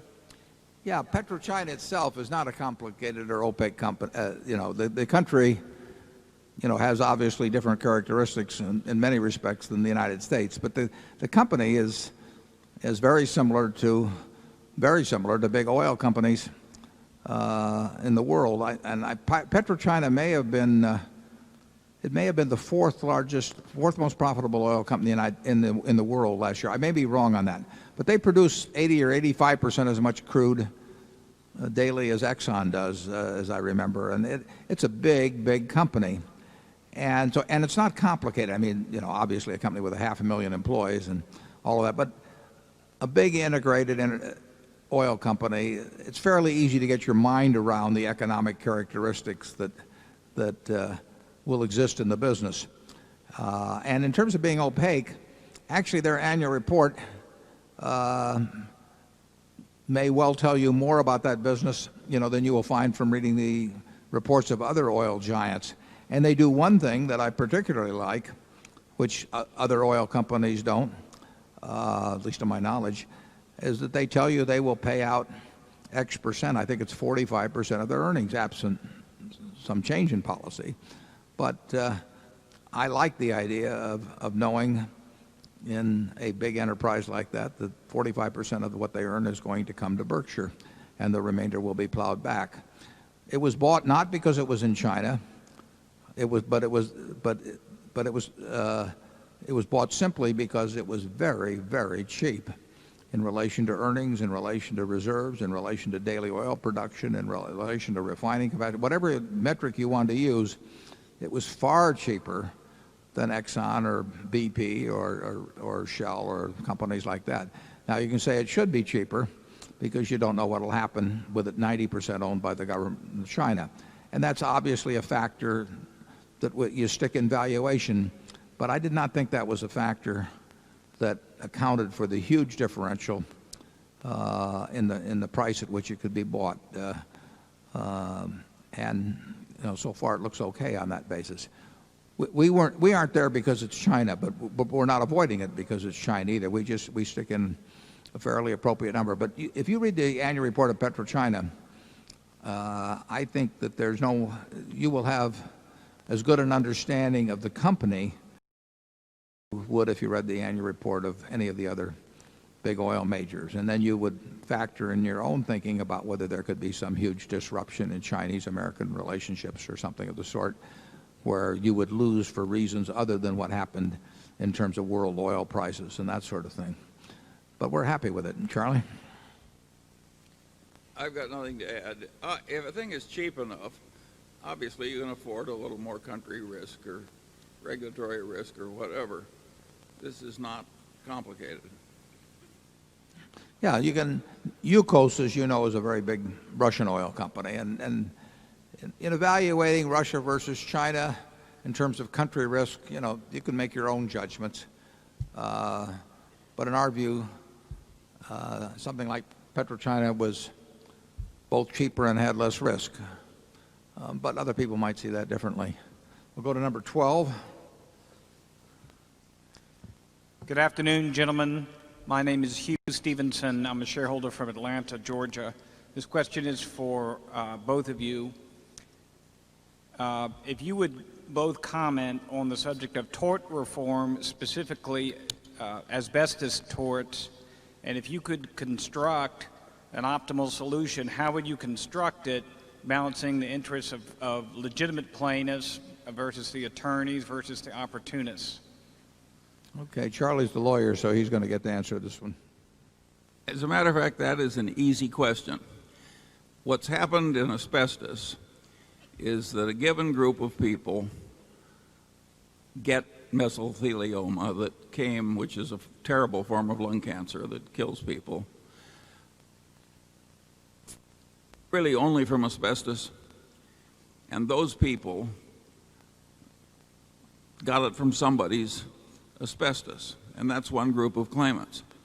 Then there's another group of claimants, and these are people who've smoked 2 packs a day of cigarettes most of their lives, and they've got one little spot here or there in an elderly lung, and God knows what the spot is, but an enterprising lawyer can get an enterprising physician who just happens to find that every damn spot in any lung must be asbestos caused. And once you've got one expert witness whom you can bribe, in effect, to say that, you've got a claim that can be filed.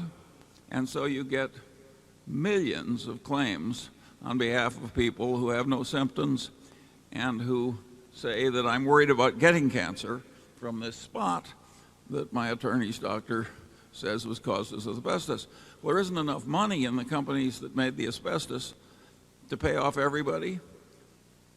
And what happens is that a huge percentage of the money does not go to the people that got the cancer or another group of people who got terrible lung impairment that is obvious, but that's another small group relative to these people who just have one little spot and now say they are worried about getting cancer. And they can file those cases where they say they're worried in some state, usually a southern state, where they've got a jury pool that just hates all big corporations. And so you've got an industry, and of course the lawyers who are representing the people that aren't hurt are really stealing money from the people who are hurt. And the guy who gets mesothelioma doesn't get as much as he should, and all these other people are getting money they're not entitled to. It's a bonkers system. But with federalism the way it is, there's just no way to stop it. And the United States courts, United States Supreme Court, refused to enter it and just grab hold and make a decision. And so it just goes on and on and on, and the claims come in. I think the Manville Trust had more new claims come in last year than in any year in history. That's correct. And they have mined and sold asbestos for the last time, 35 years ago? Yeah. And it just never stops. The people who are trying to buy these people off, it's like trying to douse a fire by pouring gasoline on it, because word processing machines can grind out these phony claims, and the doctors can grind out these phony opinions. And so a huge proportion of all the money that's available to pay people who suffered from asbestos goes to lawyers, experts, doctors, contingent fees to lawyers, defense lawyers. I think something like 20–25% of the money is flowing through to people who were injured. So it's a total national disgrace. The only people who have the power to fix it would either be the Supreme Court of the United States or Congress. The Supreme Court some people would say rightly, other people would say in too chicken a fashion, duck the issue. That means the only party that has the power to fix it is Congress, and Congress so far, given the politics, has not fixed it. Once you get wrongdoers so rich, they get this enormous political power to prevent change in the laws that are enriching them. I mean, it means that we should all be more vigilant about stepping on these wrongs when they're small, because when they get large, they're very hard to stop. But it would be easy to fix this. The right way to fix it, we're not going to pay off on these tiny claims. Johns Manville, we own Johns Manville. They went bankrupt. They were the first, at least big one, that asbestos took into bankruptcy, and probably on the history of things, they somewhat deserved it, I think, Charlie. Isn't that right? Their behavior was among the worst in the history of American corporations. Yeah. They knew this stuff was causing terrible injury, and they deliberately covered it up time after time and year after year to make more money. There's no doubt about the guilt of the original management at Johns Manville. So they went bankrupt in the early 80s, and out of that bankruptcy was formed something, as Charlie mentioned, called the Manville Personal Injury Trust. We've got to have no connection with that. I mean, this is a new company that we bought a few years ago, and this company has no connection with that except the historical history. But the Manville Personal Injury Trust was established and had, over time, had a couple $1 billion in it. And as Charlie said, last year, it's been around for almost, I would say, close to 20 years. And last year they had a record number of claims introduced. They didn't have a record number because of the incidence of asbestos compared to the ones that were prevailing at the time it was established or something of the sort. It's just that it's become a honeypot. And as a result, the Manville Personal Injury Trust is now paying out 5% because their $2 billion will only go so far. They're paying 5% of claims. So as Charlie says, the guy that has really been drastically injured by asbestos gets this tiny fraction, and the tens of thousands of claimants for whom it's a gleam in the eye, or rather a gleam in their lawyer's eye, perhaps, also get their 5%. And it's not the right way to do it, but it's very hard to correct. We've observed the asbestos legislation proposed legislation over the last year, and in the end, what they came up with, we did not support because it didn't get the answer that's needed. And as Charlie, in my view, the Supreme Court, when they ducked it, I mean, they left open a can of worms which will be around for decades and decades and decades, and the right people will not get compensated. And those of you who want to be cynical ought to look into it and see the perjury. What's happened, of course, is that all the really horrible people pretty well are broke and gone, and maybe there's some money left in a trust here or there, but by and large there isn't enough money. But now there are like 3 solvent people left, and you've got some little spot or something or other, and by a strange coincidence, every one of those people can only remember 3 names of products that he somehow saw that might have caused it. And it's an amazing coincidence. The 3 that are left solvent are the only names he can remember. And so it's obvious you have a vast amount of perjury being suborned by practicing lawyers. It's not a pretty picture. Okay, let's go to microphone 1. Hi, my name's Charlie Rice, and I'm a stockholder from St. Louis, Missouri. Appreciate hearing your comments on publicly held companies using their cash for dividends versus stock buybacks. Well, the equation is pretty simple, but the practice doesn't necessarily follow logic. It's obviously, as long as you're telling the truth to your shareholders about what's going on so that you aren't manipulating the stock downward or something, when a stock can be bought well below its business value, that probably is the best use of cash. It's something the Washington Post did on a huge scale back in the 1970s. Teledyne may have bought 90% or something or close to it of their stock back. And that was the reason a very significant percentage of companies bought stock back in the past, because they actually thought it was selling for less than it was worth. Like I say, that can be abused if you do various things to bury your stock in one way or another. But that wasn't the usual case. Stock repurchases were relatively unpopular in those days. They've become quite popular now, and to the extent that I've been around a good number of them and been able to pick up on what I thought was the underlying rationale, if not the professed rationale, I think it's often done for people that are hoping that it causes their stock price not to go down, and often done at prices that don't really make a lot of sense for continuing shareholders. If we wanted to return a bunch of cash to shareholders, we would, if our stock was undervalued, we would go to the shareholders and say, we think it's cheap, and we think that this cash can be better used by you than by us, and we will therefore be repurchasing at what we think is a discount intrinsic value, and the people that remain will be better off, and the people that get out will get out at a little bit better price than they would otherwise. In terms of dividends, you get into an expectational situation. And for most companies that pay a cash dividend, it doesn't make sense to bounce around the dividend from year to year, although private companies frequently do that.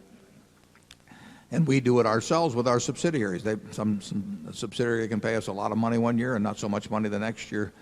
But with public companies, a lot of people do buy stocks to obtain dividends, and they hope for regularity, and there's a signaling aspect to it and everything.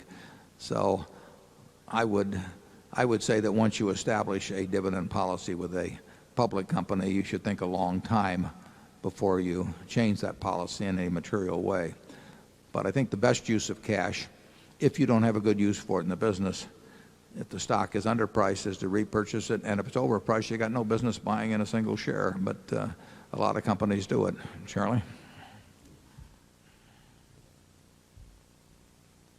Yeah, dividends are a very interesting subject.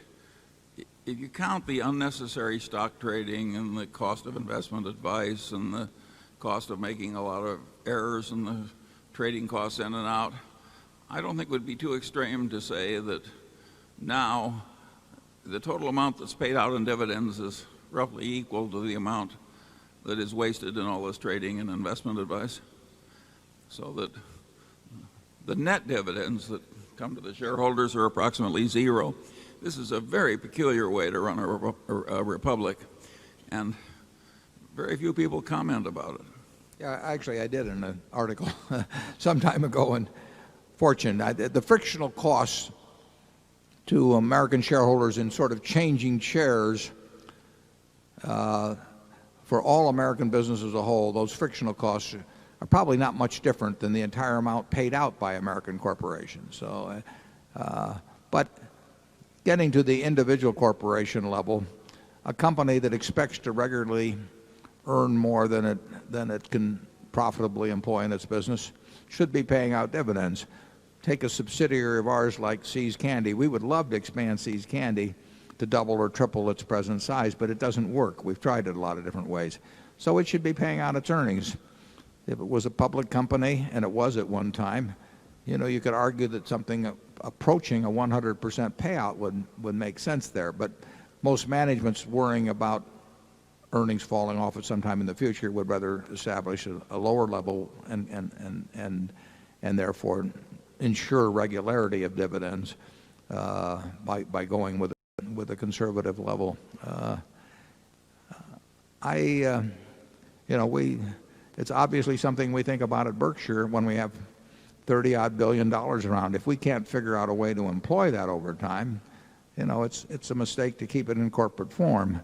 But we have this expectation, and I think it's a reasonable expectation, that we get to put it to work. If we ever came to the different conclusion if we thought our stock was significantly undervalued, we'd probably figure in terms of dispersing it through repurchases, particularly where now dividends and capital gains are neutral for individuals. If our stock was not underpriced and we felt we would probably do something via a dividend. It's not going to happen soon, however. Number 2. Good afternoon. My name is JP, as in Justice of Peace or Jello Pudding. My last name is Tan, as in Suntan. I flew in from the suntan city of Orlando, Florida, where an elderly man told me JP Tan stands for just perfect tan. Mr. Buffett, allow me to give you a big thank you before I ask my question. Some time ago, I sent you my business analysis of your investment in Scott Fetzer Company. I was not sure if you would even bother to read it. Yet, you were very kind to write me that my analysis of Scott Fetzer Company is very much on the money. You also invited me to my first annual meeting, where I had the privilege of meeting Mr. Andrew Kilpatrick, who was kind enough to include my analysis of Scott Fetzer Company in his book of Permanent Value, The Story of Warren Buffett. I want to thank you for making this possible. Here comes my question. Mr. Buffett, you have said that the 9 most important words ever written about investing are these 9 words. Investment is most intelligent when it is most businesslike. Mary Buffett said that you have built your entire business success upon these 9 words. Investment is most intelligent when it is most businesslike.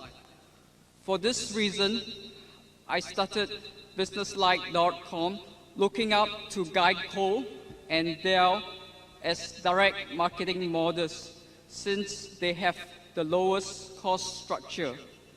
Please kindly share with us in elaborate details the direct marketing methods of Geico and your friend Michael Dell.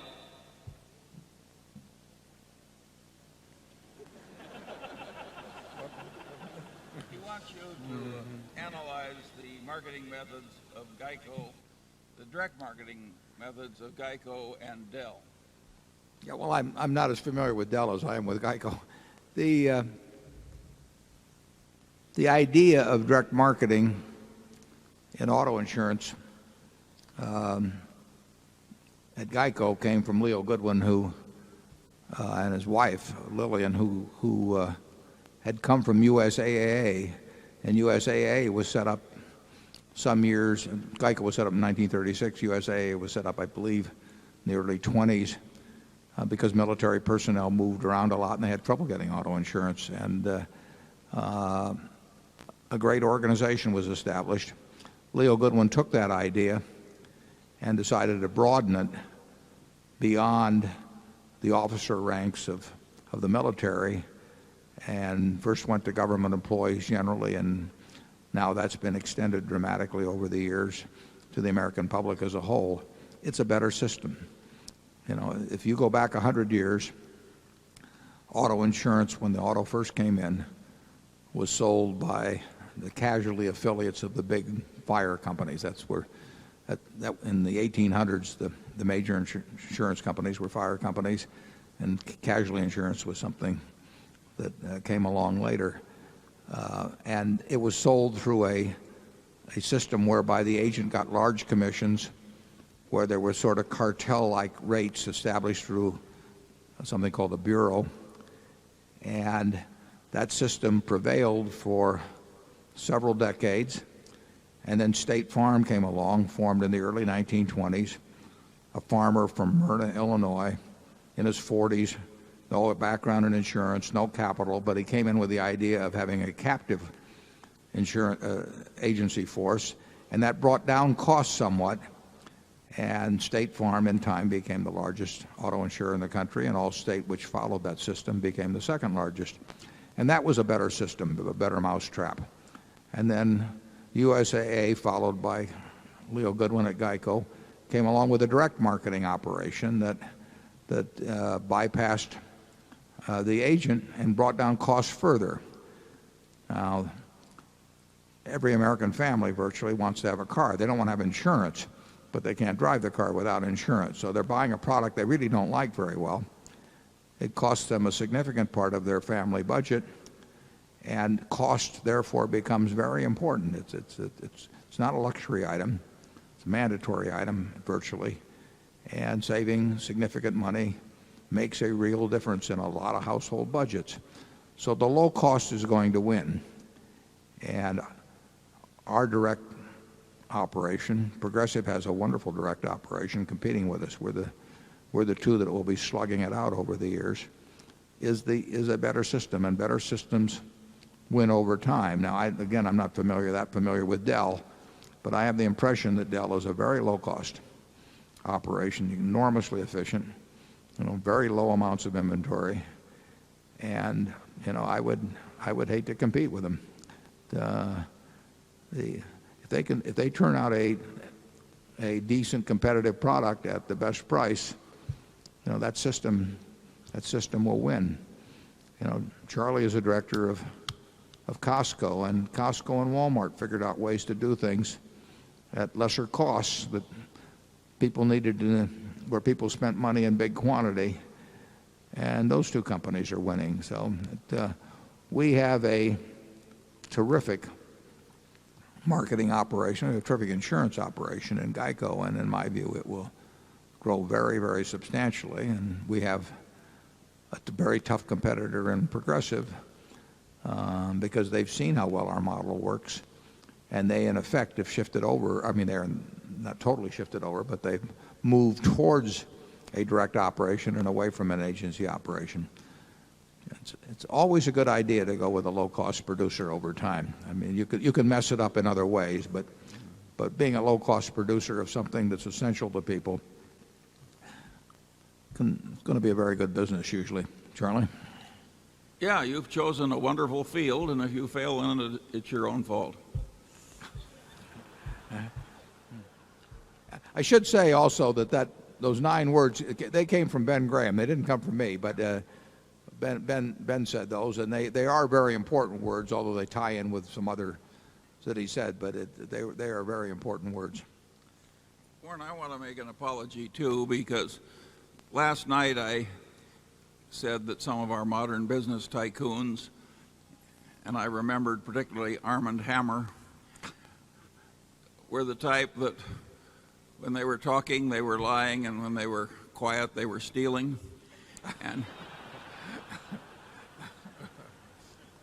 And some people got the impression that that was my witticism. That was said a great many decades ago about one of the robber barons. Well, if we start confessing here to the number of quotations we've stolen, we'll be here all afternoon. So let's go on to microphone 3. Good afternoon. My name is Matt Lynch, and I'm from Palo Alto, California. Mr. Buffett, a couple of times today you alluded to Google and its co-founders. I was hoping you could share with us your thoughts and reactions to the owner's manual the co-founders included in Google's S1 filed last week, especially in light of the similarities and differences between it and that of Berkshire Hathaway. Well, that's a real softball for me. Obviously, I'm very pleased that the Google, the fellows at Google, decided, and they say it was, I think they used the word inspired by the Berkshire owner's manual, and it obviously pleases us enormously that other people think that it's a good idea to talk to their owners, or in their case their prospective owners, in a very straightforward manner. If you buy into Google, having read their owner's manual, I think you'll know the kind of people you're associating with. You'll know what they will do and won't do. It's the kind of thing that one person would say to another if you were setting up a partnership and you said, I'd like you to join me in a partnership. I need your money. And here's the way we're going to do business. And I think more companies, obviously, I think more companies ought to do it. It's been simple for us at Berkshire. We've had these principles in mind for a long time, and we really want people to understand those principles before they join with us. And the Google fellows, in a very straightforward manner, I liked their prose. Doesn't mean I agree with every idea they have, but I do know what ideas they do have, and I hope more companies sign on for that sort of thing. Charlie? Well, most of the world does not in any way imitate Berkshire Hathaway. This is a quirky few. There may be 19,500 of you that came, but it's still a quirky few by the standards of the country. And what's interesting about Google is that those two guys who created that are two of the smartest young men in the whole country. And it's much more fun to be copied by people that smart than we even think they were smarter than we thought they were last week. Yeah, we now think they're a lot smarter. Yeah. It's going to be a lot of fun to watch that. And my guess is that their annual reports are going to make very good reading. They're actually going to alternate the two of them in writing the reports, and I think you'll know a lot about them and a lot about their business if you read it. Although they had as I remember, they had an interesting sentence or two in there, which I admired also, where they said that certain of the things that might affect their business prospects really would be better left unsaid in terms of competition and so on. And if so, they weren't going to tell you. I kind of enjoyed that. Number 4, please. Thanks, Warren. Thanks. My name is Chad Bliss, Lincoln, Nebraska. My question pertains to Mid-America Energy and the Home Service Division. You said earlier that you would continue buying, companies in the real estate industry. Given the growth in for sale by owners, discount brokers, also maybe even banks now, do you think the current business model of home services is sustainable, or do you think commissions need to be lowered? Yeah, I really do think it's sustainable. It's a good question. In fact, I forget where I saw the article a few weeks ago, maybe in the Sunday New York Times, about Barry Diller's interest, I think through LendingTree, on the internet. And there have been a lot of real estate sales-related operations that have been on the internet. And the internet is a threat to any business, including real estate brokerage. But when I think about the process of buying a home and the degree of personal involvement involved in that, the for sale by owner, they call them FSBOs in the business. I remember talking with my friend Chuck Peterson about that 50 years ago, and FSBOs were with us then, and FSBOs are with us now. But my guess is that a very significant percentage of home transactions 30 years from now will be done through a pipeline and through a distribution mechanism or brokerage mechanism like exists now. I do not see it changing dramatically, although there are people that are going to try and change it dramatically. So you've got competitors. But I love the idea of expanding home services. Charlie? Well, you tried to change it once yourself dramatically right here in Omaha, and you fell on your ass. His memory's better than mine. He tried to take away a good part of the home advertising business from the World Herald to, your then little newspaper. Right, it was very thin, yeah. Yeah, and it didn't work worth a damn. Yeah. And, that's the last time I call on him. Let's go to number 5. Mr. Buffett, Mr. Munger, I'm Tim Medley from Jackson, Mississippi. Recently, Mr. Philip Fisher died. At this meeting many years ago, you, Mr. Buffett, mentioned your fondness for chapters 8 and 20 of The Intelligent Investor, the first edition of Security Analysis, and you said Phil Fisher's first two books. And you, Mr. Munger, have also been complimentary of Mr. Fisher's writings and investment approach.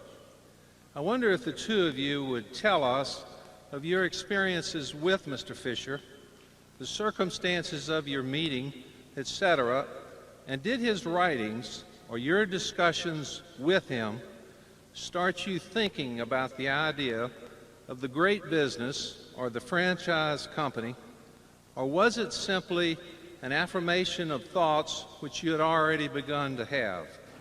And anything else you would like to say about Mr. Fisher? Yeah, Phil Fisher was a great man. He died maybe a month ago or thereabouts, and well into his 90s. His first book, I believe it was Common Stocks and Uncommon Profits, was written in 1958, and the second book was written a few years later. Those two books were terrific books. And as with Ben Graham, you could really get it all by reading the books. I met Phil Fisher just once, and it was great. I enjoyed it. I loved it. He was nice to me.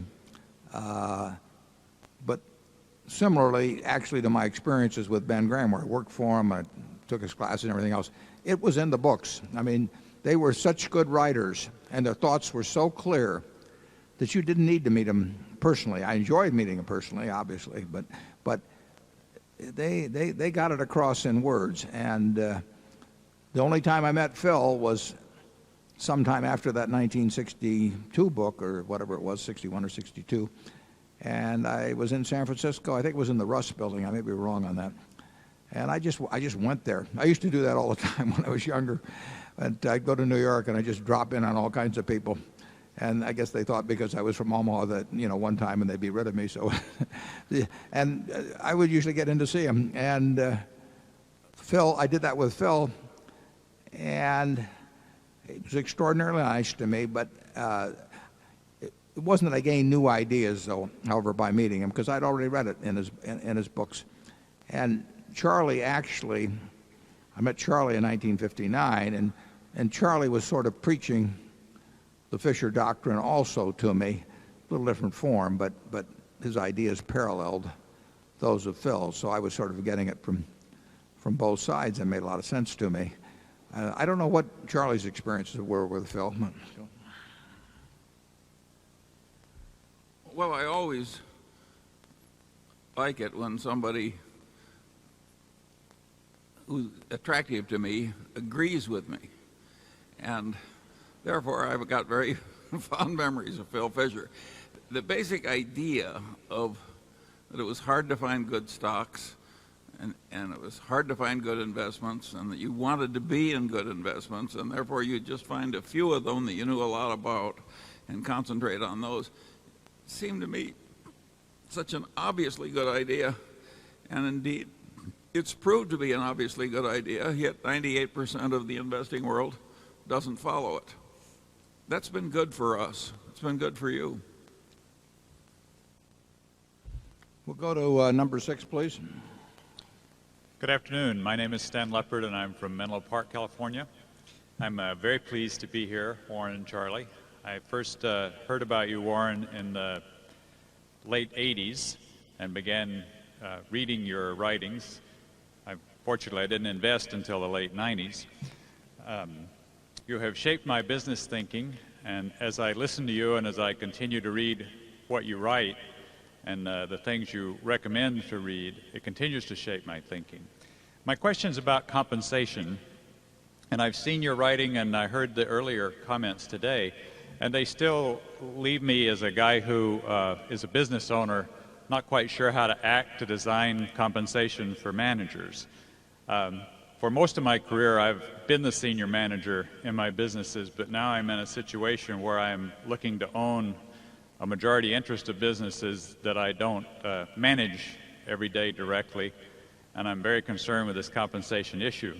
And I think about things like return on equity or growth or risk or like that. But if you could speak a little more towards the specific of how you approach the getting it to the right things to measure and incent, I'd appreciate that. Yeah, it's a very good question, and it's, there is no formula that applies across all industries or businesses. If you take something like return on equity, if you pay way too much for the business that you buy, the person who runs it's going to get a lousy return on your equity. They may get a good return on the tangible assets employed in the business, but your purchase price may defeat them in terms of earning good returns. If you based it on earnings on tangible equity, there are businesses like a network television station where, if you have an idiot nephew, you can put them in charge and they'll earn huge returns on equity as long as they manage to stay away from the office. And there are other businesses where you have to be a genius to earn 7 or 8% returns on equities. So there is no single yardstick. To have a fair compensation system, both you and the manager have to really understand the economics of the business. In some businesses, the amount of capital employed is all important. In some businesses, the amount of capital employed doesn't mean anything. So we have certain businesses where we have charges for capital and all of that, and where we have other businesses where that would just be an exercise to go through and it wouldn't really change any results. Anyway, we have a great preference for making them simple.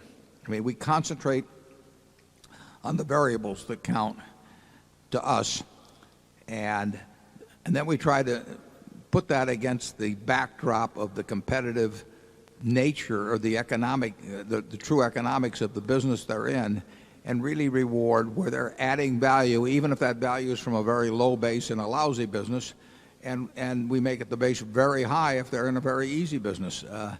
And it hasn't been a problem, but I would say it would have been an enormous problem if we brought in some compensation consultants, because they would have wanted something that was spread across the whole group, and it would have had all kinds of variables, and they particularly would have wanted something that they would have had to come in every year and redo in some ways so that they would have had a continuing stream of income. If I knew what kind of a business you were looking at,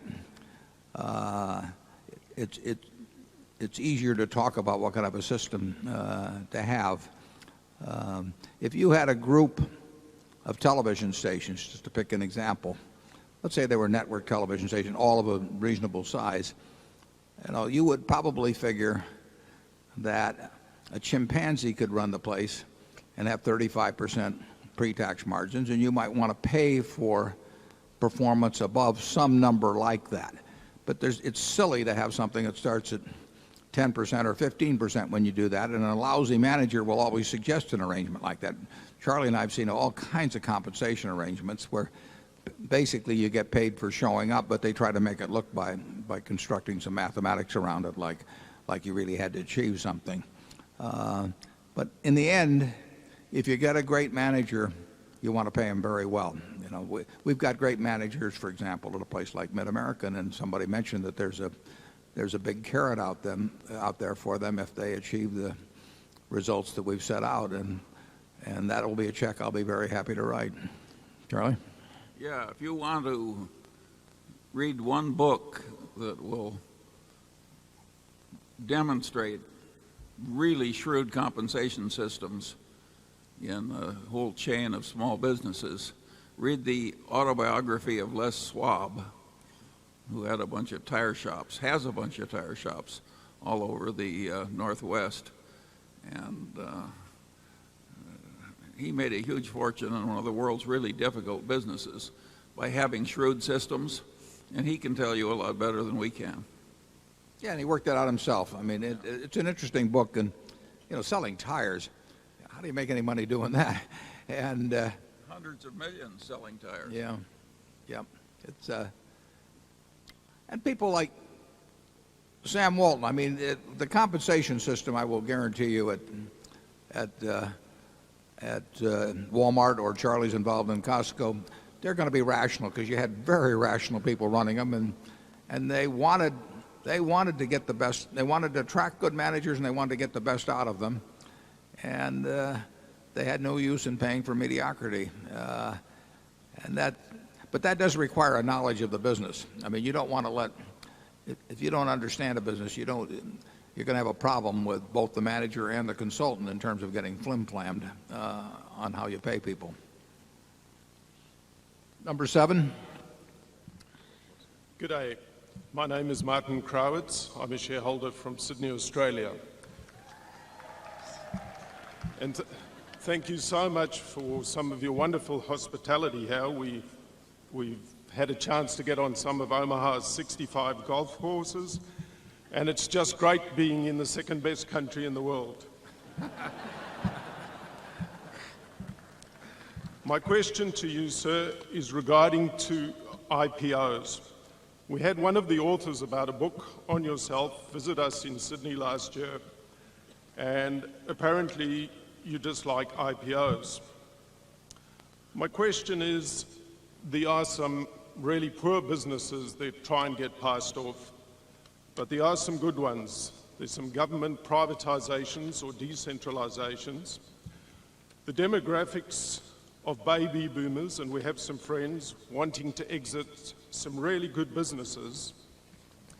Could we as investors and Berkshire Hathaway not apply some of your disciplines to look at investing in some of these? And finally, would your answer be different in its applicability to Berkshire Hathaway as a company as opposed to us as investors? Thank you, sir. Charlie? Well, the first question, is it entirely possible that you could use our mental models to find good things to buy among IPOs? The answer is sure. There are a zillion IPOs every year, and buried in those IPOs, I'm sure there are a few cinches that a really intelligent person could find and pounce on. So, welcome. But the average person buying IPOs is going to get creamed. So, if you're talented enough, why, sure, that will work. The second question, I forget. About the government offering service, was it? About government spin-offs? Give him the spotlight again. There he is. What was the second question? It was just, would the attitude of Berkshire Hathaway be different as opposed to investors? Thank you. Yeah, because the IPOs are normally small enough so that they won't work for us, or they're high-tech where we couldn't understand them. And so, by and large, if Warren is looking at them, I don't know about it. Yeah, I mentioned earlier how an auction market prevailing in the stock market will offer up extraordinary bargains sometimes, because somebody will sell 0.5% or 1% of a company at a price that may be a quarter of what it's worth, whereas in negotiated deals you don't get that. An IPO situation more closely approximates a negotiated deal. I mean, the seller decides when to come to market in most cases, and they don't pick a time necessarily that's good for you. So I think it's way less likely that in scanning a list of 100 securities that are trading in the auction market, in the 100 IPOs, if you scan 100 IPOs, you're going to come up with something cheaper than scanning 100 companies that are already trading in the auction market. It is more of a negotiated sale, and negotiated transactions are very hard to get bargains. If you take the houses in Omaha, somebody that lives next door to somebody who sold their house for $80,000 and their house is more or less comparable, they're not going to sell it for $50,000. It just doesn't happen. It's too important an asset, and they're cognizant of what it brings, what is being brought for similar properties.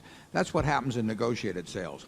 Now, if on the other hand, there was a whole bunch of entities that own 1% of each house in Omaha, and you had an auction market in those 1 percentage points, they might sell it damn near anything, and occasionally they sell at crazy prices. So in my view, you're way more likely to get incredible bargains in an auction market. It's just the nature of things. And the IPO is closer. Sometimes there will be IPOs in terrible markets, and they may come very cheap. But by and large, that is not when IPOs come. They come when the seller thinks that the market is ready for them, and they come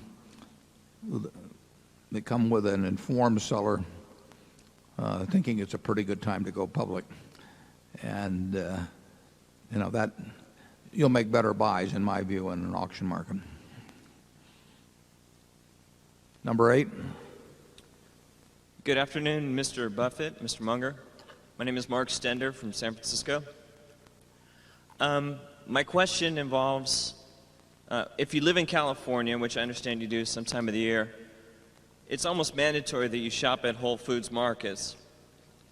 They sell a lot of organic food there, and I was wondering if anyone ever tried to feed you organic food or organic food stock.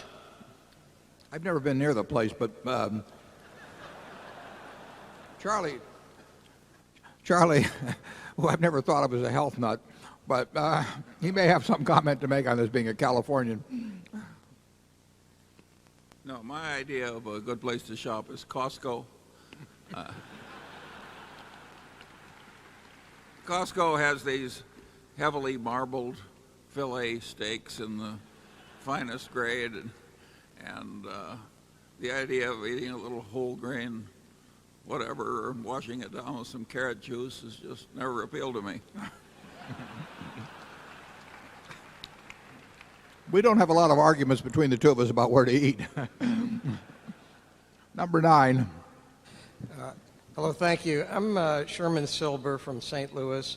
I'm a fertility doctor in St. Louis. We kind of view ourselves as the Berkshire Hathaway of infertility treatment. We don't know anything really about business. We're doctors and scientists. And so first, I'd just like to say I really appreciate the people that you have on your board and would like to keep it that way, because we do know a lot about character, and I'm happy to have our savings safe with you and the people of character that represent the company.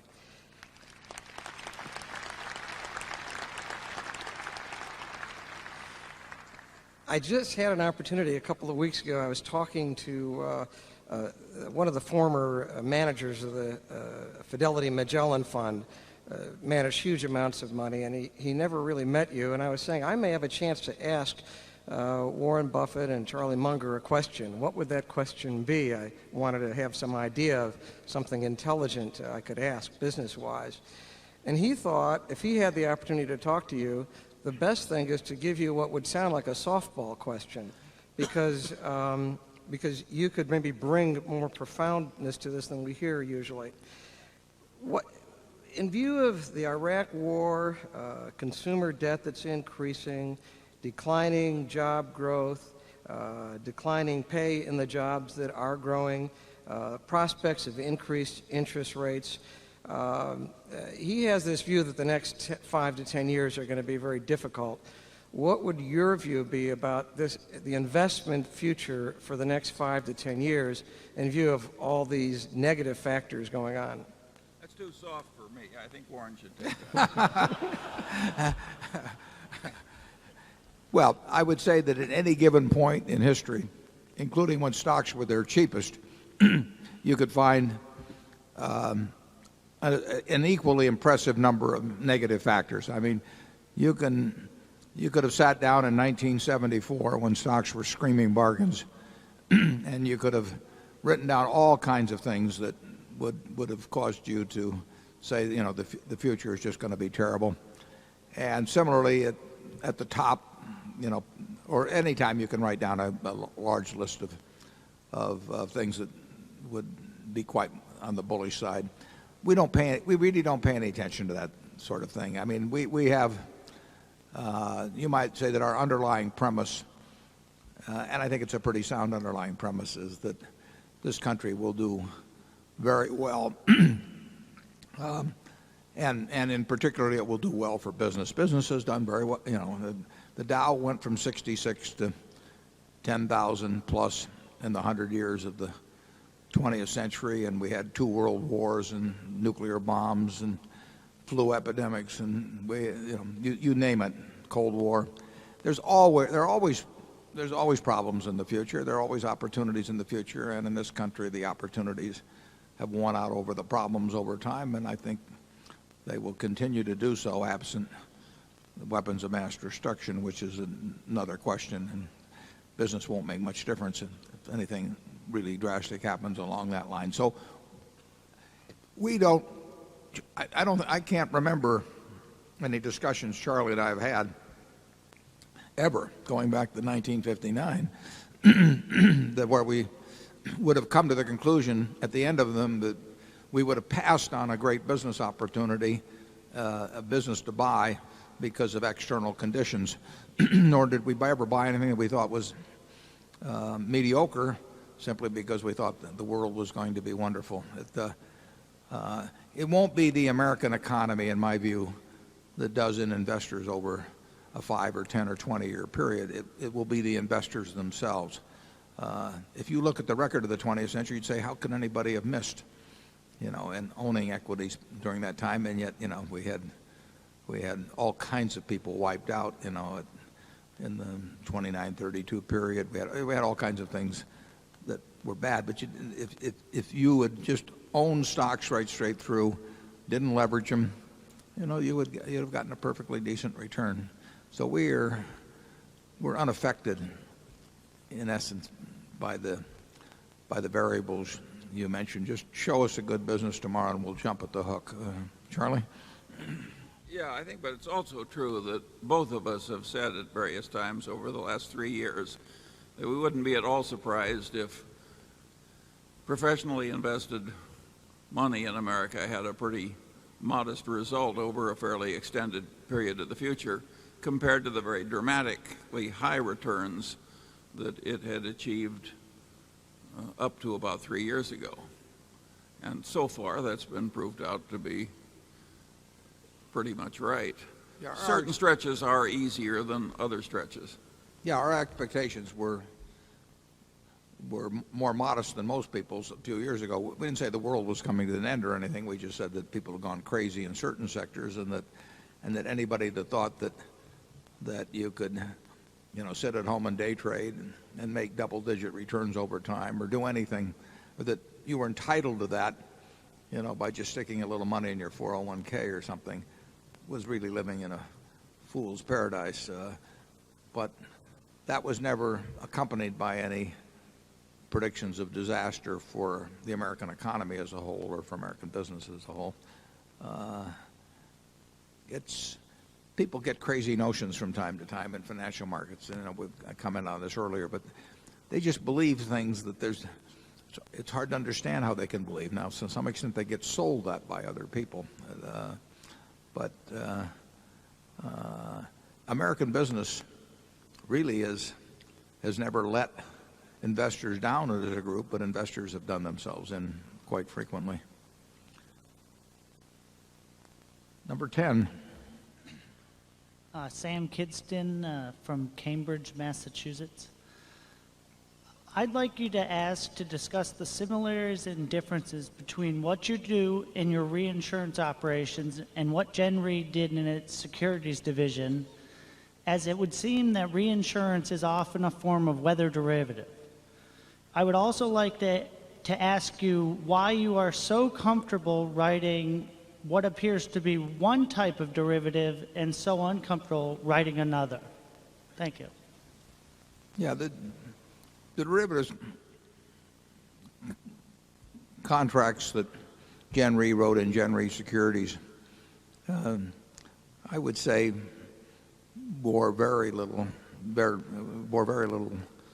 relation to the insurance business as we see it. I mean, we are insuring against events that people either can't or aren't willing to take on the risk themselves. In the derivatives business, a lot of that was speculative activity of one sort or another. The more complex the arrangements were, the easier it was to claim that large profits were being made when maybe large losses really awaited you over time. They were created transactions without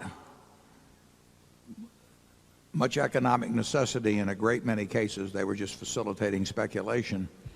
The insurance deals with taking on risks that people incur in their business or personal life that they don't want to bear themselves, or that they're unable to bear themselves. There was very little connection between the business. I think that in going into the business, they dreamt up a lot of reasons for it. You know, they said they're both in the risk business and their clients were going to demand it. Is chock full of clauses saying that if one party's credit gets downgraded by a rating agency, they have to start posting collateral, and that's just like a margin account.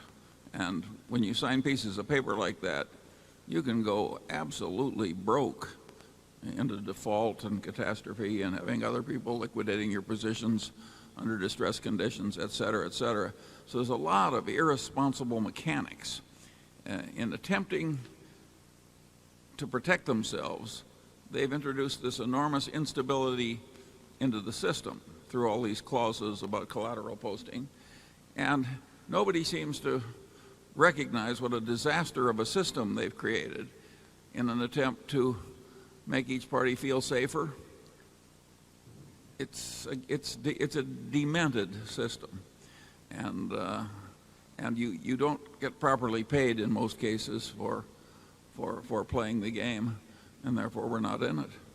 Absent the ability to raise new capital at the time, and who knows whether that would have been they've been able to or not, Gen Re, which had been rated AAA, it still is because Berkshire's involved, but which had been rated AAA, could well have run into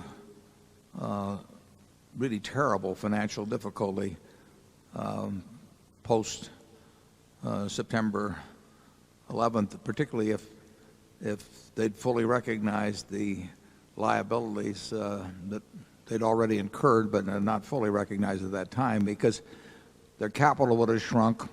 They would have had way more in equities, which would have shrunk further, and who knows how far, at the time, how far it would have gone. Plus, they would have had, in my view, they would have been downgraded quite significantly, and that might well have triggered things in their derivatives activities, which would have required coming up with loads of cash. It was not built to last, and it is now built to last. But I would say that threat exists with other financial institutions as well.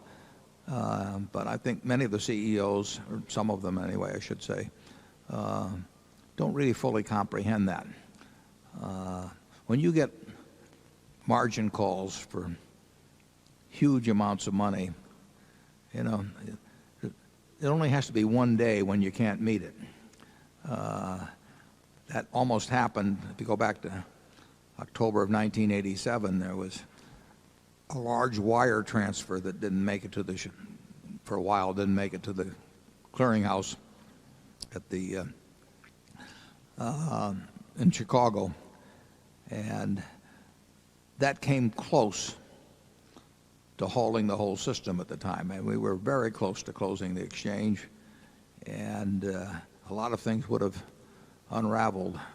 The money finally showed up, but it's dangerous to have a system where people are depending on billions of dollars coming in from other people. Well, we had that on Solomon on that Sunday in 1991. If Solomon had gone bankrupt the next day, you would have had people on the other side of 1.2 trillion of notional amount of something like that of derivatives who would have had a contract with a party where they would have been dealing with a bankruptcy court.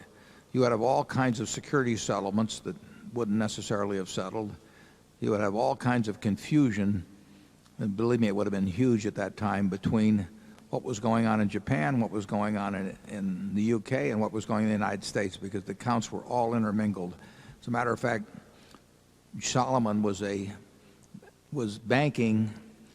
running a bank in Germany where which took on large amounts of deposits from individuals and just loaned it all to Solomon. So it would have had a receivable from a bankrupt company and owed money to I don't know how many German depositors. There are all kinds of things that would have come out at that time, and who knows what the effect would be on the system. You don't need to put more and more of those kind of linkages and strains on an economic system that already is pretty damn leveraged. Charlie, got any further thoughts? We love talking about disasters, so you don't stop us. It's simply amazing what goes on in these seemingly rational places. Solomon was at least as disciplined and honorable and rational as the other leading investment banks. And yet, toward the end of our pleasant period, Solomon was begging for new investment banking business from Maxwell, and his nickname was the bouncing check. Now, and of course it wasn't very much after that then he committed suicide after massive embezzlements of pension funds and a huge collapse. And now you'd think if a guy's nickname was the bouncing check, you wouldn't be madly seeking his investment banking business. But all the leading investment banks were. Yeah, I'm fuzzy on it now, but actually the morning or the day he was discovered to be bobbing around in the ocean, I think at Solomon we had transferred a bunch of money to somebody over in Germany or Switzerland, and we were supposed to get some more money back that afternoon. And this is basically correct. I may be a little bit off on the details, but the money that got sent, but the money that was to be received did not get received. And then we went over to England and tried to collect it from his sons, and we got stiff-armed in one way or another. I mean, we got what we deserved, frankly, in a transaction like that. But to the investment banker involved, his earnings that year were going to be affected in a significant way by whether he wrote a ticket or two more with Maxwell. And in the end, that carried the day. And it's very hard to control people when their income depends on bringing in dubious people into the door. They care enormously about it, and you've got this big system that doesn't quite pick up on it. And Charlie's mentioned before, one of the underwriting clients that came forth that Solomon took on that professed to be doing wonderful things with money, and it turned out to be a huge fraud. Well, it's tough to stop. You got dozens and dozens of people running around out there all thinking about how big their bonus is going to be at the end of the year, and they are not inclined to run morality checks on who they do business with. That was a wonderful experience. Warren and I and Lou Simpson are all directors of a company, and we are by far the biggest shareholder. And we all said we should not be doing business with this guy. This is a very dangerous transaction. And they told us it had been approved by the underwriting committee. And of course, that settled matters. And this guy had a neon sign that said crook on him as far as we were concerned. he was waving it vigorously, yes. But it had been through the underwriting committee. The transaction closed, but not financially. I mean, they had the underwriting, but they hadn't had the financial closing. Yeah. They caught him on the way to the bank. You're right. They pulled back just from the edge of the precipice from this big fraudulent. And of course, they got egg all over their faces. That phrase reminds me of one of the leading lawyers of yore, and he said, "Captain of my soul," he says, or "Captain of my fate," he says, "Hell, I don't even pull an oar." I mean, here we are, with all three of us on the board and the biggest shareholder, and we can't even stop one stupid little underwriting. He did go to jail, though, I think, didn't he, Larry? Yes. Yeah. He claimed, incidentally, to be a huge shareholder of Berkshire Hathaway and had made all this money. And I went to the shareholders list, and admittedly, he could have had it in street name someplace, but it was a big quantity. He claimed, I couldn't find any record in any place, but he did have some kind of a letter from an accounting firm that was backing him up. Didn't back him up all the way, though, it turned out. Number 11, please. Good afternoon. I'm Manuel Fernandez from Mexico City, Mexico. And I want to thank you for your valuable lessons on how to be good partners, and for exporting some good ideas and principles to the world for free. My simple question is, do you think it makes sense for individual investors to invest a part of their capital in hedge funds or fund of hedge funds, somewhat like the $600 million investment Berkshire made in value capital? Yeah, I would say that people that are now investing in hedge funds in aggregate are going to be disappointed. You don't get smarter because you're running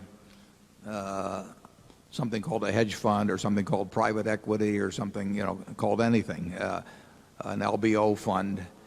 But what you do gain periodically is the ability to merchandise those things. I mean, there are fads in Wall Street, and Wall Street will sell what it can sell. Just remember that, that may be as good as what the fellow quoted up in the upper levels there. And the hedge fund, it right now is in the midst of a fad. It's distinguished not by the ability to make more money. It's distinguished by the extraordinary amount of fees that are collected. And believe me, if the world on $600 billion of money is paying 2% fees and a percentage of the profits, and the losers go out of existence and the winners continue for a while and take money off the table, it is not going to be a great experience in aggregate for investors. Obviously, there are a few smart, honest people out there running funds, and they will do quite well. But if you buy them across the board, in my view, you're going to get a bad result. Charlie? Yeah, why would you want to invest with a guy whose basic thought process runs something like this? If a second layer of fees on top of a first layer of substantial fees is good for an investor, then a third layer of fees must be better yet. Why would you invest with somebody with a proposition like that? It's just the idea of taking 2%, plus percentages on top of that. I mean, that reflects, it may be what the traffic can bear, Collis P. Huntington style, but that reflects an attitude toward people that we tend to regard as partners, investors. I think it's a basically unfair type of arrangement, and I don't like getting in general. I think it's a mistake to get in with people who propose unfair arrangements. In effect, they're probably getting 4 times standard fees to begin with, and then on top of that, they say, well, we want part of the action, and I would guess in many of those cases that they don't have all of their own money in the fund themselves. Maybe they have a substantial sum outside. Charlie and I both ran partnerships in the 60s and 50s with me and into the 70s with him that would generally be classified as hedge funds. They had the compensation arrangements somewhat similar, although not like they are now. And we did they had some similarities, but I don't think we had quite the attitude toward the people who were that were asking to join us that the present managers have. It's, as Charlie says, the fund-to-funds type stuff. I mean, it's really sort of unbelievable, just piling on layer after layer on costs. It doesn't make the companies that are underlying these stocks they buy any better. I mean, and believe me, people don't become a genius just because you walk into some office and it says hedge funds on the door. I mean, what they may be very good at is marketing. In fact, if they're good at marketing, they don't have to be good at anything else. Number 12. My name is Arturo Brillenborg. I'm from Washington, D.C. I'll be graduating from Harvard College in June and beginning a career in value investing. So I sure hope we're all right in thinking that this century will be just as good as the last for value investors. You've been doing this since you were my age, if not younger. So I'm wondering what habit or habits have contributed most to your ability to continue learning and improving your investment decisions in a changing business and financial environment. I would say that, at least in my case, I haven't been continually learning in terms of the basic principles. You always learn a little more about given techniques, or we learn, I learn more about some industries over time, and therefore maybe I've widened the universe in which I can operate, although more funds narrows it back down, unfortunately. But I know more about businesses than I knew 20 years ago or 40 years ago. I haven't really changed the principles. The last change, the basic principles are still Ben Graham. They were affected in a significant way by Charlie and Bill Fisher in terms of looking at the better businesses. But I didn't leave Graham behind on that. And I really haven't learned any new fundamental principles, but I may have learned a little bit more about how business operates over time. And there's really nothing. I mean, you ought to get an investment framework that comes straight from, in my view, from the intelligent investor and from Phil Fisher, more from the intelligent investor, actually. And then I think you ought to learn everything you can about industries and businesses where you think you have the ability to get your mind around them if you work at them. And with that arsenal, you'll do very well, and if you've got the temperament for the business. Charlie? Yeah, well, of course, I've watched Warren all these decades, and he's learned a hell of a lot, even the last 20 or 30 years. So it's a game of continuing to learn, and he can denigrate this little frou-frou that enables him to pick the biggest oil company in China or this or that. But those basic principles alone that he knew a long time ago wouldn't have given him the ability to make the recent investment decisions as well as he's made them. It's a lifelong game, and if you don't keep learning, other people will pass you by. I would say temperament still is the most important, wouldn't you, Charlie? Yes, of course. Yeah. But temperament alone won't do it. No, temperament alone won't do it. You have to have the temperament and the right basic idea, and then you have to keep at it with a lot of curiosity for a long, long time. But you don't have to be have any blinding insights or have a high IQ to look at a PetroChina, for example. And no. When you get a company that is doing 2.5 million barrels a day, that's 3.5% of the world, or 3% of the world's oil production, and they're selling based on U.S. prices using WTI, as West Texas Intermediate as a base price, and where they have a significant part of the marketing and refining in a country. The tax rate's 30%. They say they're going to pay out 45% to you in dividends. Don't have unusual amounts of leverage. If you're buying something like that at well under half maybe a third of what comparable oil companies are selling for, that's not high-level stuff. I mean, you have to be willing to read the reports, but I enjoy doing that. But you wouldn't say that requires any high-level insights or anything, Charlie? Well, when you were buying that block of stock, nobody else to speak of was buying. Thank heavens. The insights can't have been all that common. No, I think that takes a certain amount of what an old Omaha friend used to call uncommon sense. He used to say there is no common sense. When people say common sense, they mean uncommon sense. Part of it, I think, is being able to tune out folly as distinguished from recognizing wisdom. And if you just got whole categories of things you just bat away so your brain isn't cluttered with them, then you're better able to pick up a few sensible things to do. Yeah, we don't consider many stupid things. We get rid of them fast. And in fact, people get irritated with us because they'll call us, and when they're in the middle of the first sentence, we'll just tell them forget it. And we can see it coming. And that's the way actually the mind works. There was a great article in the New Yorker magazine 30 years ago or so, a little more than that. It was when the Fischer-Spassky chess matches were going on, and it got into the speculation of would the humans being able to take on computers in chess. And here were these computers doing hundreds of thousands of calculations a second, and they said, how can the human mind, when all you're really looking at is the future, the results from various moves in the future. How can a human mind deal with a computer that's thinking at speeds that are unbelievable? And of course, they examine the subject some, and a mind like, well, in fact, all minds, but some much better than others, but a Fisher or a Spassky essentially was eliminating about 99.99% of the possibilities without even thinking about it.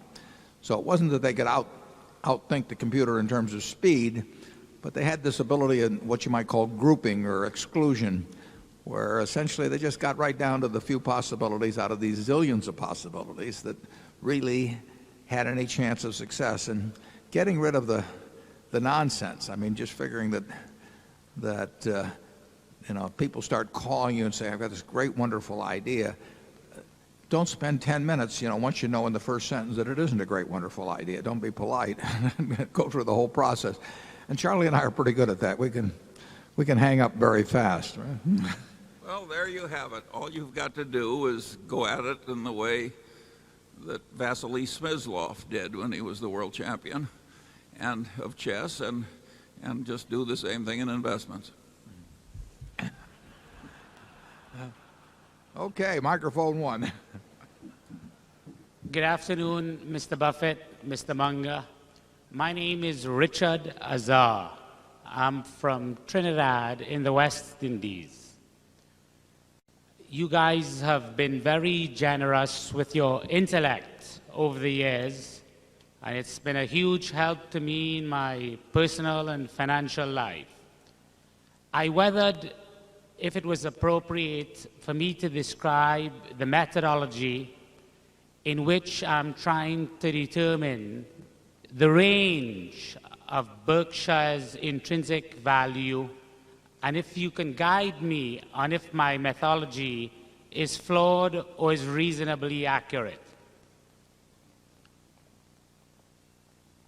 If it doesn't take too long, we'll be glad to. Although I think I know the answer already. Okay. We ended 2003 with about 5.422 billion of operating earnings. I estimated our look-through earnings to be approximately 915 million. So in total, that was about 6.337 billion of estimated look-through earnings. I knew that we spent $1.2 billion on CapEx, and our net depreciation on tangible assets was 829 million. So there was a difference there of 173 million. And we spent more on CapEx over depreciation over the last few years. But in extrapolating out 20 years, I thought I might be kidding myself to ascertaining the differences between CapEx and depreciation, and I'm using look-through earnings as a rough proxy for distributable earnings. And I've assumed that Berkshire can grow its look-through earnings at 15% per annum from years 1 to 5, and at 10% per annum from years 6 to 20, and the business will stop growing after year 20, resulting in a 7% coupon from year 21 onwards. I discounted the cumulative flows in years 1 to 20 by 7%, and I discounted the terminal value by 7%. I added the two together to get what I thought was the intrinsic value of Berkshire's cash stream. I knocked off 103 billion of liabilities and minority interest. I divided by 1,537,000 shares to arrive at what I thought was a conservative calculation of the range of Berkshire's intrinsic value. Am I off the mark, or is that the sort of methodology you might use yourself? Well,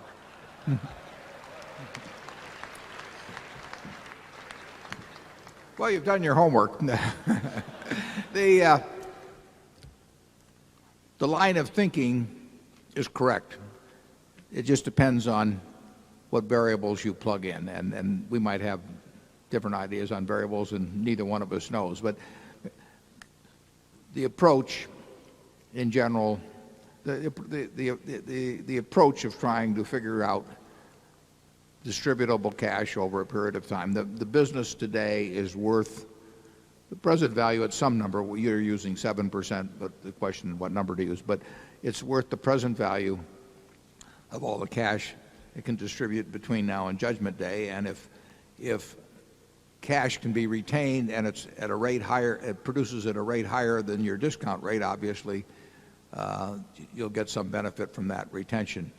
But, you know, I would say that your assumptions about CapEx and related to depreciation, I would expect CapEx to be on average a little more than depreciation unless we run into highly inflationary times.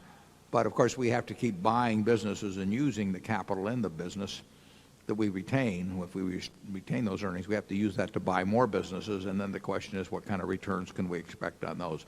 I don't quarrel with the approach you're using, but you know, everybody has to do their own equation and plug in some numbers, and I think we might settle for lower numbers on earnings gains than you've postulated, because we're very large and it gets harder all the time to deploy the kind of funds that keep flowing into Omaha. Charlie? Yeah, and you shouldn't necessarily get overly excited about last year. As Warren said, it was a very unusual year when everything worked together pretty darn well. Except interest rates on. Yeah, well, but a lot worked together very well. The interesting thing about Berkshire's present valuation is how much cash and cash equivalents it has to do something. And that is a very interesting question. How well are we going to do with this massive amount of investable cash and cash equivalents? Yeah, we should be out working now. I mean, that is the test. I mean, we've got a bunch of good businesses. We've got a lot of money that we'd like to use to buy more good businesses. We may get lucky and deploy that quite rapidly. We may wait a long time. Cash may pile up faster than we can use it, in which case we'll have to rethink the whole game. But our hope is, and so far we feel okay about what's happened in that. Our hope is that we can deploy the money that flows in businesses that come close to being as good as the ones that we've bought over the years. Number two. Hi, I'm Mr. Buffett, Mr. Munger, Whitney Tilson, a shareholder from New York City.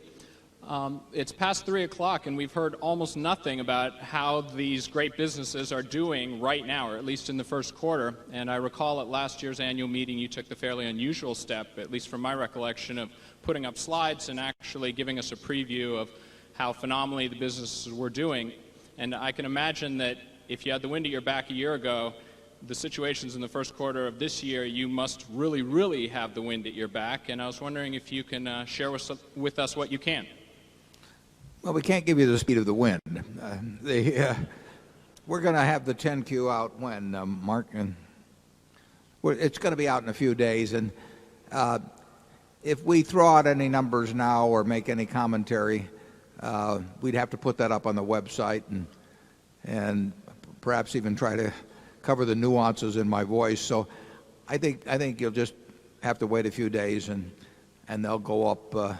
The figures will go up at that time. And if there are any surprises, they will be surprises then, and everybody will get them at the same time. Incidentally, we're going to have a little more trouble in the next year or two because we like to publish everything, all the figures, or anything important if we can do it. We like to do that on Friday night after the close or Saturday morning so that everybody has an opportunity to look at them and have a maximum amount of time to digest them before trading begins. And the SEC is shortening up reporting times so that we're going to be scrambling just to meet whatever day of the month it is that recording requirements are met. And so we won't have the luxury, although we'll try to do it when we can, we won't have the luxury of picking the Saturday before the due date and targeting that as our release date. When we had 45 days, or what was it, 45? Yeah, 45 days to report. We could pick the Saturday before the 45 days. If that gets down to 30 days, if the 30th day is on a Tuesday, we're going to be hard put probably to get it done by that Tuesday. So we'll obviously put it out after the close, so people have between 4 o'clock and the next morning to digest it. But we won't be able to follow the procedure that we followed to date, which we regard as the best procedure of all, giving people close to 2 days to digest whatever is in the figures. But I can't help you, Whitney, on how the first quarter looks. And Charlie, I don't think you'll want to add anything on that way. Okay. Number 3. Hello, Mr. Buffett and Mr. Munger. My name is Justin Fong. I'm 14 years old from California. This is my 4th consecutive meeting attendance. I read in a book that you prefer talking to young people about life and financial concepts because we still have time to implement them. Can you please share some of the concepts with us? Thank you. I didn't catch the last part. I didn't. There's something about sharing concepts. You want to repeat it? Can you please share the life and financial concepts that you prefer talking to young people about? Share. He wants to know your life concepts and financial concepts that are useful to young people. Well, that's a fairly broad question, but I think the financial concepts, we've obviously spelled out in the reports. Charlie's probably better on the life concepts than I am. It is true that I do believe in spending the time that I spend giving talks or answering questions, doing it with young people. I do, I'm sure, well over a dozen a year, and I just think that obviously young people are more receptive to change or to actually even forming habits that are going to be useful in life. And I think that people underestimate, until they get older, they underestimate just how important habits are and how difficult they are to change when you're 45 or 50, and how important it is that you form the right ones when you're young. But Charlie, what do you have to say on that? Well, all the trite stuff is what works. I mean, you avoid doing the really dumb things, like racing moving trains to the crossing, experimenting with cocaine, risking getting AIDS or other unfortunate ailments. There are just a lot of standard things that take people down, and you just give those a wide berth. And then you want to develop a good character and good mental habits, and you want to learn from your mistakes, every single one, as you go along. It's pretty obvious, isn't it? Yeah, we would say, even though we issue lots of credit cards and everything, we'd say if I had one piece of advice to give to young people, that across the board, it would be just to don't get in debt. The game plays a lot easier if you're a little bit ahead of the game than if you're behind the game. And Ben Franklin said that long ago in better terms, which Charlie can recite. But there's a real difference. I get letters every day from people that are in all kinds of financial trouble, and often it's health related, which is tragic. But very often it relates to debt. I mean, they get behind the game and they're never going to catch up. And often, it may surprise you, but often, I write these people. They're very decent people. They've just made mistakes, and I just tell them the best course is bankruptcy. I mean, they are not going to catch up, and they should start all over again, and they should never look at a credit card the rest of their life. But it would have been better if they'd gotten that advice a little earlier. But it's very tempting to spend more than you earn. I mean, it's very understandable, but it's not a good idea. And of course, you particularly want to avoid evil or seriously irrational people, particularly if they are attractive members of the opposite sex. Charlie knows more about this. lot of trouble. The expert.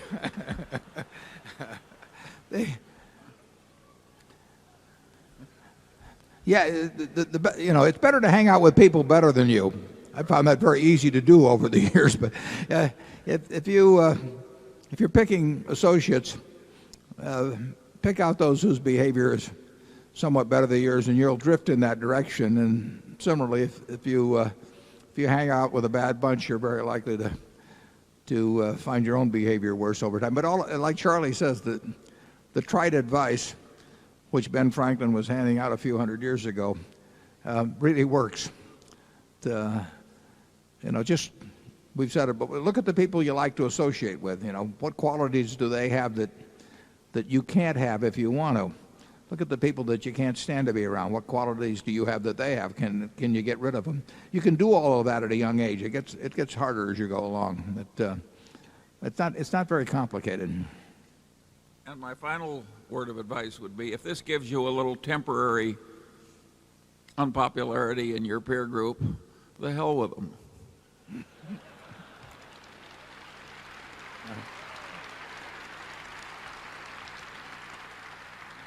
And as advice a little more applicable to me and Charlie, I was reading about a woman that was 103, and they said, "What do you like about being 103?" And she says, "No peer pressure."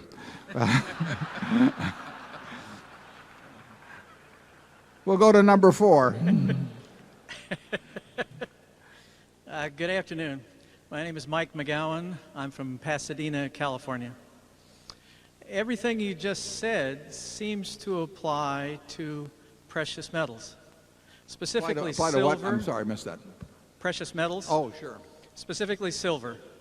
As I recall, Berkshire Hathaway bought 129.5 million ounces of silver, and at the time you said supply demand fundamentals were good, you saw inflation kicking back, and lots of other reasons.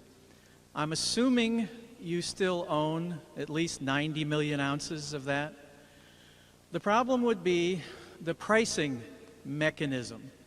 Apparently the COMEX, or at least certain of the managers of the silver price on the COMEX, are in debt.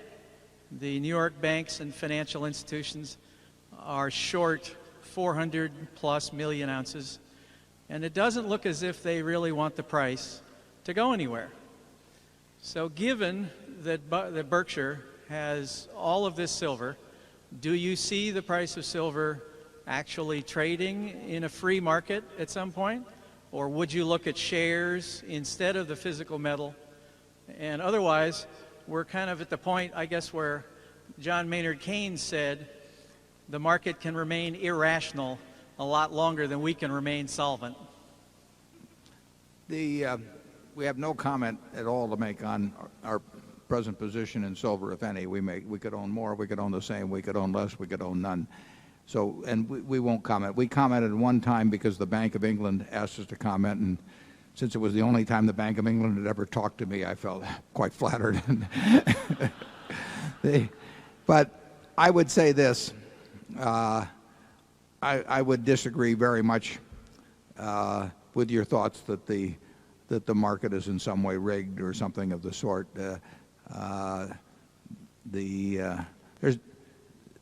I find that most of the people that write, or many of the people that write on gold and silver, tend to have various theories, some of which are conspiratorial, and there's always, the selling forwards is doing this and that to the market, or that somebody's short. The answer is that there's plenty of silver above ground, and whether there's more or less than there was a few years ago in terms of the supply demand since then, I'm not 100% sure. It's tough to figure out what goes on in China and a lot of things, but there's nothing flawed in my view about the market for silver or copper or gold or really any commodity that I can think of that trades in real quantity. Charlie? Yeah, I think it also should be pointed out that you're asking for the opinions of people who have not particularly distinguished themselves in this arena. He was pointing at me. With good reason. We'll go to number 5. Good afternoon. Travis Keith from Dallas, Texas. The OCC's quarterly report on bank derivatives shows that Wells Fargo has one of the largest derivatives portfolios of any U.S. bank. In spite of your high-profile criticism of derivatives, Berkshire added to its position in Wells Fargo last year. What about Wells Fargo's derivatives portfolio did you find less objectionable? And what disclosure did you examine in considering the risks of Wells Fargo's derivatives portfolio? I don't have their report here, but without looking at it, I would be willing to bet that J.P. Morgan Chase has a derivatives portfolio that's far, far greater than Wells. I do not think of Wells, I may be wrong, I do not think of Wells as being a big player. Now, all the big banks have various derivative positions, but I don't think of Wells as being a big player in the derivative game. You can't, there is no perfect measurement of the size of a derivative position. I mean, you hear all these huge numbers thrown around, and they sound great, but they tend to exaggerate things in a very dramatic way in terms of trillions of this or that. But so there can be, you could talk about $1 billion notional amount of one kind of derivative, and it could have less danger in it than a $50 million position in some other type. But I really don't think you'll find that Wells, particularly compared to a J.P. Morgan Chase or a Citibank or something of the sort, is a really big derivatives player. And Charlie and I, at least and I think Charlie will agree, Wells, I think, is an extraordinarily well-managed bank. I disagree with him violently on expensing of stock options. I mean, Dick Kowasevich, who runs that, and I would have an entirely different opinion. He's written about it in the last couple of annual reports. And much as I really admire the management, I think he's done a great job. But much as I admire the management, I voted our Berkshire stock the other way and for expensing options. And I noticed that 57% of the stock at this meeting just the other day voted to expense options. But even though I disagree with him on that particular accounting point, Wells has an absolutely terrific record. Dick is a terrific business person, and I think in terms of taking risk or handling the risk that he necessarily takes, I think that I would rank him way up there in terms of bank managers. Charlie? I've got nothing to add to that. Okay, well, we're going to take one more from number 6. Thank you very much, Mr. Munger and Mr. Buffett. My question regards, Michael Stopsky from New York.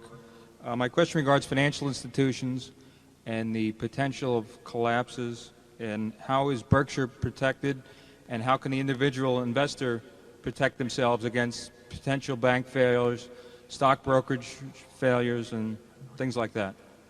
Well, I think as a depositor with large banks or as somebody that leaves their securities with large brokerage firms, I really don't think you need to worry very much. We have a too big to fail doctrine operating in this country relative to what you might call the innocent parties in big financial institution failures. We don't have it in respect to the equity holders, nor should we have it.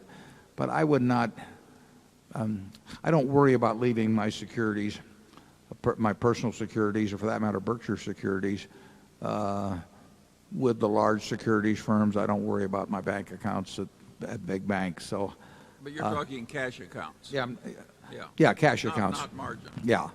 And but if you, in terms of owning the equities of companies like that, or in terms of the fallout, the big thing that will, really the only way a smart person that's reasonably disciplined in how they look at investments can get in trouble is through leverage. I mean, if somebody else can pull the plug on you during the worst moment of some kind of general financial disaster, you go broke. And Charlie and I both have friends that have where that's happened to them. But absent leverage and absent just kind of going crazy in terms of valuation on things, the world won't hurt you over time in securities. I mean, you won't be subject to the financial cataclysms that they don't need to do you in. If you have any more money during periods like that, you buy.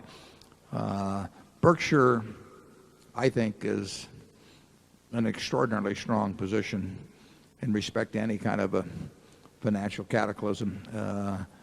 I think we would be definitely the last man standing and then some.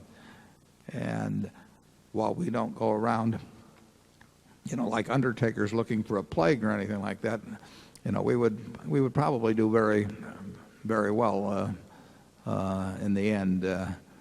And that's happened a couple of times actually in the past, where we've had cash and we've had courage when the world was panicking, and we've done reasonably well during that period. And we've never gotten hurt by what was happening in the world around us, at least in the last 30 or 40 years.